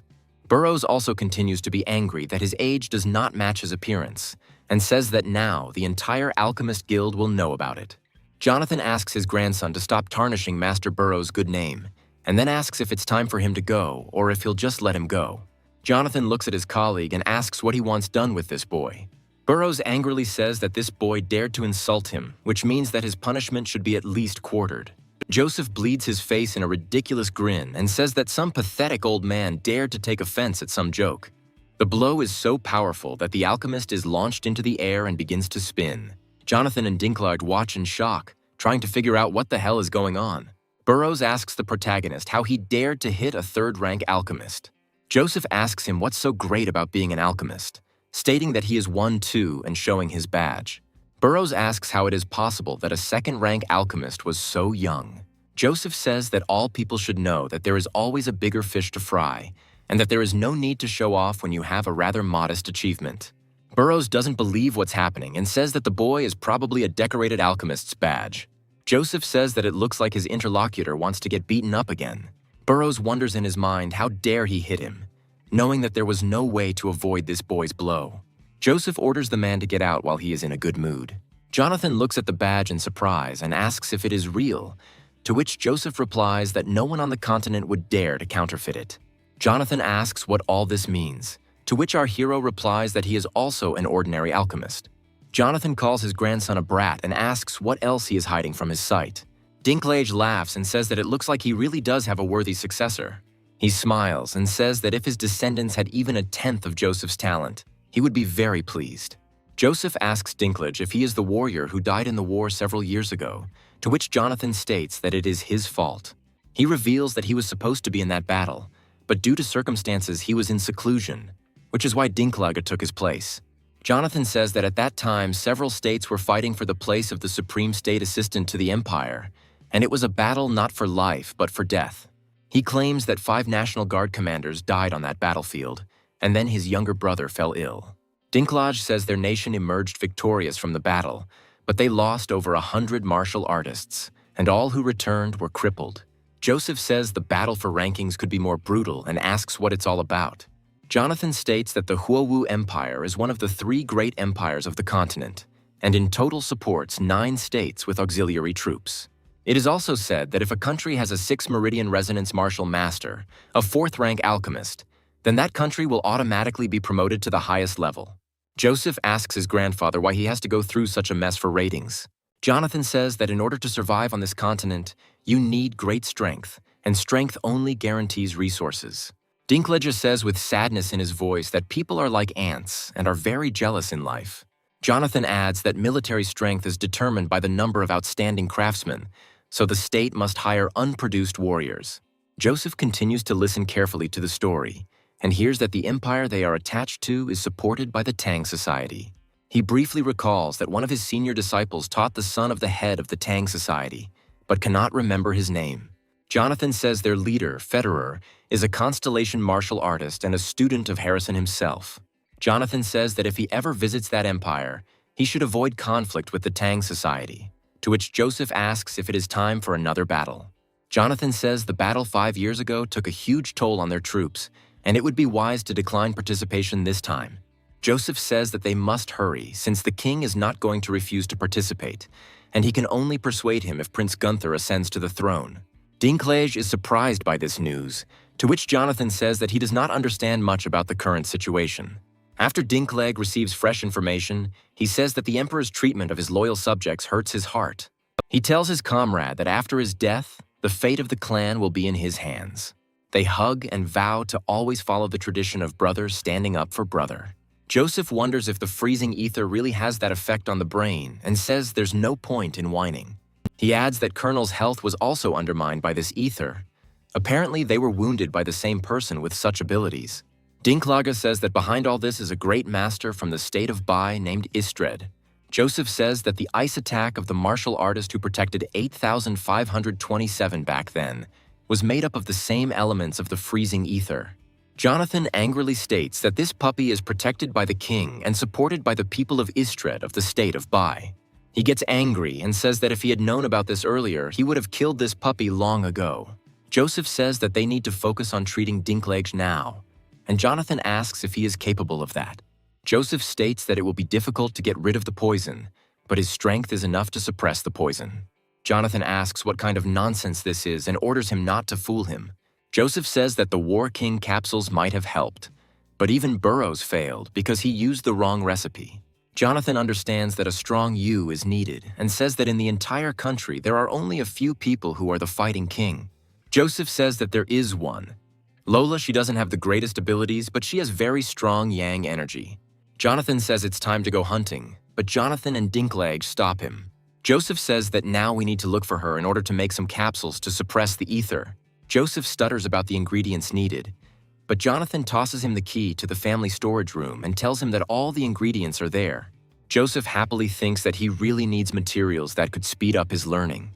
After that, he waves to his grandfather and says that he won't keep him waiting long. After a while, he goes out into the courtyard where a crowd is already gathering. He turns to his uncle and says that he needs to get into the vault. Uncle says that the storage is a restricted area and you can't get in without a key. Joseph shows the key and says that he must go there on the orders of the elder. Uncle says that the order will be carried out and asks Marty to wait for Joseph here. After some time, they find themselves in front of huge doors sealed with a powerful sign. Joseph looks at the Firebird, the patron of the southern regions. Uncle asks how Joseph knows this sign, saying that many alchemists have tried to identify it, but no one has been able to. Joseph asks how long the vault has been around, to which his uncle replies that it was not built by their family.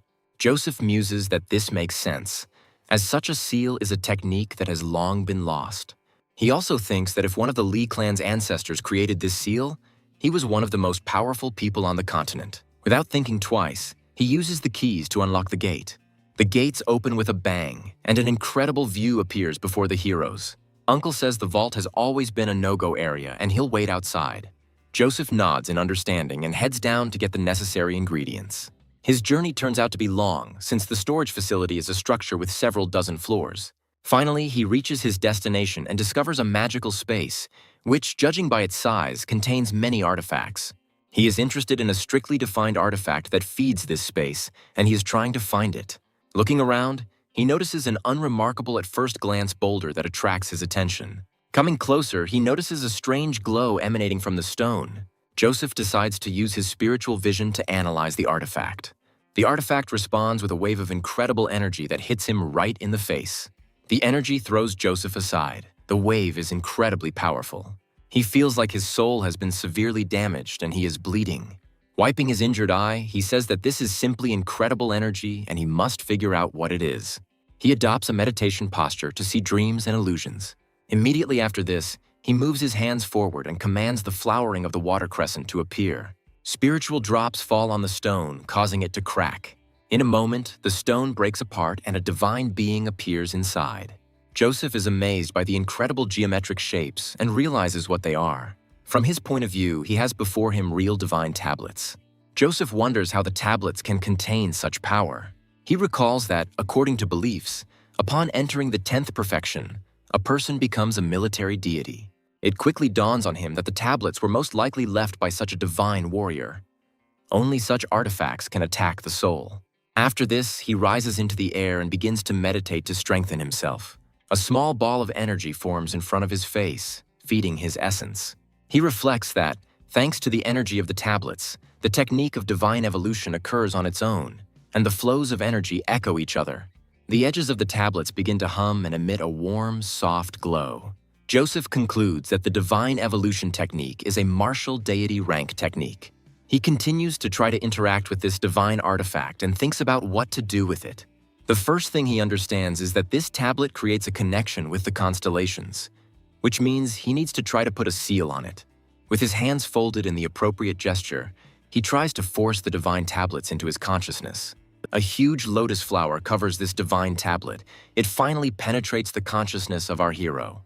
Joseph feels an incredible increase in his abilities and finds himself in an ocean of consciousness. His true form extends his arms forward to interact with the tablet. Only a few moments pass and he finds himself in emptiness. But he understands perfectly well that he has achieved what he wanted. Joseph finally opens his eyes in full realization that he has transferred the tablets into his own consciousness. It quickly becomes apparent that he changed the space around him once he absorbed the tablets. Looking around, he realizes with surprise that he didn't think the cave actually looked like this. Also, looking at himself, he understands that the tablet of God helped him to rise in rank to 5 stars at once. However, no matter what he tries, all he can do with this tablet sphere is enter its space but is unable to control it. Nevertheless, he decides that this is enough. Go. He can carry the vault with him, okay? With all its precious valuables. Rising to his feet, he thinks about the need to make medicines and capsules, since the density of events in the state is increasing. After some time, he comes to the Alchemists' Guild and demands that Abdul be called to him. He is told that Abdul is currently in seclusion, meaning that disturbing him will at best disrupt his cultivation, and at worst cause him to lose his mind. Joseph says there's nothing wrong with that, and Martin muses that his master is going too far. Larry says that if they need help, they will be happy to provide it themselves. Joseph says that he is going to make it. He wanted Abdul to help him. Marty remembers how easy it was to deal with alchemists, but when he ordered second-class pills, he had to wait 2 months. Joseph says he has too much trouble relying on other people and asks to bring Abdul. Larry says that this is not very convenient, and Joseph begins to lose patience, asking whether he will be called or not. Without waiting for an answer, he turns around and says that in that case, they will go from here. Finally, he says that since this is the reason he won't be able to cure Colonel, this is precisely what he won't pass on to the Imperial Court. Larry says that in that case, he will call Master Abdul even if he is dying. He says that the captain of the guard's injury is a matter of national importance, and Joseph is the only one in the entire country who can cure him. Marty is surprised by such a sharp change in the chief alchemist's mood and tries to understand who Joseph is. After some time, they come to the cell in which Abdul had been in seclusion all this time. Larry turns to his assistant and orders her to come and call the man. The unfortunate girl approaches the special chamber and prepares to call the alchemist. By pressing the appropriate touch button, she addresses Abdul and says that some matters have come up that require his presence. She closes her eyes and understands that now she will come to an end, because the alchemist will be angry. Larry doesn't have time to react before the door suddenly opens and an angry Abdul flies out. He attacks the defenseless Lillian and says that he was one step away from becoming a second-rank alchemist. Larry asks how he was able to achieve such heights in just a few months. Abdul continues to rant and rave, saying that Larry is to blame for everything, having deliberately decided to distract him.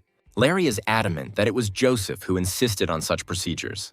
Abdul immediately becomes more talkative, and Joseph says that he had to wait quite a long time for him. Larry is surprised that this young man speaks to everyone in such a tone. Abdul quickly turns back to Lillian and gently brushes the dust off her. After this, he again decides to attack the defenseless girl and says that she is too careless and does not value her work, since she did not tell him about it earlier. Immediately after this, he begins to court his master and says that he is very sorry that Joseph had to deal with these idiots. Marty and other observers of this situation try to hide their incredible bewilderment, but they are not doing a good job. Joseph repeats the angry curses he hurled at them and says he understands perfectly. Abdul realizes that he has said too much and says that there is nothing complicated about it. He also states that he chose a bad time for privacy and deserved to be disturbed. After some time, Abdul takes him to the largest training hall in the association building. Joseph decides to test it out by repeatedly hitting the walls. Among these techniques, he displays the sacred garden of peach blossoms to amaze everyone nearby. Marty muses that such precise strikes have the opposite effect, as if the man were carving words into the clouds. Marty begins to feel like he is in a peach field again, with petals flying around him. Joseph says that if Marty still fails to grasp the sublime idea of the peach's shadow by the time his training is over, it will prove his natural stupidity. Joseph leaves and says that in that case there is no point in following him, and Marty decides to meditate. After some time, he returns to the laboratory where the formation is located. Abdul orders Lillian not to disturb them even if the operator himself dies. Joseph says that they will work on the first batch first, then states that he should watch and learn first. Our hero states that in addition to this, Abdul will have to support him with his energy, since his strength will not be enough. Joseph happily salutes and says that he loves helping him with any questions. Having given the necessary instructions, he decides to resort to extracting his divine tablet. Joseph snaps his fingers and summons a huge number of chests with various things. Abdul looks at these chests in fascination and asks him if he has emptied all the shops in the city. Joseph says that he transferred all of this from his clan's personal storage. He also says that besides the elixirs they will be working on today, there are many other things with strong energy.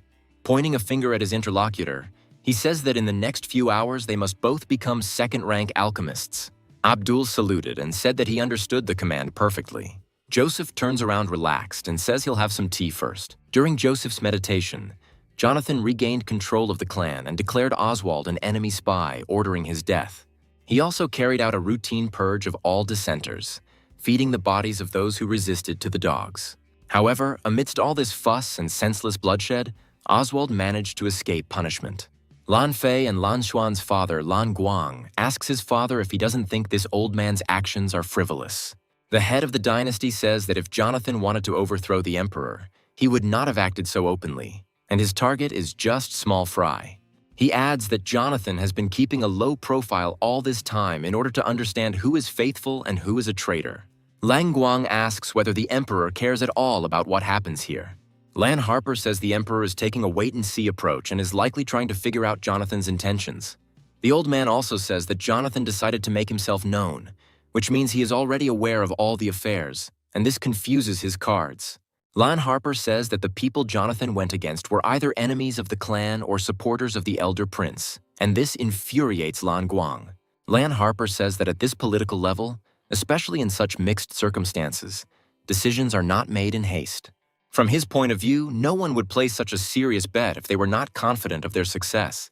Lan Guang asks his father if they should do anything about this, to which he states that it is better for them not to interfere. Lan Harper suggests that Joseph most likely does intend and has the ability to heal Colonel. Lan Guang says that he was declared incurable by all the masters of their country, but Lan Harper says that in times of crisis one should never reveal one's cards. After some time, the scene moves to the residence of Yanter, who receives some not very pleasant news. Suddenly, he hears a familiar voice saying that it has come here to save him from his plight. Yanter is angry and says that this voice belongs to a spy who dared to appear before him at such a time. The doors open and Yanter says that in this case he will remove the head from the shoulders of the scoundrel who failed everything. Oswald smiles and says that His Highness is on the verge of defeat. There is no point in rattling weapons. He wonders why kill the only one who is willing to help in this situation. Oswald calmly says that the prince is in a delicate situation, but Yanter says that spies should be killed. After some time, two hooded figures next to Oswald create a frost field. Phoenix says that these martial artists are very strong, and even Oswald himself is at the level of a martial artist. Oswald smiles and says that if the dear Crown Prince still wants to accept them, it will cost him quite a lot even. Yanter makes a gesture with his hand to drive his warriors away. He asks Oswald what his plans are, and he states that they can help with 3 things. Oswald confidently says that they can throw Jonathan out of the capital, kill Colonel, and finally subdue Charles. Yanter asks why they would want to kill Jonathan and Colonel if they had such power.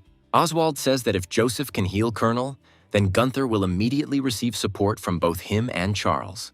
Yanter thinks that after the appearance of this boy, the situation went from favorable to dangerous. He asks his accomplice if it would be easier to simply kill Joseph, to which Oswald states that the previous attempt on Gunther and Joseph was unsuccessful. Yanter notes that the mercenaries did indeed behave poorly, and they also lost the vice commander of the guard. Oswald says that if they kill Colonel, another commander more loyal to Yanter will immediately take his place. The young man says that this commander will be a natural barrier, and the country's military forces will serve in the Bai settlement, which is nearby.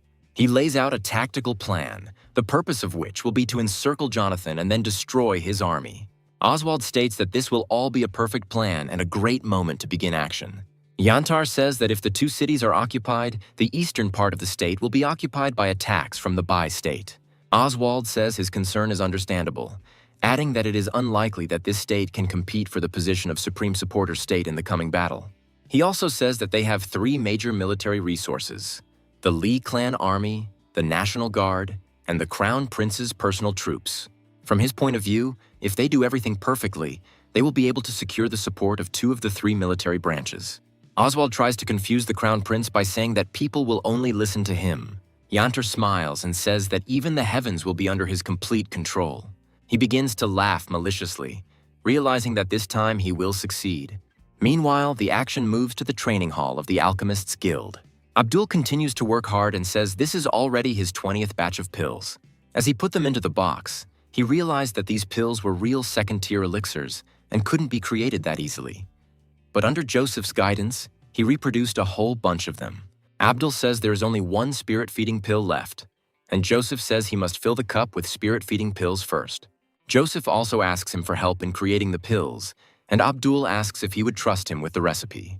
Joseph asks Abdul why he is so happy, since these are low-grade elixirs that can be bought on the street. Abdul replies that such elixirs cannot be found in ordinary shops, since they are 3 times more effective than those sold on the street. He also understands that the recipe for 1,000 birds is unique. Taking advantage of the moment, he notices that the elixirs magically stimulate their spiritual and physical strength at the same time. Immediately after this, he sits in a special pose to begin meditation. In his eyes, he suddenly begins to feel incredible sensations, close to inspiration. On his metaphorical body, he realizes that they are now second-rank alchemists. Calming his breathing, he reflects that everything is happening the same way as when he promoted to a first-rank alchemist. As he climbs higher, he realizes that the status of a second-rank alchemist is incredibly pleasing to him. Gradually, he rises to the very sky and prepares to break through to the second rank. All this is interrupted by a loud cry that something has happened to Mr. Joseph's family. He immediately falls under the water and begins to desperately fight back. Looking around, he realizes that he is in real danger, and if he does not get out, he will be seriously injured. Suddenly, he hears a familiar voice that orders him to open his eyes and look at him. Abdul realizes that it is Mr. Joseph and prays to him to save him. A strange entity, like a bubbling mass, appears before his eyes. Within moments, he's sucked into a whirlpool that swallows his soul. With considerable effort, he breaks out of the water and begins to greedily gasp for air. Looking around, he realizes that he is under the influence of a divine evolutionary technique. One of the needles of divine knowledge penetrates straight into his head. This knowledge charges him with incredible energy impulses, and he immediately jumps up from his seat. Looking at his forehead, he sees a small hole from which blood is coming. Joseph asks him if he passed out after such a minor discomfort. Abdul hugs the gentleman and says that he is unlucky, but he has almost reached the second level. Joseph is surprised and asks if he is still not on the second level. Abdul calls upon his spiritual resources and realizes that he has broken through to the second level. Jumping on the spot, he asks the master to hit him harder to make sure he is not sleeping. Having received a powerful blow right under the solar plexus, he says that the gentleman has an incredibly heavy hand. Joseph notes that even after all the trials he has passed, he can only rise to the level of a 6-star warrior, and his current abilities will not be enough. He looks at the badge and says that his power now matches that title, but Abdul reminds him that when they met, he was neither a warrior nor an alchemist. Abdul admits that he is so happy that his heart is almost giving out, and Joseph asks if he needs a heart replacement. At this moment, Lillian opens the doors again, apologizes for disturbing him, and reports that Joseph has received news about the bi-state army. The girl excitedly states that Jonathan is furious and is going to send troops to help, and she was told to immediately bring Joseph back so that he could take care of the clan. Joseph is surprised to hear that they had only been meditating for 10 days, and such a mess had already happened. He comes out and says that if everyone is tired of living, he would not mind providing another favor. After some time, the action moves to the main hall of the Alchemists Guild, where Marty is located. Marty quickly notices Joseph and Abdul approaching and says it's time. Jumping down, he swears eternal loyalty to the hero and promises to carry out any orders. Joseph says that in 10 days he has only reached 2 stars, and his abilities are still average. People nearby are surprised by such arrogance and understand that the further you advance in the world of martial arts, the more difficult it becomes. Marty apologizes for his rudeness and says that with determination he will work twice as hard for Joseph. Joseph states that from time immemorial, perseverance was more important than talent in achieving great heights. He praises such inclinations in his student and says that from today on he will become his trusted assistant. Abdul asks if he is entitled to any title, to which Joseph replies that he will think about it when he reaches the 4th rank. The governors and townspeople are surprised that Abdul can worship some boy. As they exit the Alchemists Guild, they are met by Bai Mao, who says that the situation is alarming and is worried that the young master may become a target for mercenaries. The girl adds that she is ready to accompany him. Joseph smiles and says that it looks like his status is rising and he didn't think his position was that important. However, he accepts the invitation to accompany them, and they all mount their horses to set off on their journey. A little time passes, and they become the target of another mercenary attack. Bai Mao jumps up from his horse and prepares to repel the attack. She commands her subordinates to drive away the enemy and creates an energy shield. Joseph examines one of the arrows closely and notices that they are made of green quartz, meaning they belong to the royal army. Marty asks if this means the assassins are working for the Elder Prince, but Joseph says that is not necessarily true. Suddenly, a familiar voice is heard ordering everyone to be killed without mercy. Joseph smiles and says that he hasn't seen the 8 for a long time. Oswald says that Lola saved him last time, but now they will finally see him die. One of the warriors, named Joffrey, tears off his cloak and orders his opponents to entertain him, wanting them not to die too quickly. His colleague Eugene says that with these opponents, you can take your time and peel off their skin layer by layer.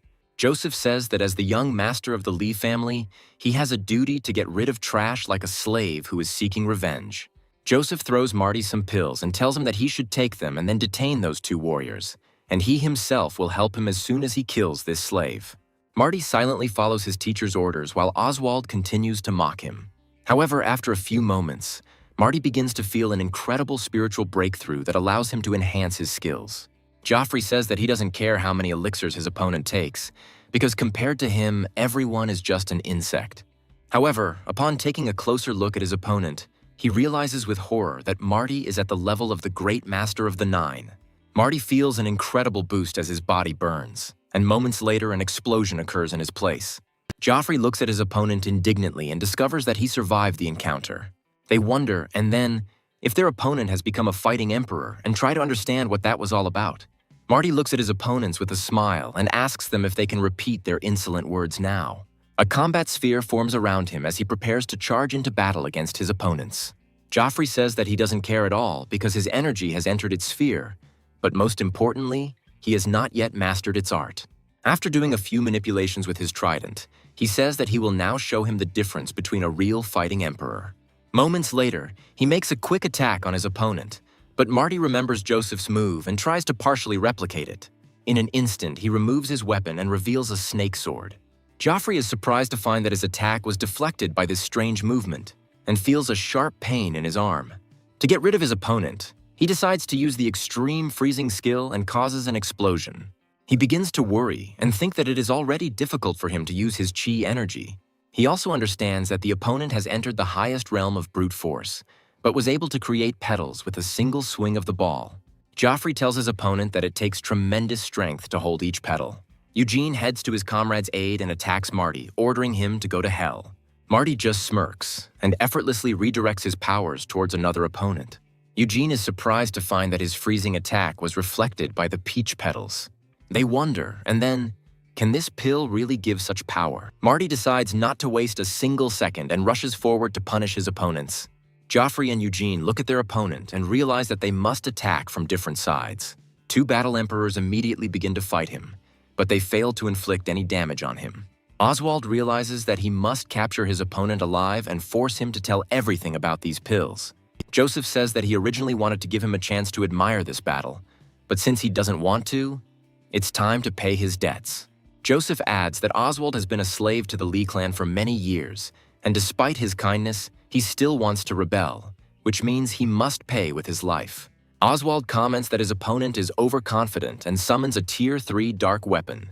Abdul rushes to warn his master of the danger, saying that he will not be able to resist this power.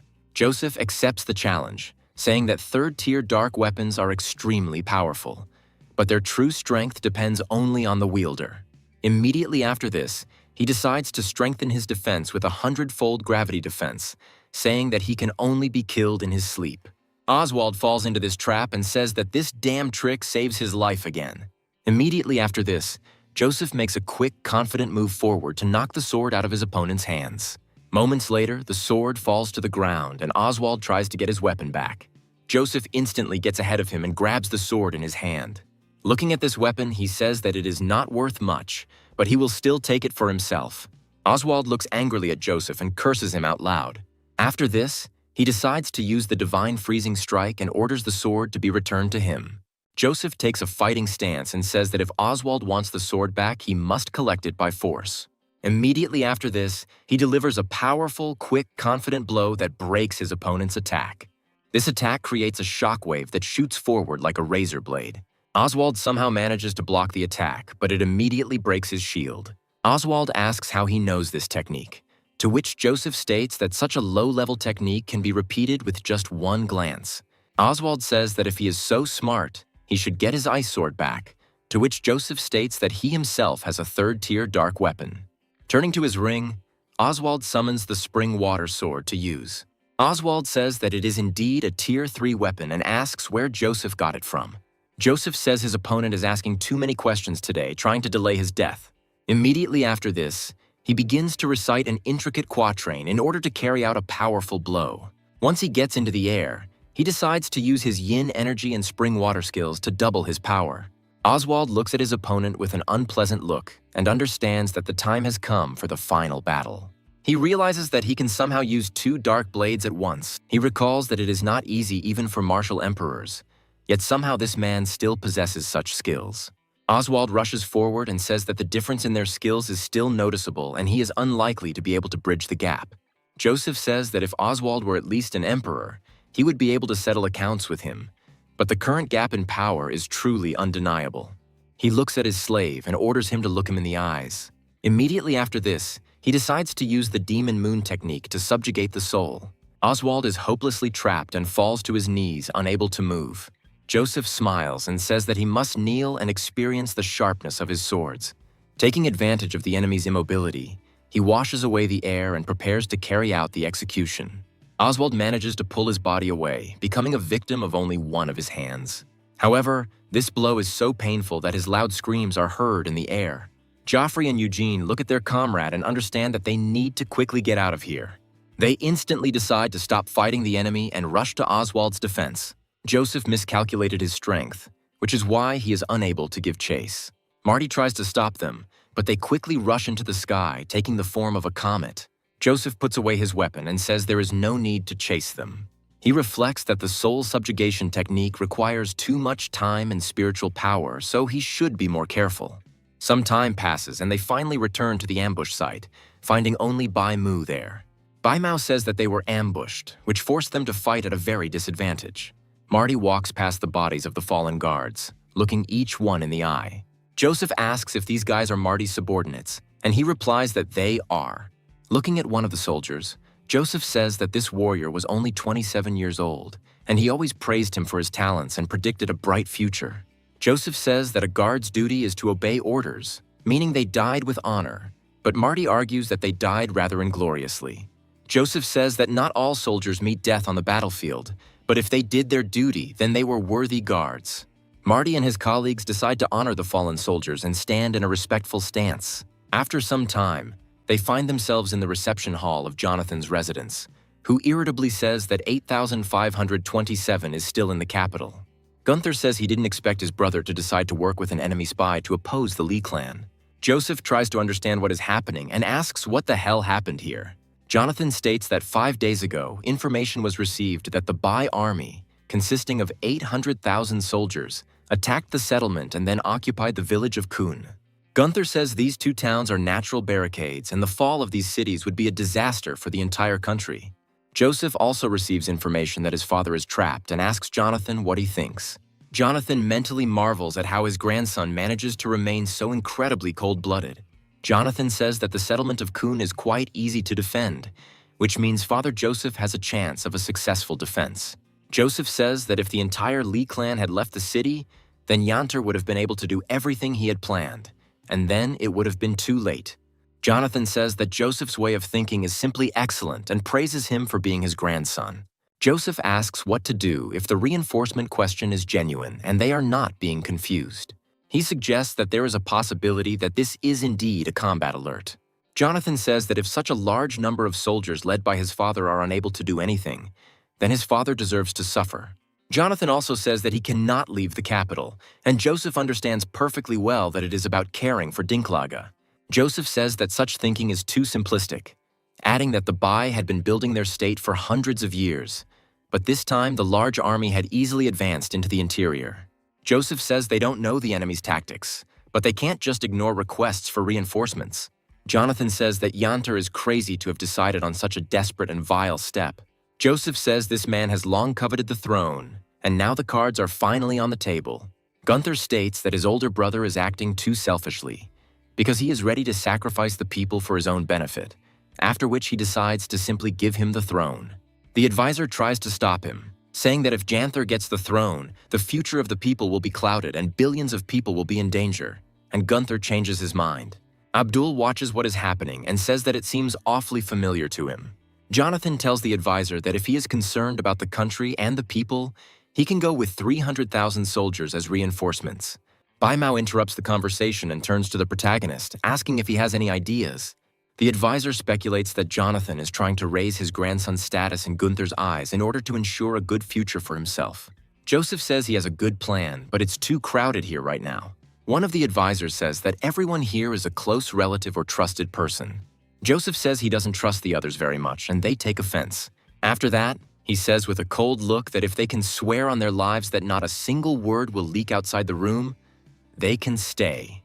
He also says that this applies to everyone, and if they want to stay, they must be prepared to give their head to the current. The minister tries to understand who he is and why he has such a cold look. Gunther sees off the ministers, saying that they have worked well and can rest in the pavilion. After some time, the room remains almost empty and free of strangers. Bai Mao asks if he's ready to lay out the plan now, or is he waiting for Yi to leave here too? Joseph says there is no need for this and states that in his view, it would be better to defend on two fronts at once. Gunther says he thought about it, but they have limited resources, and if Jonathan leaves the city, he won't be able to resist Yanter. Jonathan says that many important military positions have been given to people working for the Elder Prince, so only the Central Army can help. Gunther looks at this proposal carefully and says that things are not that simple. Jonathan agrees with him and says that Yantar is at the head of the army, and it is impossible to force him to send his own soldiers there. Jonathan also says that he can use his reputation to gather some troops, to which Gunther states that there are urgent matters here. Joseph says that Jonathan should remain in the capital and can send him alone as reinforcements. Jonathan says that even if he can gather troops, these people are reckless, but they are disciplined, and only he can keep them in check. Baimao says that Mr. Joseph knows too little. Even if they gather troops, they still won't have enough people. Joseph smiles and tells her that she forgot something, which attracts Gunther's attention. Joseph says that he himself will not be able to command these old men, but he has in mind a man who can do it for him. Joseph says that he can't cure him completely yet, but if he stays close by and treats him with pills, Dinklage will recover pretty quickly. Jonathan, surprised, asks if he really found a way, to which Joseph states that he made magic pills. Jonathan says this is amazing news, and Gunther asks who he is talking about. Joseph says that he is talking about the legendary Dinklage, who conquered lands with his grandfather. Gunther is shocked and says that the legends say that this great warrior died. Jonathan says that the Lord then sent him to that line in the rating to get rid of his retinue, and he returned, being on the verge of life and death. Gunther sadly says that his father made reckless decisions and tries to understand how he could do that to loyal people. Jonathan continues the story, saying that he swapped him for a prisoner sentenced to death and declared him dead. Gunther bows respectfully to Jonathan and says that when he ascends to the throne, he will be sure to return the clan to their rightful status. Bai Mao says that the general's illness is most likely related to Commander Colonel. Joseph says that this assumption is correct since he was injured, the linear chi of Istred. Bai Mao says that it is truly genius that Joseph was able to restrain the ice key. She also says that she is very interested in who the next person is who is ready to join them. Joseph chuckles and says he wants to help them build a team capable of defeating an enemy that outnumbers them many times over. After this, he calmly states that the next person should be his teacher named Charles. Gunther says the teacher can support him, but never gets involved in political squabbles. Joseph says he doesn't expect him to take action and asks if he remembers the tragedies that happened 60 years ago. 60 years ago, when Jeff was still a prince, revolution broke out across the South and the army fled, leaving the country defenseless. In this difficult moment, Charles organized detachments of talented students to fight the revolutionaries. In this way, they not only defended the capital, but also pushed the enemy back, laying the foundation for the creation of a unit called the National Guard. To this day, these students are considered the founders of this honorable unit of the Royal Guard. Joseph says that right now the academy is starting its holidays, and the students are having practical training at the level of city defense. Gunther says it's a great idea, calls Joseph a genius, and notes that if students are sent, the army will grow exponentially. Joseph says that these wars will be the future of their country, and they will be waged by the academy teachers themselves. He also says that Lola's help is needed to contain the Chai in Dinklage and Colonel's bodies, as she is indeed a powerful warrior. Jonathan says it is a brilliant plan because it will gather strong troops and attract powerful people to their side. Joseph says that Colonel is losing his former power and his influence is diminishing, but if he is restored, no one will dare to contradict him. Joseph reminds the prince that he already has the support of 3 martial emperors, which means he cannot lose. Gunther looks on in surprise and wonders who the 3rd battle emperor is. Bai Mao turns his gaze to Jonathan, who laughs loudly. He says that apparently he no longer needs to hide and demonstrates his incredible strength. Everyone bows in a respectful gesture and congratulates him on such success, to which he responds with a short thank you. Jonathan looks at his grandson and thinks that he speaks like a true sage, and Gunther's victory is almost guaranteed. Gunther temporarily loses his composure and quickly gets closer to Joseph. He says that Joseph is simply an extraordinary man and asks if he wishes to be called a brother with whom he will share his destiny. Jonathan speculates that Gunther is doing this because of his rise, but if they were called brothers, the clan status would likely increase. Bai Mao looks at Joseph and realizes that he is a worthy ally. Joseph successfully pulls his hand away and hesitantly says that they will talk about this another time. Gunther, Marty, and Abdul stare at Joseph in surprise, trying to understand how this is possible. Gunther is surprised that he is a prince and the future leader of the country, but refuses his offer. Abdul and Marty react more kindly, realizing that being independent is more valuable than anything else. Jonathan chuckles and muses that they live in a small country, and that could have a serious impact on Joseph. Jonathan is surprised that without the current circumstances, this boy would have remained a pigeon for the rest of his life. Bai Mao smiles and says that she is not surprised that Joseph thinks about state affairs first, and that prestige is not his priority. Gunther laughs and says that he likes Joseph's wisdom, so it won't be announced when he takes the throne. Joseph says he has always been happy being a lone wolf and has never thought about any fraternities they are going to join. He politely asks them not to bring it up, and they are surprised that he can give it up so easily. Jonathan grins and realizes that at least his grandson knows his place, since usually both vassals and the emperor cannot be brothers. Gunther says that this young man is truly unique and is definitely his grandfather's grandson. Joseph hums sadly at all these people, preparing to give a speech full of powerful wisdom. He says that life is glory and shame, but all this will turn to dust, because life is a fog, and only martial arts are eternal. This serious and incredible quote impresses everyone around him, and Gunther reflects on how, up until this point, he thought that the fight for the throne mattered. Marty slowly repeats these words, realizing that life is glory and shame, but all this will turn to dust, and only martial arts are eternal. Such a powerful quote, filled with philosophical meaning, immediately makes him switch to the mode of incredible inspiration. The energy around him begins to pulse rapidly, surprising everyone around him.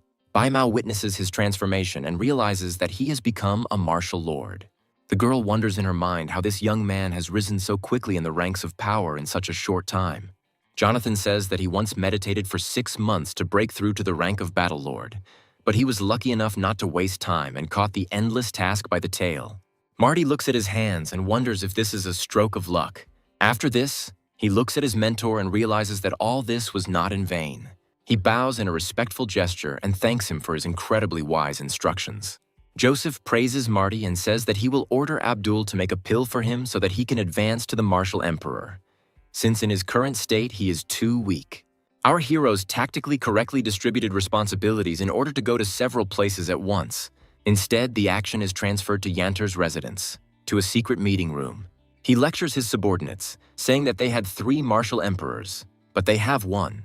He also states that they had elite equipment, but nevertheless only 4 people returned from the sortie, although they should have handled 30. He calls Oswald a damn slave and asks him how he is going to pay for it now. Phoenix says he lost an entire division of National Guard, which were his best men. Oswald begins to hastily justify himself, saying that Joseph and Marty are to blame for everything, and because of them, he lost his arm. The Crown Prince begins to chase him even harder after hearing such excuses. Yanter asks if such weak fighters could really hold off 2 battle emperors and cut off Oswald's hand. Oswald says that Marty instantly became a fighting emperor after taking some kind of pill, and Joseph turned out to be even more cunning. Oswald says that while he was in the family, he heard about this man, and he was simple, it's simple. Phoenix adds that there is definitely something wrong with this man because their plan was flawless, but not only failed, but also attracted Marty to their side. Oswald tries to defuse the situation by saying that they have lost the battle, but not yet lost the war, and everything else is going according to plan. Yanter says that things are not so simple, because Joseph can cure Colonel and attract the fighting Emperor Charles to his side. Oswald smiles slyly and says that when the time comes, his boss will send people, which means Colonel will definitely not be left out. Hearing this encouraging news, Yanter orders him to leave so that they can get some treatment. Left alone with his bodyguard, he asks if these people can be trusted. Phoenix replies that this is out of the question since he just lost 30 people. Yanter agrees with his words, saying that he can only rely on himself, and adds that they need to convince the other 3 divisions to side with them. Yantar also asks how things are on the other fronts, to which he states that Lord Kong is very angry at Jonathan for killing ministers against the laws. Yantar says that they only have intermediaries who will be of little help to them in battles. Phoenix says that they haven't really entered the battle yet, and they should let his men cause some trouble for Jonathan in the name of the law. Yantar says that this is a good idea, and if they take advantage of the opportunity to turn everyone against this clan, it will be easier to control the central army. After this, he gives his bodyguard a sign that he can go and leave him alone. Left alone, he says that everything that is happening is insignificant, because if there are no further mistakes, everything will go well. He happily says that the throne will definitely belong only to him. Meanwhile, the action moves to the Lee family residence, where Joseph and Jonathan have headed. Jonathan stops to find out what's going on. A huge number of people dressed in white robes and carrying posters appear in front of them. Jonathan angrily wonders who dared to surround his clan. They take a few steps forward and Sinister appears next to them to give a report. The young man says that 3 students from the Bird Academy came here and brought thousands of scientists with a protest to accuse Jonathan of serious crimes. Jonathan tries to understand why all this happened and what the scientists forgot here. He approaches Joseph with the idea that when these poor scientists get tired of fussing, they will leave themselves. Joseph decides to stay and look at the accusations that these scientists are making. Looking closely, he sees a huge number of ribbons with offensive words depicted on them. Turning around, he asks his grandfather if he really has the right to kill high-ranking officials, but he is afraid of a bunch of scientists. Jonathan says it's not that clear-cut, since killing scientists is ethically unacceptable. He also says that absolutely everyone, even the emperor, must behave respectfully before the chief scientist. Joseph mockingly asks why there is any need to be afraid of some insects, noting that if they decided to show up, it means that we paid them something. Stepping forward, he says that if these scoundrels get in his way, he will always finish them off. Jonathan wonders if they, as a clan of generals, have stooped to killing educated people.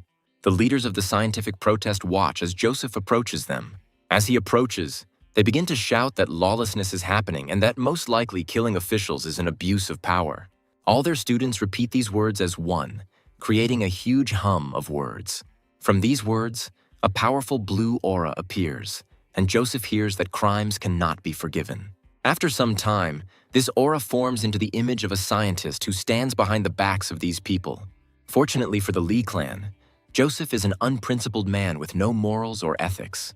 Taking a booger from his nose, he accurately shoots it into the mouth of one of the propaganda broadcasters. The other students look at their senior leader with incredible horror. The participant who is unlucky enough to catch someone else's booger immediately empties his stomach. However, this does not greatly shake the spiritual figure of the scientist observing him. Joseph realizes that before him is a great key of justice created by great scientists from all over the world. Smiling, he says that in front of him there is a great breakfast that should not be missed. With these thoughts, he throws himself into the air to call down the elements on his enemies. Once in the air, he decides to create a connection to begin the procession. Drawing in the energy, he realizes that he feels quite refreshed. He loudly declares that such great energy of justice will give a powerful impetus to his endeavors. Scientists look at it, wondering how it is even possible to hang in the air. Some scientists even begin to panic when they see such a sight. However, the older representatives urge their students not to panic because they possess the most powerful energy. They advise to remain calm and read sacred teachings to strengthen your energy and drive out the devilish essence. Following this advice, many followers bow their heads in prayer. At this moment, the energy of their minds is intertwined into a single point where our hero is located.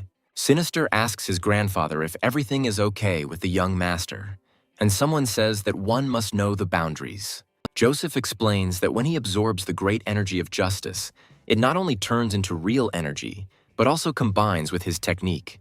Thus, he builds up his strength of spirit, but his progress still leaves much to be desired. At this time, he hears scientists saying that if they continue to read their prayers, the devilish essence will weaken. He begins to feel how the energy of justice becomes more and more dense. Smiling, he reflects that these two idiots are only making him stronger, and decides to play along. Making a disgusted face, he calls these people incredible idiots and admits that he feels uncomfortable about what is happening. In just a few moments, he makes a breakthrough to the warrior of the 7 stars. To keep the flow of energy going, he makes a few theatrical gestures. Scientists say they must remain strong because the demonic entity is almost dead. Sinister wonders what they should do, considering that the young master appears to be dying. Jonathan wonders if there is anything about him, other than the awkward grimaces, that would give away the man in pain. Gradually, some scientists begin to lose consciousness from too much energy. This respect for the power of energy knocks lesser-minded scientists off their feet and they fall to the ground. Joseph, meanwhile, shows off his skills and demonstrates the aura of the 7 stars to everyone. After a while, he carefully lowers himself to the ground in front of the scientists, who are still standing on their feet. They realize in horror that their opponent did not receive a single scratch. Looking into his eyes, they feel that the pressure from him has become even denser. After this, the illness they got after spending a lot of energy knocks them down.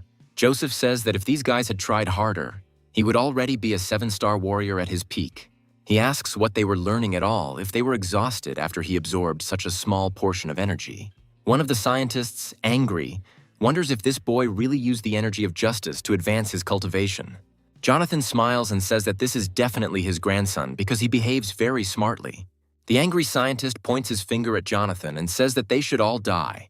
Joseph warns them that now they will not get away with a few drops of blood and not a single scar for what they did. He states that they maliciously surrounded his clan's home and his grandfather, and there must be consequences for it. The scientists feel incredible pressure and ask our hero what he is going to do. Joseph asks them if they really came to joke if they still don't understand what he's going to do. One of the scholars says that the Lee clan also committed great crimes that cannot be forgiven. Joseph asks the scholar if he means to say that all the emperor's loyal followers, faithful servants, and trusted assistants turned out to be absolute bastards. Another scientist says there is no need to dramatize everything so much and apologizes for the context. Joseph says that such damage to his clan would mean the death penalty, but since they helped him rise, he chooses mercy. One of the scholars stands up in a particularly arrogant manner and accuses Joseph of savagery, claiming that they are his followers. He also states that if Joseph even touches them, he will face serious consequences.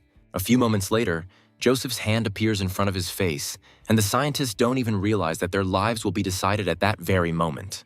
With one powerful attack, he kills the man as a warning to everyone else.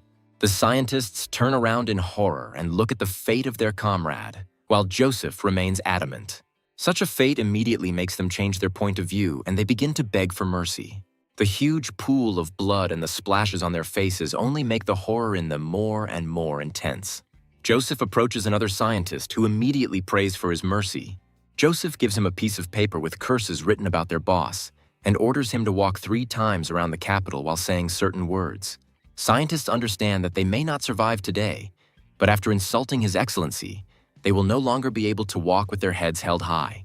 Joseph orders everyone to stand up immediately, and absolutely every surviving scientist rises to their feet. Joseph hands this scroll to Sinister and tells him to go with them and kill anyone who resists on the spot. The scientists, not hiding the tears in their eyes, move forward shouting offensive curses. Joseph says that these curses sound unconvincing and that in order to survive, they will have to do it with more enthusiasm. The scientists realize that their situation will only get worse if they stop following this man's orders. Sinister walks at the head of the column, and the scientists begin to revile their boss with even greater passion. Ordinary people are watching this process and trying to understand what the hell is going on here. After some time, Joseph and Jonathan return to the secret room where Dinkleg is located. Joseph quickly examines it and comes to the conclusion that things are worse than he expected. However, he says that since he will be the one treating Dinklega, he will not be able to die even if he wants to. Jonathan looks at his friend and asks how soon he will come to his senses. Joseph smiles and says that the moment has already arrived, as Dinklega opens his eyes. The crippled warrior looks around, trying to figure out where he is. Dinklega says he passed out again and was lucky to wake up because he doesn't know if he'll be lucky next time. Joseph looks at his comrade and says that he should try to get back on his feet. Dinkleg looks at him with some understanding and says he hasn't stood on his feet in over 5 years. However, after a few moments, he suddenly feels that he can move his legs. Dinkleg grabs Joseph's hands and asks how he did it, to which he replies that it was pretty easy. Joseph explains that the ice inside his adventures is suffering, and to get to the root of the problem, it was necessary to neutralize its sides, nothing more and nothing less. He adds that the mystical pills can do it, but since they are only second rank, it won't be that easy. He also says that to fully get Dinkleg back on his feet, someone with strong yang energy is needed. Dinkleg immediately hugs his comrade in arms and says that so many years have passed, and he can still stand. He also praises his grandson Joseph, saying that he is simply a genius and even makes him slightly envious. Joseph says that in a few days they will have to lead the army and lead it to the east. Dinkleg was very surprised and asked again if he would really be given command of the army. Laughing loudly, he says that all that remains is to sit here, remember the past and army money. Joseph says he's willing to bet he'll be in peak physical shape very soon. Dinkleg turns his head towards Jonathan and asks if the man is serious. Jonathan tells Dinkleg that he is forced to ask him for this favor, even though he is not fully recovered. Dinkleg takes this information in with awe, and tears come to his eyes. He happily says that he could not even dream of this, because now he will put on his armor again and take to the battlefield. He thanks his friend for this opportunity, and he recommends that he think it over carefully at his leisure. After this, Joseph smiles eerily and looks at his grandson, getting his attention. Coming closer, he says that he has proven that he is indeed a second-rank alchemist. After this, he adds that he will probably find a lot of interesting things. Checks. Joseph asks his grandfather where these things could have come from, but he is immediately silenced. Then his grandfather bombards him with a ton of questions about where all the treasures his family has accumulated over the centuries have gone. After some time, he takes some things that belong to him and says that today he will not rob to the last thread. After all, it is not ethical. After that, they come to the room where Lola and Colonel are already waiting for them. Colonel looks at his comrade in surprise and asks Jonathan if he will really become emperor. Lola also watches in amazement as new heroes emerge with incredible powers. Dinklage greets Colonel and asks if he's still alive or has not died from the severe poison. Jonathan says that this story is best left for later, as it is quite long. Nevertheless, they decide to tell everything in order to bring clarity to the ranks of their allies. Colonel asks Jonathan why he didn't ask for help, since he would have helped anyway. Jonathan reminds the guard commander that he too was seriously wounded back then. He also states that he had no way to truly help his friend, so all he could do was hide him. Colonel says that it seems that young Master Joseph has found a cure, and the hero replies that he has made a pair of magical fire pills that can suppress the effects of the poison. He also says that for the final cure, Teacher Lola's strong yang energy will be needed. After that, he snaps his fingers and says that if they want to cure Colonel too, he would like to get help. Colonel nods and says that in order to receive the treatment, he will have to do something in return. He says that he can agree to 3 things, but asking him to do something that is impossible is not worth it, to which Joseph replies that this suits him. Lola asks him how he was able to make a second-tier potion, to which he states that he was just lucky. Lola says that her student hid his talent so well that even she was able to fool him, but now she can rest assured about his future. Joseph smiles and thanks the teacher for everything she has done for him, promising generous rewards, to which Lola states that it is her duty and rewards are not needed. After a short pause, she says that if inspiration ever comes to him, she would like to hear from him the very melody he played then. Joseph smiles and says that he will do everything in the best way for her, and she doesn't have to worry. Jonathan says that everyone present here is a dear guest. They can rest for now, and tomorrow they will go to the Emperor's palace. After some time, the scene moves to the training room where Joseph continues to improve himself. He is clearly unhappy that he is still at the level of a pathetic 3-star warrior and decides to fix it.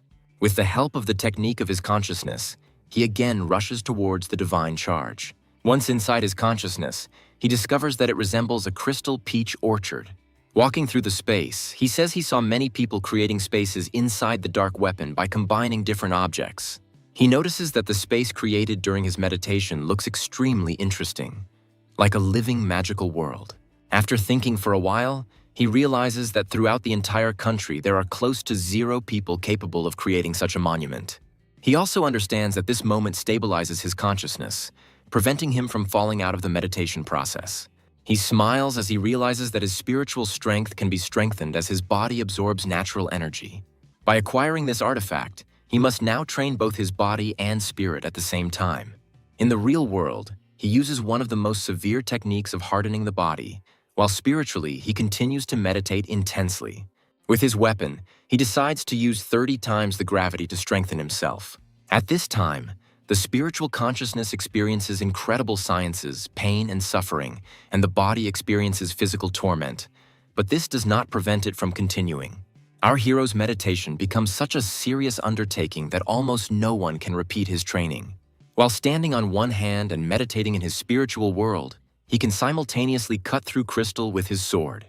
The Russian crystals suddenly stand up and try to absorb the energy that they have.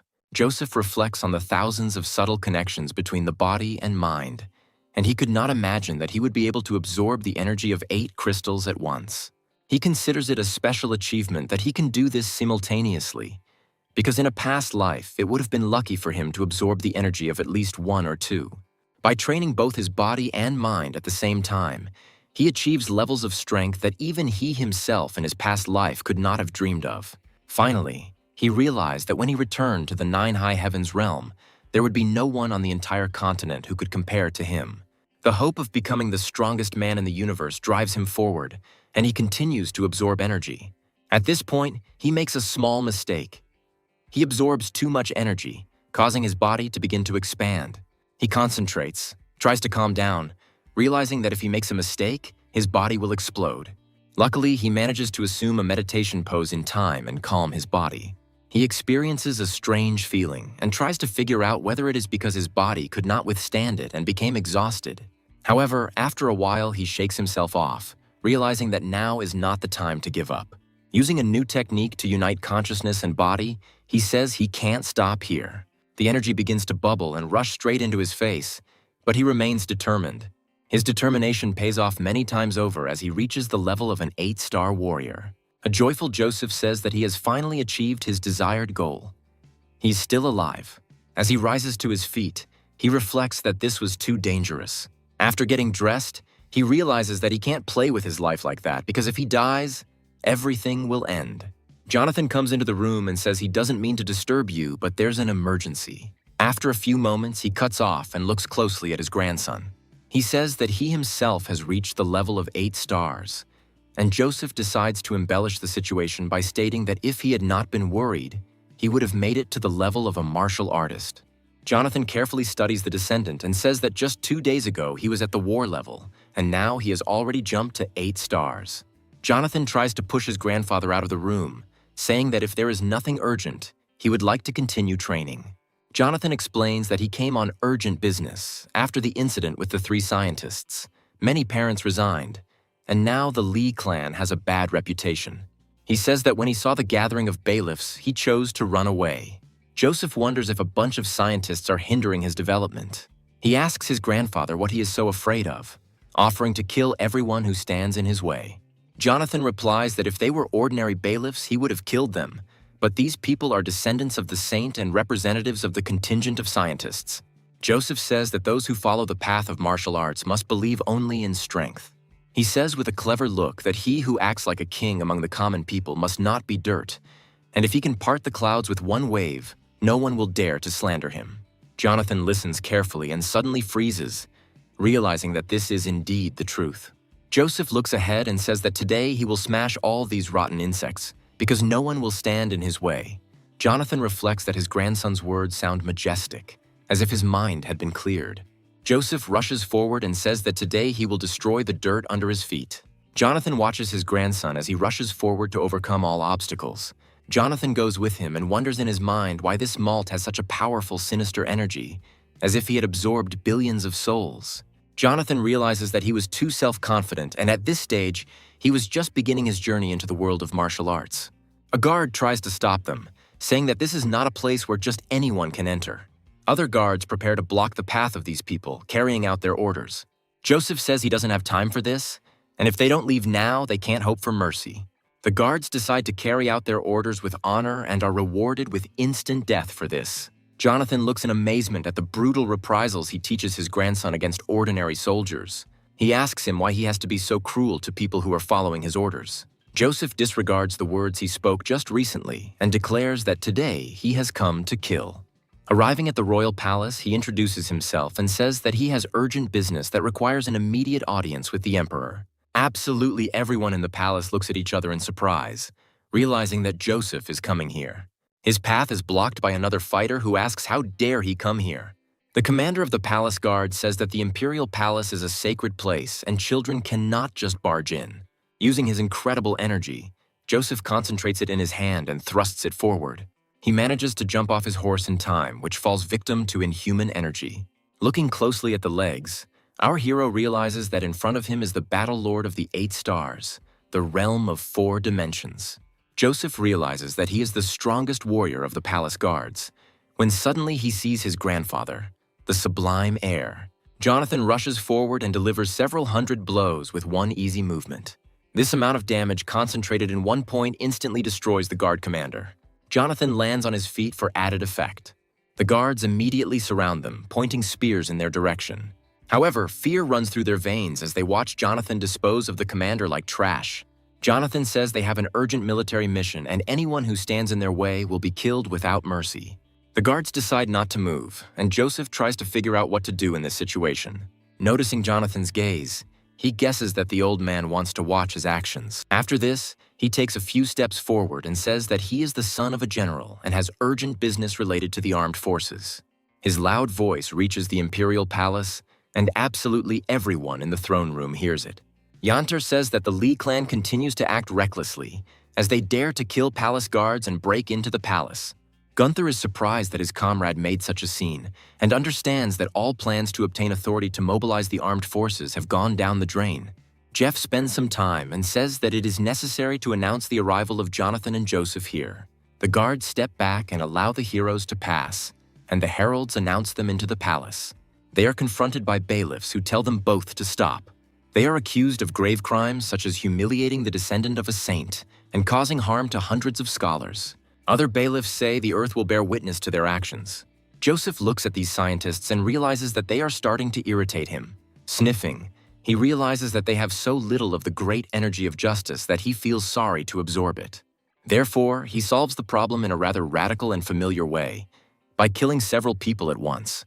With one swing of his sword, he kills several scientists and silences everyone else. They begin to fear, realizing that the same fate could await them if they utter another word. The most daring claim that Joseph committed the murder right in front of the imperial chamber. Joseph says that such curs should not poke their noses into state affairs, and if they call themselves scientists, then they have been too easily fooled. He also says that if Eugene was a great benefactor, he would not have sent them to defend the palace, as they are just cannon fodder. After some time, the action moves to the main palace, where several scientists are guarding Eugene. When the heroes appear, Eugene rises on the stretcher and looks at them angrily. He turns to the emperor and asks for help to kill these idiots. Jeff asks Joseph how he dared to kill guards and scientists right in front of his palace. Joseph engages in mental gymnastics and says that he killed them solely out of respect for the emperor. Yanter declares that this is complete nonsense and that this man must be made to pay with his life. Joseph asks the prince if he knows what the imperial law is. Yanter replies that he is the crown prince of the country and, of course, knows about it. Joseph says that in that case he will need the help of the Minister of Chins. After some time, the minister arrives here and asks what business the young gentleman has for his humble service.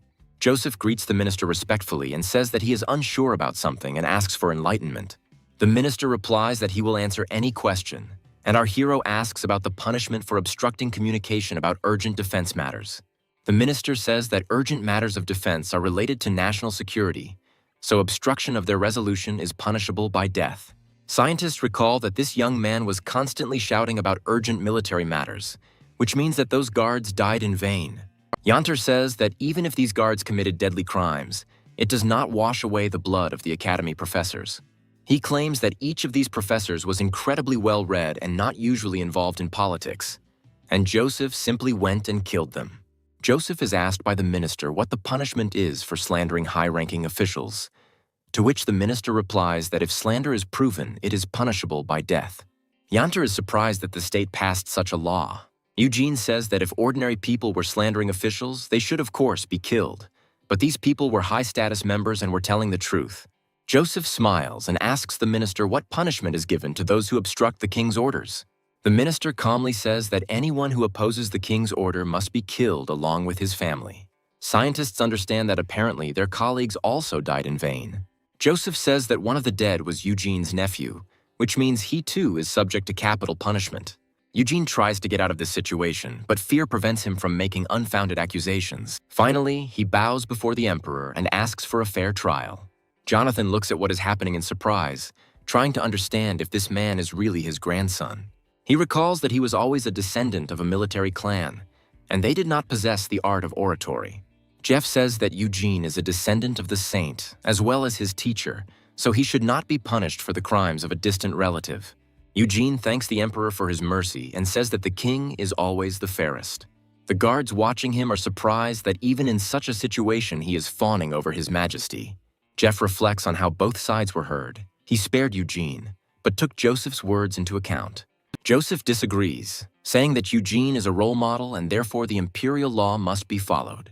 He also says that a prince who has committed a crime is no different from a commoner, because Mr. Eugene's position is not above the law. Eugene claims that the decrees of His Majesty are sacred, and therefore no one dares to point a finger at them. Joseph looks at the rebellious old man and says that this scene seems familiar to him. After a short pause, he says that he does not consider the emperor's opinion on this issue to be significant. These bold words cause surprise among everyone in the room. The throne room is quite a large room, so his words echo for a while. Gunther reflects that they were in a good position, but for some reason this boy began to behave so disrespectfully. Jeff rises from his seat to punish the foolish, proud man. Joseph gets out of the situation in a strange way, suddenly standing in a respectful stance. He starts pouring water into people's ears about how respect for the emperor must come from the heart. After this, he accuses Eugene of speaking to His Majesty without trepidation and of not expressing loyalty. He asks if Eugene really decided that the emperor is not wise enough and cannot make a decision on his own. Scholars wonder whether Eugene had not yet cleared himself of his crime against imperial law, and now he is accused of objecting to the decree. Eugene feels incredibly angry and points his finger at his opponent, trying to curse him. However, after a few moments, his strength suddenly leaves him and he falls to the ground, coughing up blood. The scientists run to their teacher, but it turns out to be too late. Coming closer, they realize that their teacher has gone to the heavenly kingdom, leaving his affairs behind. They wonder in their minds whether such an unrivaled scientist could die of anger. Joseph says with a smile that after all, this man was a descendant of the saint and died to atone for his sins. Scientists understand that this man is too cruel and it is better not to mess with him. Jeff clears his throat, realizing that there was no point in hurting the Lee family for the sake of a worthless dead man. He says that Joseph is right and adds that Eugene was an outstanding scientist of his time, so they will choose a date for his funeral and declare national mourning. After this, they ask Joseph and Jonathan what urgent news made them run here, killing everyone on the way. Joseph takes a few steps forward, preparing to read the report. With his hands in a special gesture, he says that they have lost Bai City and the enemy army has surrounded Kun village. He asks His Majesty to send reinforcements with his troops, causing a dead silence to reign in the hall. Jeff looks at the heroes with interest and asks what will happen next with the news. Joseph says that's all he wanted to say and imagines that he will now wait for orders to send reinforcements. Jeff states that this news is not urgent at all, since he already knew about it. Yanter says that Joseph punished the guards and professors for such nonsense. Joseph replies that if he is so smart, he should go to the front to fight the enemy army and not waste time on internal enemies. Yanter understands that the boy has a gift for talking, so it's better not to continue the argument. Joseph smiles and says that the Golden Lion Legion under Yantar's command has already been defeated. Yanter turns to his father, realizing that something is wrong here. He thinks that the circumstances are shaping up to be suspicious, and his father will definitely understand that something is wrong. Jeff calmly says that the village is defended by Joseph's father with an army of 400,000 men, which means this petition is a fake. Joseph objects, saying that if this is true, the enemy army will move south and all 13 major cities will be captured. He wonders if the Central Army will be able to resist the enemy then. One of the scientists says he understands Joseph's concerns, but the fears should not be based on emotions. Joseph calls the official in front of him a moral crook. Jeff asks how dare he draw his blade in front of the emperor. Joseph says he will cut off this scoundrel's head before the army moves. Bringing the weapon closer, he burns the villain's skin with incredible frost. Joseph says he brought urgent news from the front. In his haste, he forgot to remove his armor and apologizes for it. But in doing so, he discovered an immoral rogue. Yanter claims that Joseph is playing with the lives of important officials and, as if he had gone mad, is creating such scenes in the palace, which means he must be executed. Before he can utter a few more curses, he gets punched right in the face. Our hero's grandfather, Jonathan, enters the fight, delivering a powerful knockout blow. The impact is so strong that Yanter's body penetrates several tens of meters of rock. The angry generals wonder who dared to execute Yanter's grandson. Yanter falls to the ground, trying to catch his breath. He has suffered serious damage to his respiratory organs. He glares at his opponent and knows he won't get away with this so easily. Joseph, meanwhile, painfully destroys one of the officials with his blade. Yanter takes a closer look and sees an expression of mass horror on the official's face. Jeff notices that Jonathan has a much more powerful energy than before, and apparently all these years of loneliness were not in vain.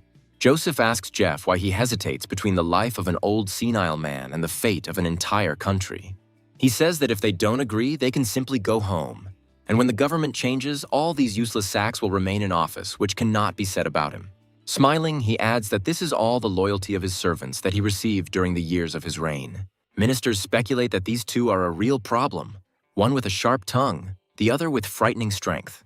Yanter rises to his feet with difficulty and moves closer to the imperial throne.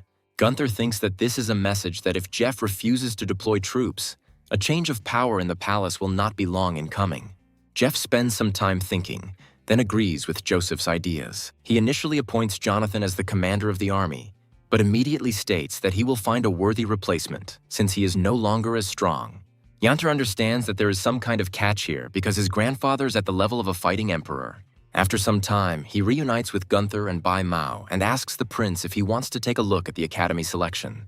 Joseph smiles and says that all these students will one day become loyal soldiers, so he is curious to see what they are capable of. The action moves to the academy, where many people want to sign up as volunteers. Megan asks the teacher to allow her brother to enroll as well, but he replies that only academy students are accepted here. He also says that Megan's brother looks pale green, which means he is clearly malnourished. Martin says he eats every day and it's not like he's undernourished. Larry notes that Megan's brother is very talented, and it's rare to see a warrior-level fighter like him in the academy, so they need to wait for the next recruitment. Martin says that the teacher will decide everything, and Larry asks who exactly this teacher is. Joseph appears behind them and says that he is Martin's mentor. Martin immediately runs into his arms and says that Joseph came just in time. Megan smiles warmly at our hero, and the little boy thanks him for coming. Jonathan looks at his grandson in surprise and asks if he already has any students. Looking at the boy, he notices that he looks like he hasn't finished eating, after which Martin calls him an old fool. Larry bows and orders everyone to greet His Highness Prince Gunther and Jonathan, the great commander. Martin realizes that he has just insulted his master's girlfriend.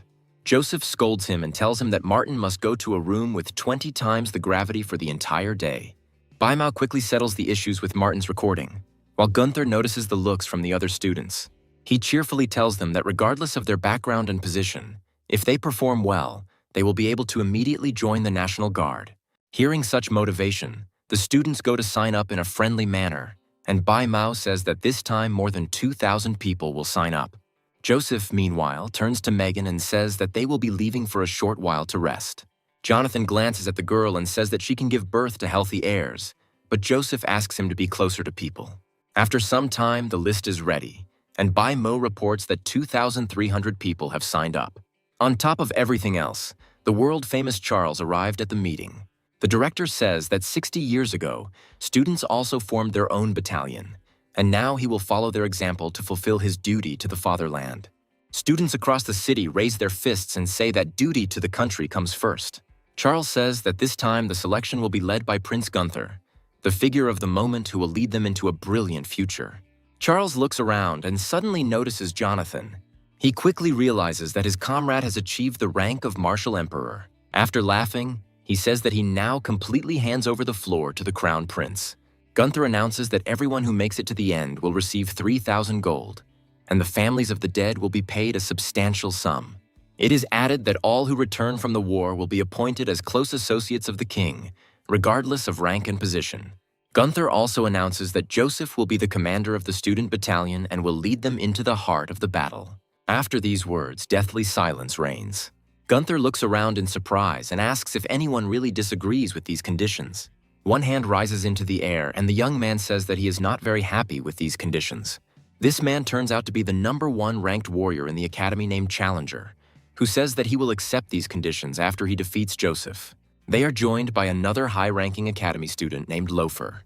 Gunther says that he really enjoys watching ambitious young people and that he is counting on Joseph. Joseph smiles, nods slightly, and then takes a few steps forward. He says that they don't have much time, so it would be better if they both attacked him at the same time. They prepare for battle, everyone takes their places so as not to interfere with the fight. Joseph says he has quite a lot to do and doesn't want to waste the other fighters' time. Coming closer, he says that he would like to be attacked by 2 people at the same time. Nearby students wonder if this young man can withstand an attack from 2 academy students. Upon hearing this proposal, Challenger and Loafer realize that they are not dealing with an ordinary person. Liara is also on the volunteer list and decides to watch what is happening closely. Charles remembers that Joseph had just become a 1-star warrior, but was now able to rise to 8. Joseph takes out his weapon and prepares to take on 2 opponents at once. Behind him stands a symbolic statue of Gu Feng, which represents power in a past life. Loafer takes up his weapon and says that his opponent is taking on too much. A huge number of girls appear behind Loafer, cheering for him and saying that he is incredibly handsome, which embarrasses our fighter. Joseph says there is nothing wrong with being overconfident. A person with great power cannot be wrong. Loafer disputes this highly controversial idea and says they will talk about strength when they cross arms. Joseph rises to the challenge and easily dodges Loafer's many attacks. Charles says that Loafer is amazing with his spear, Despite only being a second-star warrior, Joseph says he is very impressed by these skills, adding that he will nevertheless bring down the dragons and the tiger's subjugation. He also turns to Martin and asks if he remembers his desire to learn Tiger's hidden strike, adding that he is now teaching him directly. Students watching the scene see Megan rush forward and try to stop the spear with her body. Joseph moves forward relentlessly and prepares to punch through the metal pike. This blow proves incredibly effective and stops Laufer's attack in an instant. Martin is thrilled and says that his master is simply an amazing person. Laufer jumps to the side, taking serious damage, but not enough to take him out of the fight. He uses his technique to rise into the air and swoop down like a dragon. The aura around him begins to change and create spiritual dragons around him. Joseph says he'll be interested to see if his tiger and dragon spear can outperform his defense. At that very moment, he decides to use the practices of body improvement techniques, thanks to which one can achieve almost complete invulnerability. Joseph realizes that if he can achieve the golden immortal form, he can immediately raise his rank to the level of a saint. For him, this time has not yet come, but it turns out to be enough to withstand serious opponents. The students are very impressed by the incredible courage of their new idol and realize that he is incredibly strong. The smoke begins to clear and everyone notices how minor the damage to our hero is. Looking at him, people understand that he has incredible strength. Laufer takes a few steps back, realizing that all his efforts were in vain. He chuckles and says the glass form was a very curious piece of knowledge. Everyone else on the platform hears Joseph's laughter and realizes that they have underestimated him. Liara guesses that she was too arrogant, but now she will no longer cross paths with him. He will be stronger and move forward. Challenger encourages his friend and says that they should attack together. With these words, he summons his spiritual power, using the skills of the green demonic millstone. Around him rises a huge number of strange spiritual spheres, which feed him with their power. After this, they join forces to crush the man who volunteered to command them. Joseph walks towards them with complete nonchalance, ready to crush them with one blow.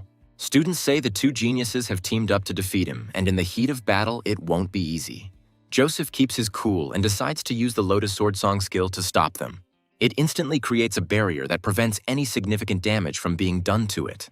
Smiling, he says that it's his turn now and decides to use the Lotus Sword Song skill. Having swung properly, he prepares to launch a powerful combo.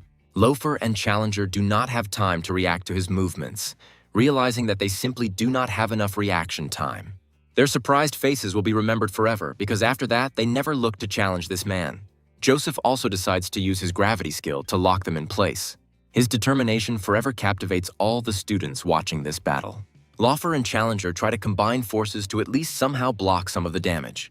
Almost all of their efforts prove futile, and a powerful explosion raising dust crushes them. The students watching this are incredibly captivated by such a performance. Jonathan and Gunther are also surprised, admiring the strength of the man they have fortunately taken as an ally. Joseph turns to the rest of the students and asks if anyone else has any objections to his power. All the students jump to the side so that their intentions are not inadvertently misunderstood. Joseph throws the ball over his shoulder, looking at them with satisfaction, feeling his superiority. The second day of selection arrives and a huge number of military divisions arrive at a certain location. Each of them holds his own flag, and among the countless warriors there are also student units. Surprisingly, some students even signed up as volunteers, unusual old men who would hardly be able to hold a weapon. Hunter's father, Krieger, says that no one else will come, but even with these troops they can win.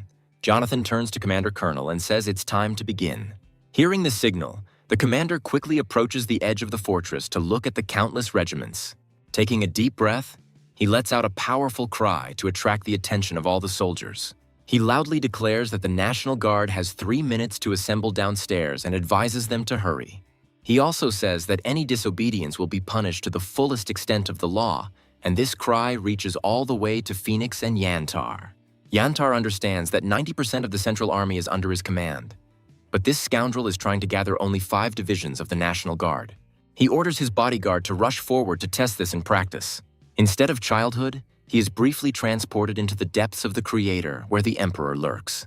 He had not been feeling very well lately due to the effects of the poison. Hearing Colonel's loud voice, he happily says that he can now be at peace. The Land family, led by Lon Harper, also hears this voice and realizes that Colonel is fully cured. The head of the family says that fate has set its course. and now we must follow it. He also says that tomorrow is the birthday of the concubine who gave birth to Gunther, and he needs to tell his people to prepare gifts. His son asks what this all means, but the father remains silent for a while. Looking up at the sky, he says that the Lee clan will be walking over their heads for a long time to come. Phoenix says the commander of the 1st National Guard Division has arrived here. Colonel gives him a stern look, causing a slight fear to appear on his face. Janter climbs the tower to look around and see how big the scale of the support is. Looking at the small number of soldiers, he realizes that they are all old and feeble warriors. A contented smile appears on his face, while Gunther looks at him rather angrily. However, a few moments pass, and the commander of the 2nd Division of the National Guard appears to meet them. The commander of the 5th Division of the National Guard does not keep us waiting long. As for the commanders of the 4th and 3rd Divisions of the National Guard, they were already here from the beginning. A few moments later, the loud clatter of soldiers' boots is heard, and a huge number of fighters take their places. All 5 commanders line up and the National Guard arrives in full force. Looking at these great warriors, student regiments say that they want to become like them someday. Colonel says the guards have been defending the country for a long time and must be prepared to give their lives. He also says that His Majesty was a great leader and at the moment there are only 2,000 or 3,000 people here. Gunther smiles and understands that even if the army only had masters, it would be useless. Colonel orders that 124 generals will be sentenced to death by order of His Majesty, adding that the punishment will begin right here.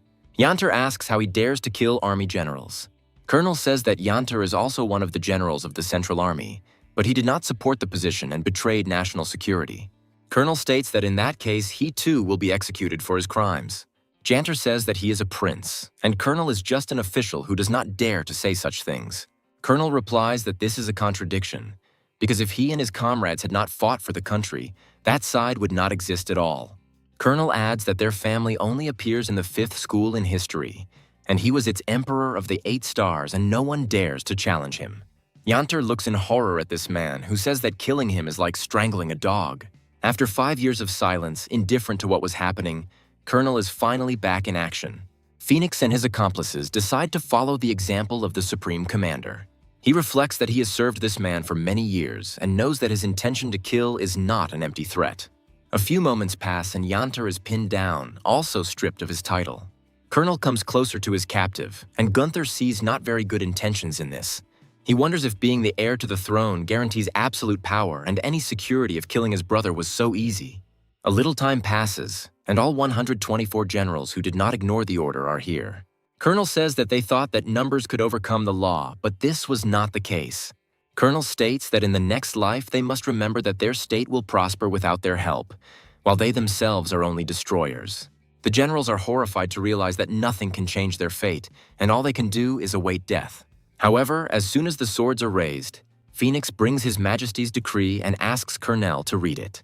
Colonel turns away and orders his subordinate to read. Phoenix reads the words that the generals and Janter behaved arrogantly, but due to the dangerous situation in the country, he will give them a chance to atone for their guilt. Also, according to this decree, the prince must receive 100 lashes as a lesson. The generals begin to breathe out tensely, trying to understand whether they will really be pardoned. Janter reflects that thanks to his family, he will still retain his military status. Colonel says that in addition to Janter, who is assigned 500 blows, he allows all the other generals to be executed. One of the generals rightly reminds Colonel that not long ago he accused them of disobeying His Majesty's orders, but he himself does not follow them. Colonel is not used to answering uncomfortable questions, so this general is executed. The same thing happens with other generals, because in reality only the law of the strong applies here. Janter rightly points out that Colonel has violated the Emperor's decree and should be executed along with his family. Colonel makes faces and says he doesn't leave him any choice. After this, he says that this scoundrel must be brought in and beaten with a whip 500 times, and also that all the general's assistants must be gathered. Colonel doesn't think about the fact that he has just literally decapitated his army, depriving it of its leaders, and moves forward. After some time, all 124 assistant generals arrive on site to take up their positions as their superiors. Colonel says that he is very glad to hear. He hopes that people will be the same as the generals he just killed. He comes back forward, exchanging respectful glances with Jonathan. Joseph invites him to take a seat on a special chair in order to discuss further business. Colonel sits down and says that the first task has been completed. Joseph praises his comrades' incredible cruelty and says that now no one will defeat them.